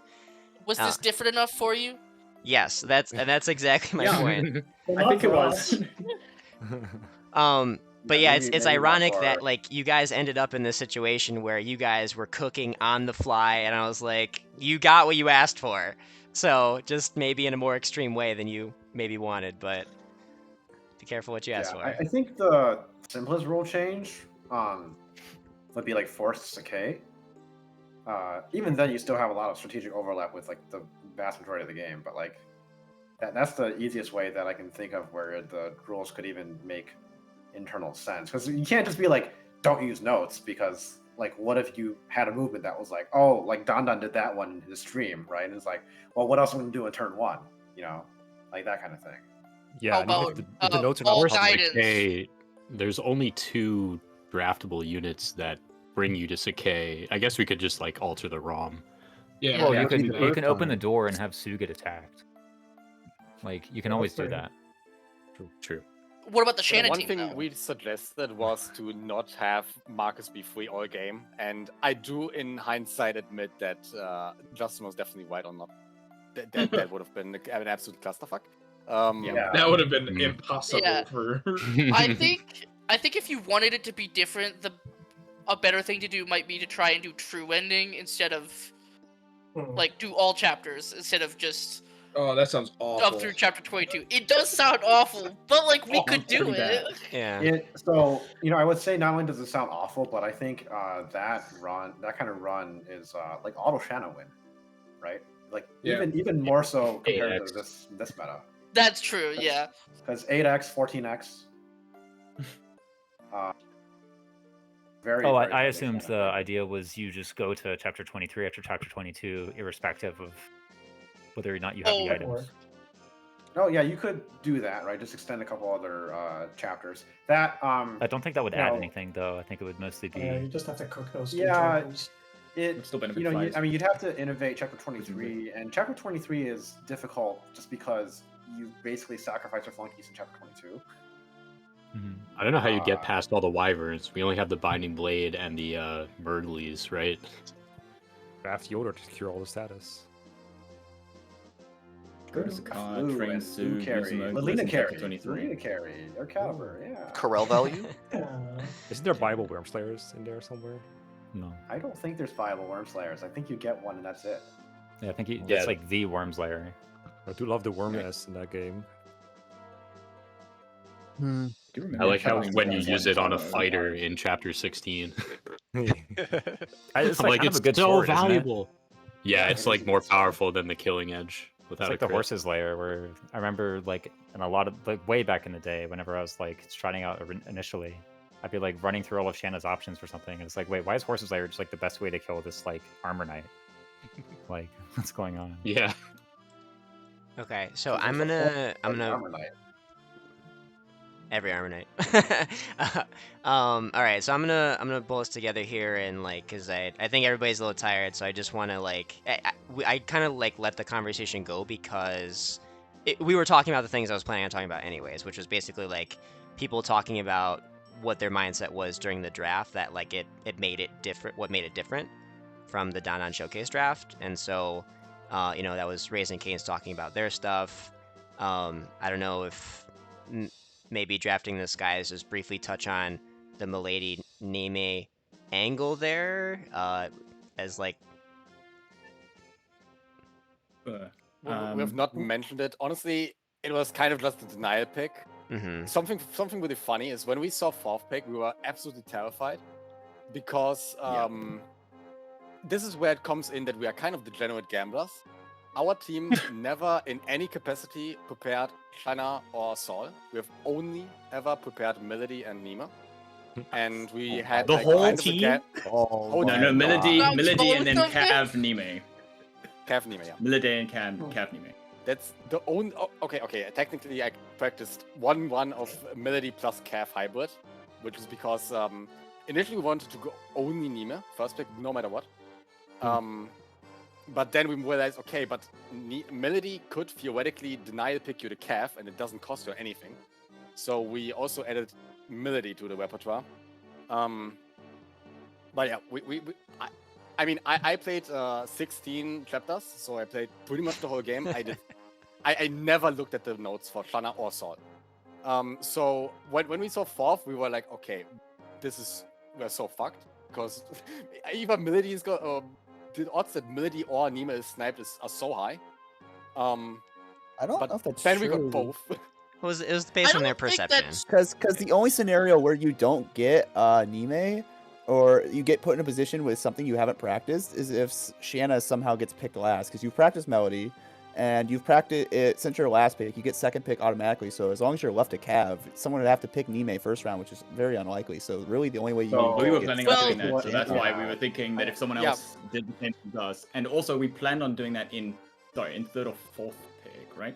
Part of why we wanted to first pick Nima is that from our perspective, being the person to decide which of the warp archetypes, so Nima or Saul, is way more important than choosing between the calves, because the calves are like, there's a reason why they share notes. They are so similar. But the warper, we wanted, this is kind of part of it, we wanted to consolidate our practice on as few archetypes as possible so that we are actually really good at them. And that is why we thought being able to focus on one warper is really, really valuable, and that's why we would always want to first pick the warper instead of calf. Yeah. What I have to add on to, if you get screwed out of a second or out of a carry? What happens if like another team's like, you know what, I can deal with this later. I pick Melody Cav. So yeah, that's what we also realized. That's why we also picked Melody. So what I wanted to add on to what Gina is saying, right, is that like it's a valuable insight that actually, technically speaking, in this race, the first round picks are the 2 flyers and the 2 warpers, because when I was examining like what other carry options there were in this game, if you are looking at a landed carry, which is like most other units, you do need to pair them with a warper. Like it's Saul or Nime, or like you don't really get to be competitive for like the clear first place time. Like you end up losing some time because of not having a warper for chapter 20 and 19. So like if, for example, let's say Sue were a viable unit for a carry somehow, right? Let's say if you joined a little bit earlier and you could grind a support and then whatever. The problem is that like Sue doesn't replace Milady. Sue replaces a Cavalier. Like you still need to pair Sue with a warp user. And so like really the premium picks in this draft race are 2 flyers and 2 warpers, because a warper, any grounded carry needs to be paired with a warper no matter whom you go with. And just so happens the 2 best grounded carries in the game are the 2 Christmas Caps. On that note, I would like to ask briefly about the little genius strategy that you guys came up with for Chapter 20 on that Melody team. Yes. That's pretty cool. Yeah, honestly, so pretty early on, I decided that Yus is going to play the late game because he's like really willing to learn the turn by turns, and like that is something in our team that like isn't necessarily that given. And I thought that again at that point was like we were only doing Melody, we're only doing Kev Nima, and those turn by turns are like pretty simple for the most part. But then we added Melody to our repertoire, and we were like, okay, this kind of sucks that 20 turn by turn is so complicated. And so I went to the lab, and yeah, the plan: get voice slapped, wait 3 turns so that on the turn where you drop him, he is still asleep, so you can have usable weapons in his inventory. Quick context is that Roy gets slept when Milady takes Roy by the ballista on the right side of the map. So when you're waiting the 3 turns to pass the sleep counter up, none of the enemies are moving because they can't see you. Oh, Yep. I think I know the one. And then you make your way down the bottom left passage, right up until you get near Roy's. Then Milady drops Roy with 1 turn left asleep and no usable items. Roy wakes up on the following player phase. Roy goes and light brands the Berserk Druid. Milady goes next to Roy, trades the Killer Lance and the Armor Slayer, kills the Berserk Druid, and then enters combat with Rods on the following turns. Yep. For my testing, it was like 2.5 to 3 minutes faster than the fast strat. There is like some slight unreliability in like killing the Berserk Druid, which I mean, I am honestly willing to pay that cost just to have so much less complicated trading and movement lanes with Fa and Avatu. I want to say, like, I really respect the strategy, but I also really want to be annoying and say that you could have just warp skipped it with Nime, man. We could have, however, I had not practiced Nime with a flyer, so... It's the same. It's the same. No, it's not, because Cav. Nime... Well, it's not, because in the Cav strats, you, like, pretty much guaranteed... Like, pretty high reliability killing on, like, turn 3, in which case Nime and Larum live. Because they're like, you get out of the map before the base combat. I had not practiced any way to keep Larum and Nime alive in the top left by, like, if Melody misses a bunch, which is highly likely considering she has like 50 something, usually with Armor Slayer against Rots. That was the reason why I decided to keep going Nimi, just stick with the practice strats. The same with also want to show the 20 strat. as well. We also wanted to show the strat, and same with 21. Just went with the all reliable. I don't even know if warping is that much faster. It was a whole new strat. Yeah, I don't think it is, because you have to actually spend actions to protect Nime from the enemies that chase her, that like chase her grounded units. And so I remember testing this in, like way back when, but warp flyer does not really save any time in chapter 21. Okay. What I did say earlier in the VOD when you guys like executed it in terms of feedback for that chapter 20 strategy and like what could be improved about it, I actually think that if you incorporate like the first half of the FA strategy, where you like up until the bishop and the sniper, that first bishop and sniper, you kill the sniper, let the bishop go at low HP, and then he's just like paralyzed, and then you can do the rest of the strat with Milady and Roy, and just like do the thing where you sneak past the armor knight and take a combat from the sniper and then run past him, because that's the part that costs the most time, and part of the unreliability with like the strats is that if Milady takes too long to kill Royce, then you actually get caught up with the bishop, and there's a chance that like Roy's not able to kill that bishop when he catches up with you guys, so it takes a little bit of that pressure off. Like if I really were concerned about reliability, that would be the one change that I would propose to it. Yeah, Roy was decently competent at killing. Like I did that quite a few times. Roy was decently reliable at killing that bishop if the lady was like low on HP and you needed that guy gone. Obviously, it's still some unreliability though. But we were satisfied with it, and especially valuing, at least from my behalf, valuing simplicity of execution. It definitely made a lot more sense in that context. But yeah, there's probably room for improvement. The other thing that I would like to say with Nime, like the thing that did change was I had to test if like it messed up stuff in 19, because usually you kill her off with melee team, but went into the forest in the bottom right and found that she just, even with Flux most of the time lives. If she has an elixir, she's probably fine, but we ended up buying a Nosferatu in chapter 14 because it has the same hit rate as Flux, and it only weighs her down by one more, and those guys weren't at risk of doubling her, so we just gave her Nosferatu and she was completely fine.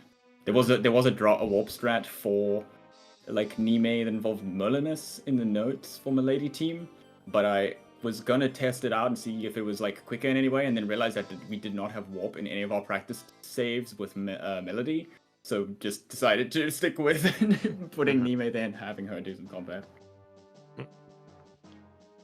And then it was just Cav warp strats on the left for Hero. Yeah.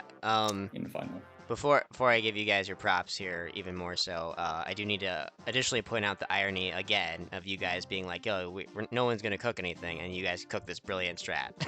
So, and I think it's because some of the other things that people cooked were like more kind of like, I think this will help us reliability wise in terms of our performance and being accurate on race day, which I also support.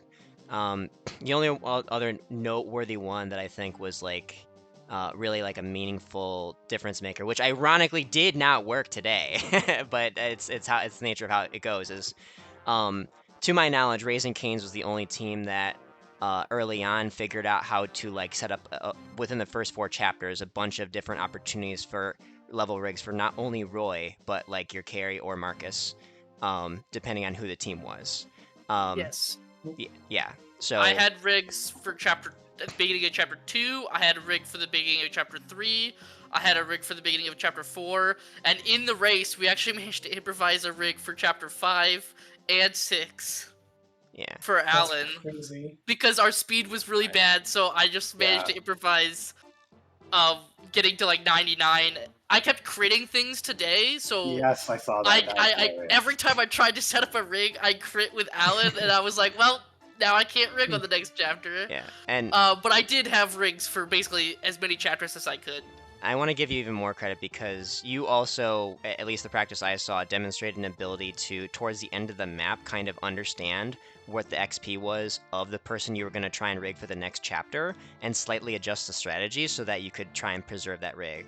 Now, obviously, crits can get in the way like they did today, but that was a lot of skill that went into that, and I think you deserve credit. Yeah, I had notes for how much experience different enemies would give. So like in chapter 2, I had notes about like, okay, the fighter gives this amount of experience, the archer gives this amount of experience, and so on. So that if I looked at my experience, I could be like, okay, this enemy will get me where I want to be. Yeah, so I think having a strategy, a race day strategy like that to significantly, well, not significantly, but meaningfully improve your odds of not getting a stat screwed carry in this game where the benchmarks are kind of important and they're not guaranteed by any means. And we saw what happened today with teams when they don't hit benchmarks. It's your time just goes below the basement. So I think it's a really impactful reliability add for a race day strategy to be able to set up all those rigs to help improve your odds, but not guarantee them, but improve them. So, but then to circle back to drafting in the skies, yeah. So that definitely the chapter 20 that you guys came up with was my pick for strat of the race. So congratulations. Yeah. So I think we've got 3 different races and 3 different people. Flame team, it's your turn next time. Yeah. Yeah, right. Yeah. So. Okay. Anybody else with anything? I think we've talked about like all the differences of the draft that I perceive, and we talked about the strats. Thing. Go ahead. Which I think is especially relevant because I saw quite a few people struggled with this. There's a left berserker in endgame. And I figured out that the Berserk Druid, who you need to get your flunkies berserked by, there's like, it's better to not move your guys too close to the wall, otherwise you'll bait that guy, which causes extra movement. And so I've moved my flunkies up and to the left a little bit, which meant that they were very unlikely to wander into that guy's range when fighting each other. And also had to find out the hard way on one practice where Marcus got berserked, that guy has like a 6 magic roll range, and so I had to move them even further up than I initially had, just to make sure that they were in that guy's berserk range. Yeah, that guy was responsible for in the like Don exhibition, basically costing the Lady team like 2 minutes in chapter 22. So I made a mention somewhere that like that was maybe like an improvement that could be made, but I think the only like not everyone executed on it, and so props to you guys for discovering that as well. The that berserker has like a 2-move AI, and every enemy in this game that has 2-move AI, once you trigger their AI to move, they will start chasing you for the rest of the map. Like they never turn that off. That's like the one peculiarity about them. So that berserker was one that like can definitely just get in your way, and if you aren't careful, like you can kill Larum on a turn that you put her next to that wall after you open the throne room. So yeah, that guy very salient in my personal memory too. To wrap up, I've never encountered that. I would like to, if I may, I would also like to point out that I am apparently the anti-Loudheart. There are, if you want to check our VOD, which I don't imagine anyone would, but there are several points actually where Josh said to me, "Hey, that looks like a good spot for a rig," or like if you reset now, then you can rig for a good level up, and I'd be like, "Nah, I don't think we need to." And then you guys saw obviously what happened. You were immediately punished by it. Immediately punished by it later when I missed a kill by like 1 off point the kill. Yeah, and as a result, we had to completely improvise strats for chapters 19 until the end of the game. 19, 20, and 21 were like completely out of the box, entirely new strats that like should not be attempted by anybody, except maybe I don't know. Gaidens. I actually think Maybe the that one would 19 work has out. We got potential. the I'm not going energy to lie to ring. you. Yeah, we got the energy ring there. That one might be worth looking into, but like 20 and 21, don't do that. What was the issue with 19? So we our lance was not able to kill like the Falco Knight that attacked him on turn 1, and then we tried waiting an extra turn and got overrun, and we also considered just going forward, but it would have ended up in our camp. So we so instead we warped over the first mountain and just started going immediately right. Yeah. Okay, so like even with the Silver Lance wasn't one rounding the Falcon Knight? We were one short. I think. No, we definitely had the Killer Lance equipped. We didn't we didn't we didn't give him the Silver Lance. I think the Silver Lance had maybe like 3 uses, and I wanted to hoard it for the boss. Maybe that's what happened. But instead, maybe that would have worked. It probably would have worked better. So, I mean, like if you guys look over the VOD, right, I did have feedback for like specific things that, despite having the screwed stats, you probably could have still played around. So I won't like belabor them too much right now. And I think this is just like, a lack of familiarity with like a really, really screwed carry. Because I don't know if anyone here got like a -7 strength carry in one of their practices, but that is what they got.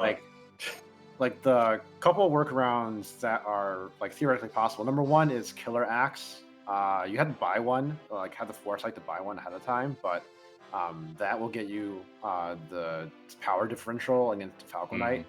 And then once you conquer the Falcon Knight, then you can just like continue that strategy the same way. I don't remember if Lance always has the rank for a Killer Axe at that point in time, but I believe a Steel Axe would actually do well enough too. And Steel Axes are E rank in FE6.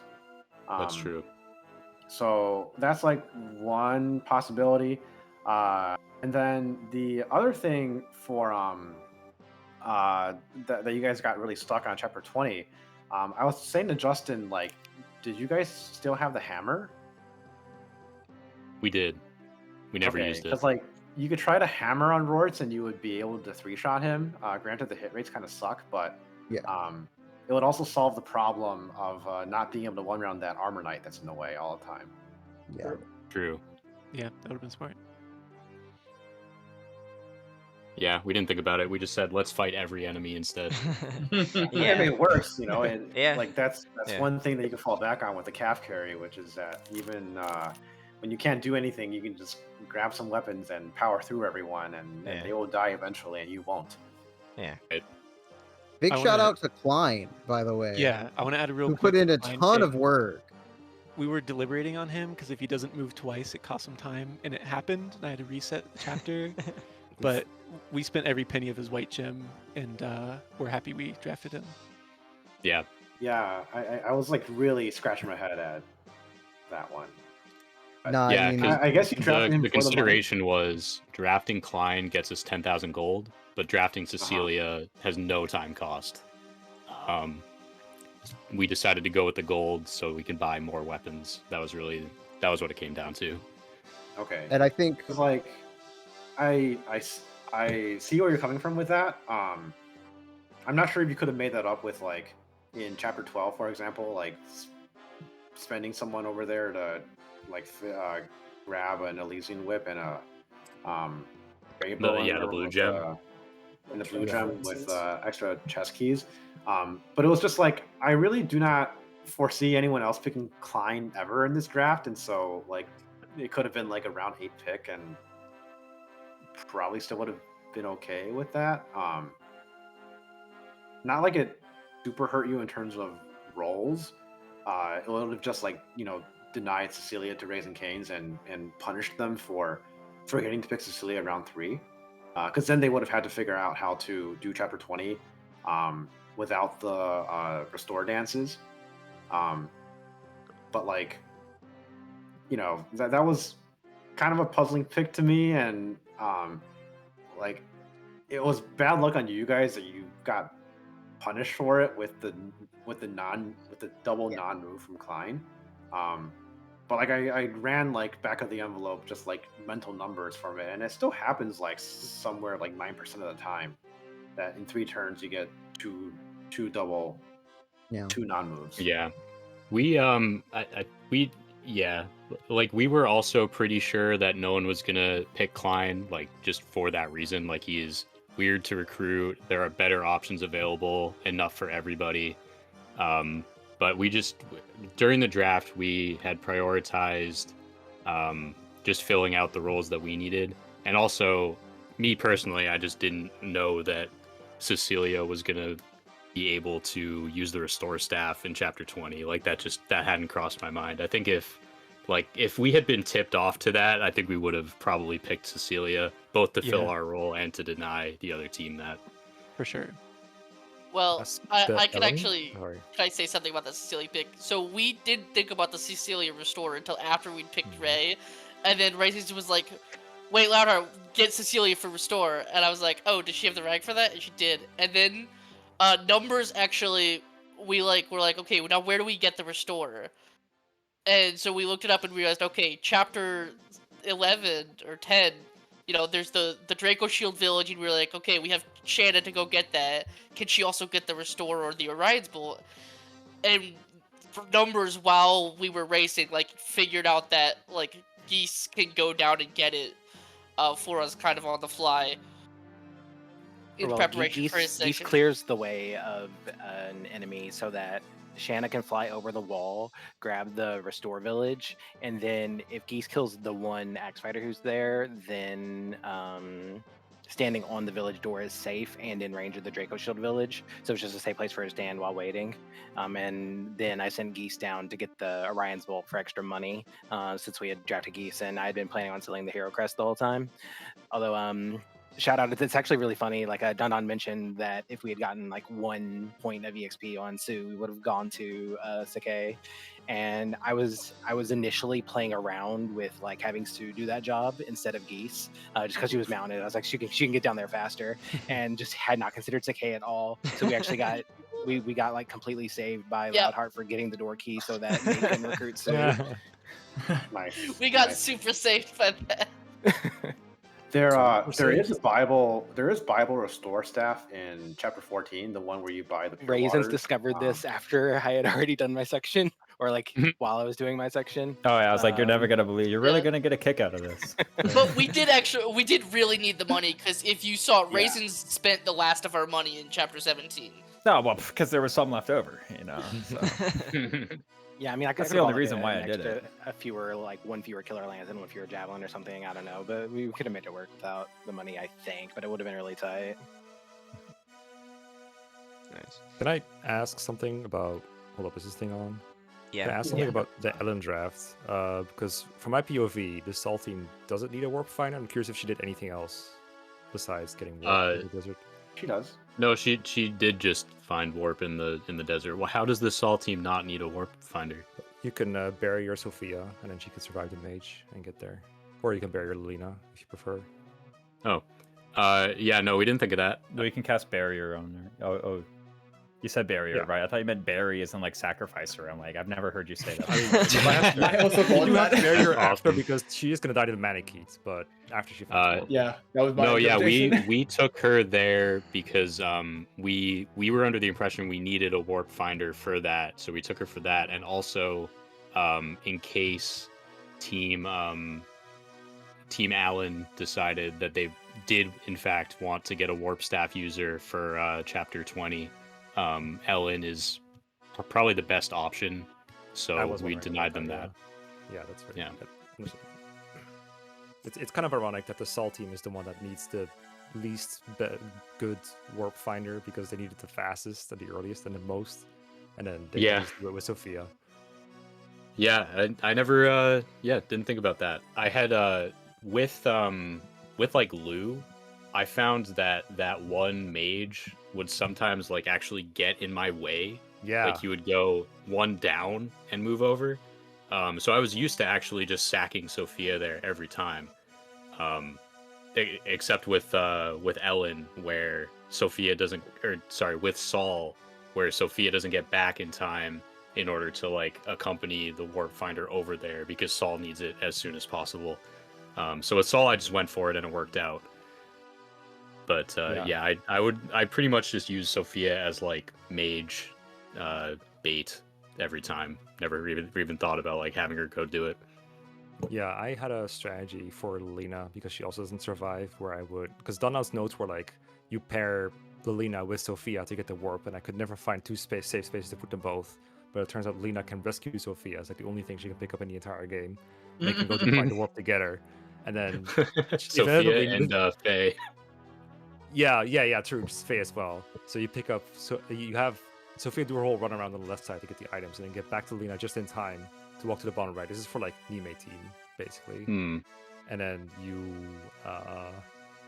pick up Lena with Sophia, and from there Lena can follow the Sophia directions to get warp or whatever warp finder you have. And then inevitably one of them will die to the Manakite, but the other one can pick up the warp staff. But you have to fill both of their inventories because you can't do a trade, since if you trade it rolls up the desert RNG. Oh right, RNG. yes. Yeah. It's a mage that they might die to. Not the yeah. The Manakite they end up dying to anyway, but like the Manakite they definitely die to. If Lena gets killed by the mage, then she drops Sophia, and Sophia carries on and finishes the job. Yeah. Okay. So yeah, I never even like. So you have to make sure you have a plan in case you don't die to the mage, because you can miss. Yeah.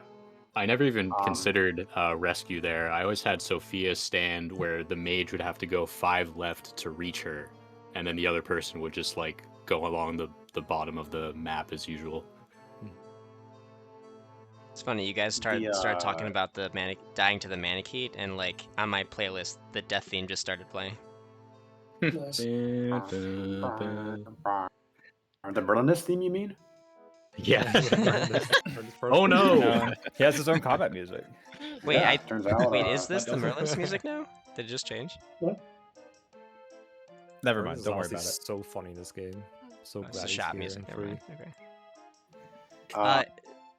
On a very similar topic to the Lena Sophia kind of pair up thing, I was actually super curious if anyone would go the bespoke route of seeing if there was like a specific strat that takes advantage of the rescue death exploit in FE6. Where you get another player phase action? Yeah, get a second action. That would be cool. Yeah, but I remember when I was rounding this out, I couldn't find a place for it. The only spot actually that I can reasonably think of one being helpful is like in chapter 22 to like suicide someone against a hero, so that like Percival can just like run all the way around him instead of having to fight him or something like that, or like get there one turn earlier. But it was the problem with that strat in general is just that like you're relying on the enemy to kill you, and they generally don't have great accuracy. I wonder if you could use that to kill the Berserk Druid in 20 somehow. But you probably need the Nime level warp, and at that point, it's probably not worth doing. Well, the problem with killing the Berserk Druid in 20 using that strat is that in order to die the Berserk Druid, it has to Nosferatu you and heal back everything that you did. Well, you can suicide on an enemy, right? And then there's the boss right there. One round guy.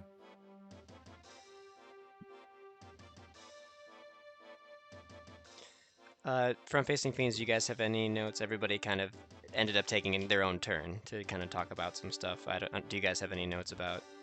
I mean, I feel like we played it pretty true to the notes. Unfortunately, we keep winning while having the least interesting strategies. Hey, you guys had the strat of the race last time, so. Yeah, I think our best strategy, or the funny strategy we had, was one we didn't end up needing, which was if we get denied a thief, that was a good one. Specifically, we like if someone actually ends up picking Cass while 2 other thieves are taken, then we would talk on a to flyer Cass team in chapters with a flyer team. Yeah, I don't know if it will work for Shanna. We only crafted it for Milady. We would talk to Cass for the first 2 times you see her, but then not talk to her in 12. And she shows up in 16, and then we go through the middle of 16, and we talk to Cass there, and we use an undrafted Cass to steal the Delphi shield. And you just take the 5-minute penalty, yeah. Yeah, but then we decided that the penalty. Yeah, then we decided that the penalty wasn't really worth it. This was mostly for if we got in that spot that Drafting the Skies got in, and then we would like pick Milady or pick Nime to denial draft Raisin Canes if they got second, because they were the closest to us. So like really only one scenario. We'd be willing to pick Nime there because then you can warp skip chapter 20, and that kind of alleviates the need for a Delphi Shield in the first place. And then you can still maybe get a thief on the way back, but if you don't, then we have that backup strategy. And then you just kind of tough it out later. I later ended up finding out that like if you just don't have a thief and you'd still get like reasonably defensive on Milady, then and you get like Nime to warp you through chapter 20. Yeah, chapter 20. You're kind of fine. Like you have to slot machine a bit for chapter 19, but it's like within reason given how much time I thought Nime saved you on chapter 20. So yeah. But it was still a scary prospect, right? Because the chapter 16 strategy takes a lot longer, and so if you have a bad timing as Narshan, because you maybe have like less than 20 speed, then the reset becomes really, really bad. And to be clear, if you had been in the Milady Nime team, we would have denied you a thief. Yeah, but I mean, in the process of doing that, you would have left over a lot of good stuff for us. Was my logic? Because without a thief, like assuming that we can just make it through chapter 19, all we really need is an alien cavalry and a chapter 22 raider, and then we're done. Yeah, I mean that is a problem with like trying to denial pick all the thieves, because like are you really gonna try to denial pick Cass too? Yes. And spend like a pick on them. The Milady Nime combination, right? That was like one of those things where I never really talked about ever, like for any video or whatever. But it was part of like the prisoner's dilemma over why like the picks fell in the certain way that they were, because like Milady Nime was a viable team comp. I didn't like write out strategies for it, or I didn't really investigate it too much, but I was like, certainly this has to work, that you can just skip a thief with that team comp, because like stealing the Delphi Shield in chapter 16, even if you aren't warp simming that chapter, if you're just kind of like driving straight there with a mounted unit, bringing a thief still actually costs you a non-trivial amount of time. Even though they're not like doing a whole lot aside from maybe stealing an elixir from Hugh. So like you are saving some time there, and then if you can make up that time by not bleeding too much time with whatever you're doing in chapters 19 and 20, then like you don't need a thief. And surely like a Nime size warp can just get you past like some of the archers that you would be fighting. Like surely there's just some ballista that wouldn't shoot you because you don't have to go past them. Yeah, and then once you're in 21, you're Yodel, basically, but better. In 20, you are facing a killer bow sniper, probably, unless you're somehow killing Rourke. Actually, even if you do kill Rourke immediately with Milady, somehow I think you have a high chance of something going wrong. Probably. But, yeah, I think the strat for that one is you might need to bring along like a sacrifice with Marcus. That would make sense, yeah. And also, the other problem with that drafting idea and leading fourth pick is we found is that like, okay, now you have Nime, but like Donna said in the introductory video, now you need like a lot of other things in addition to what Milady already needs, because she has more drafting needs than other teams in the first place. And then you also need Warp Finder. Well, you don't need Warp Finder with Milady. You can just use Milady for it. But yeah, just in like general, actually, if you adds a lot of stress. Yeah, if you look at drafting disguises like picks, if you assume that you didn't really need Chad, like they could have done Igren Zealot, and then the only thing that they would need in quotes after that is Thea. Yeah, no Thea is a little bit scary, I feel like, with Milady. I mean, it worked out fine. And drafting disguise did get punished with no Thea like at least once. Our defense, or yeah, your defense is -2.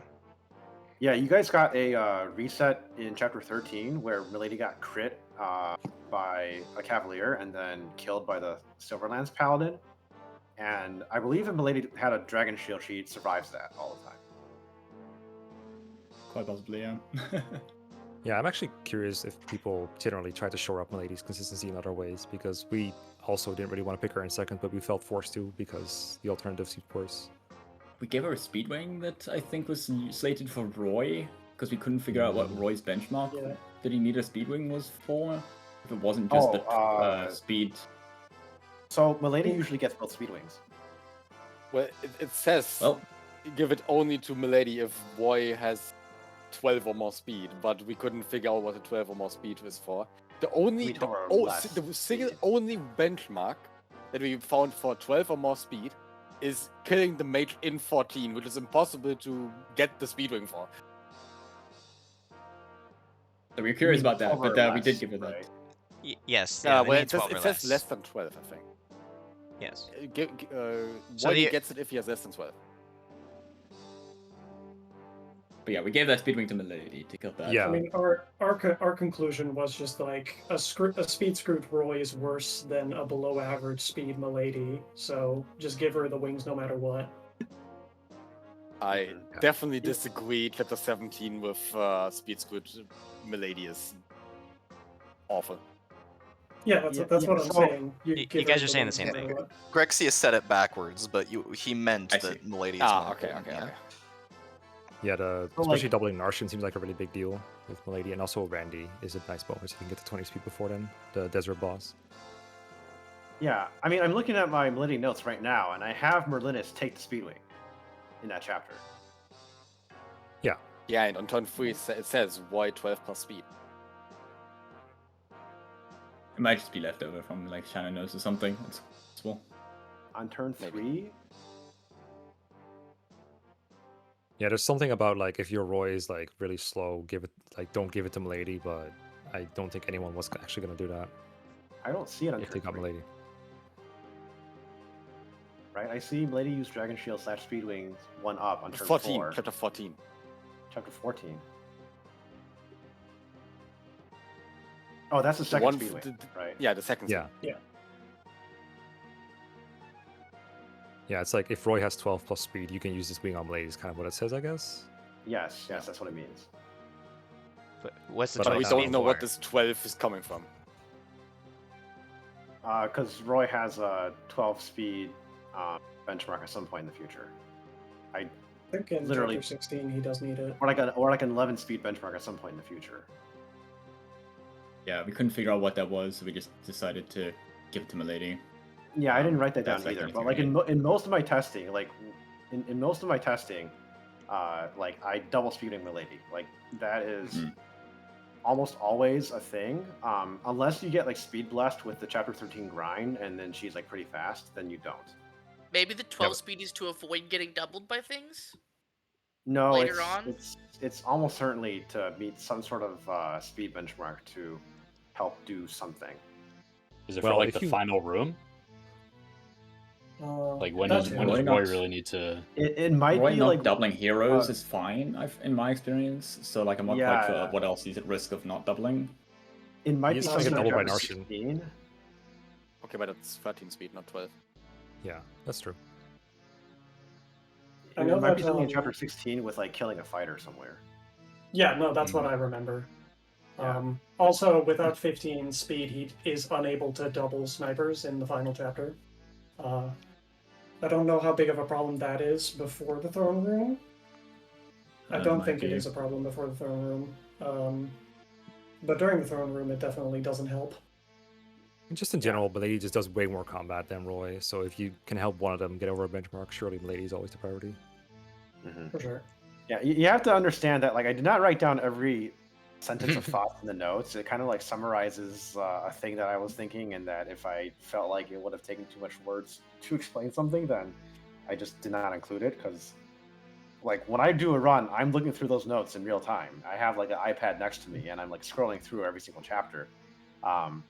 And like when I execute an action, or like when an enemy face is playing, I'm looking at the next turn's notes to like load them into my RAM, so that I can execute them in the next Don turn is a without robot having to, like, confirmed? think too much.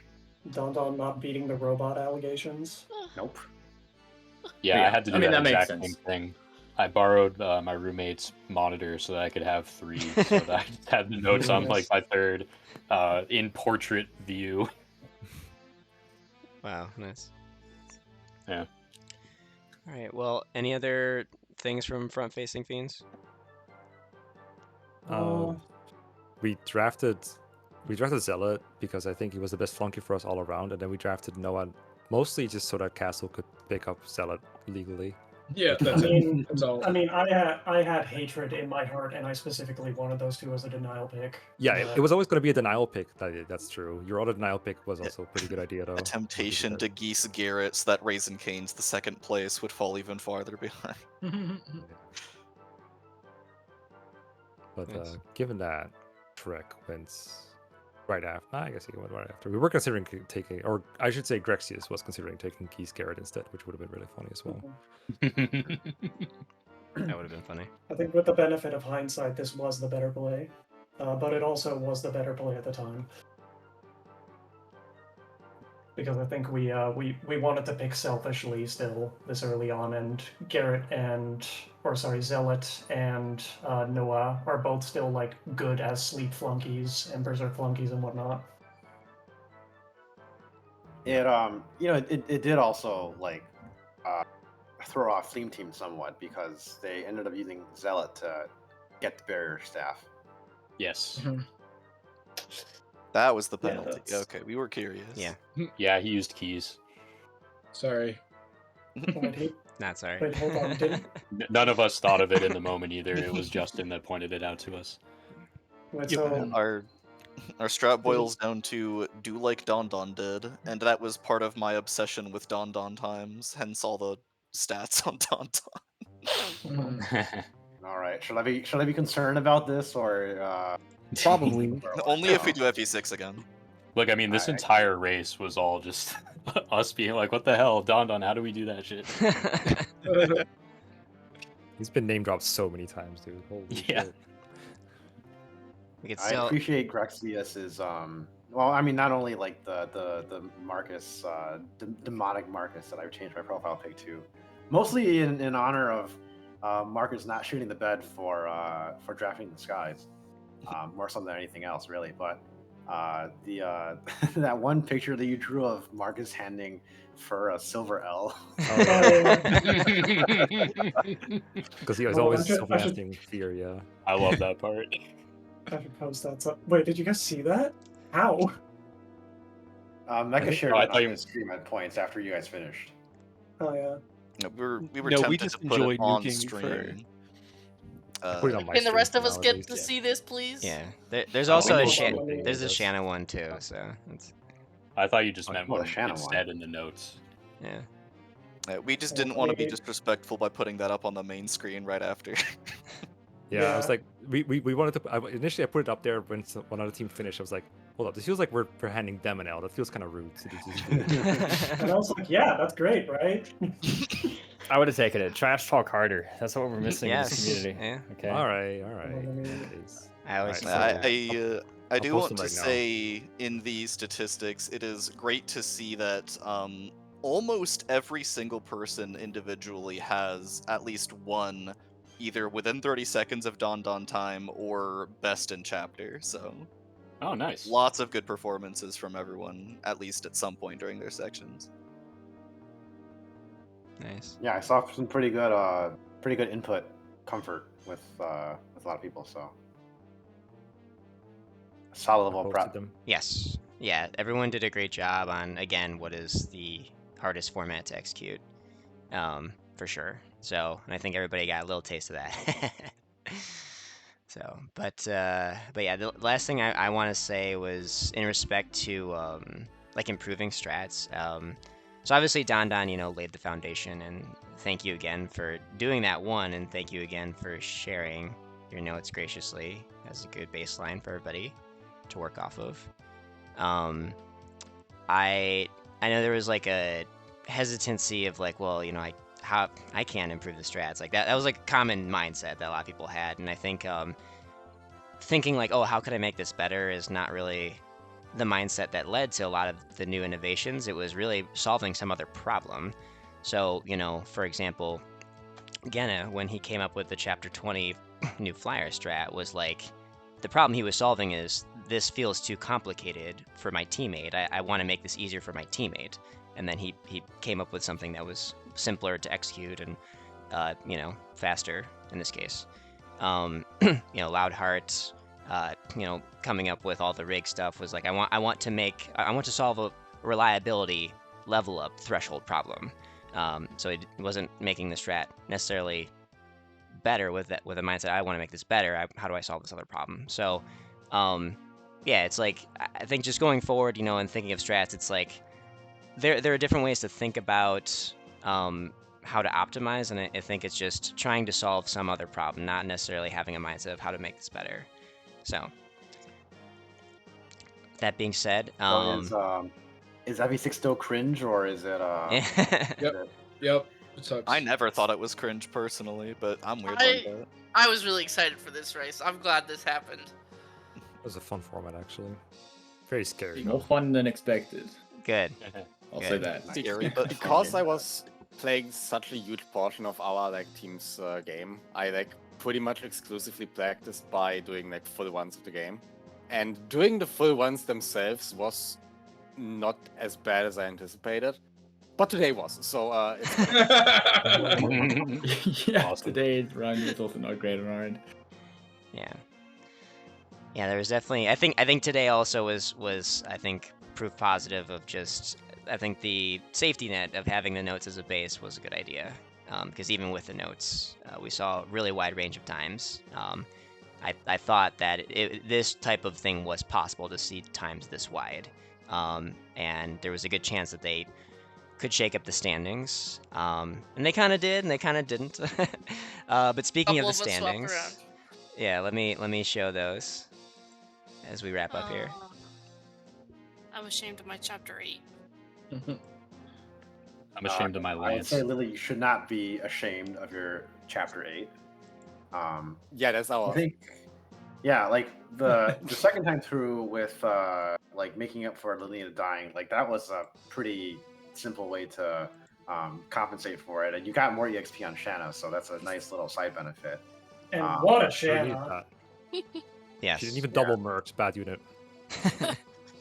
True. We were shocked that it was like, what? How is she not doubling these mercs? Turns out she's just way down by 6. Yeah, you know, it does things to speed stat, so. It was all in her strength.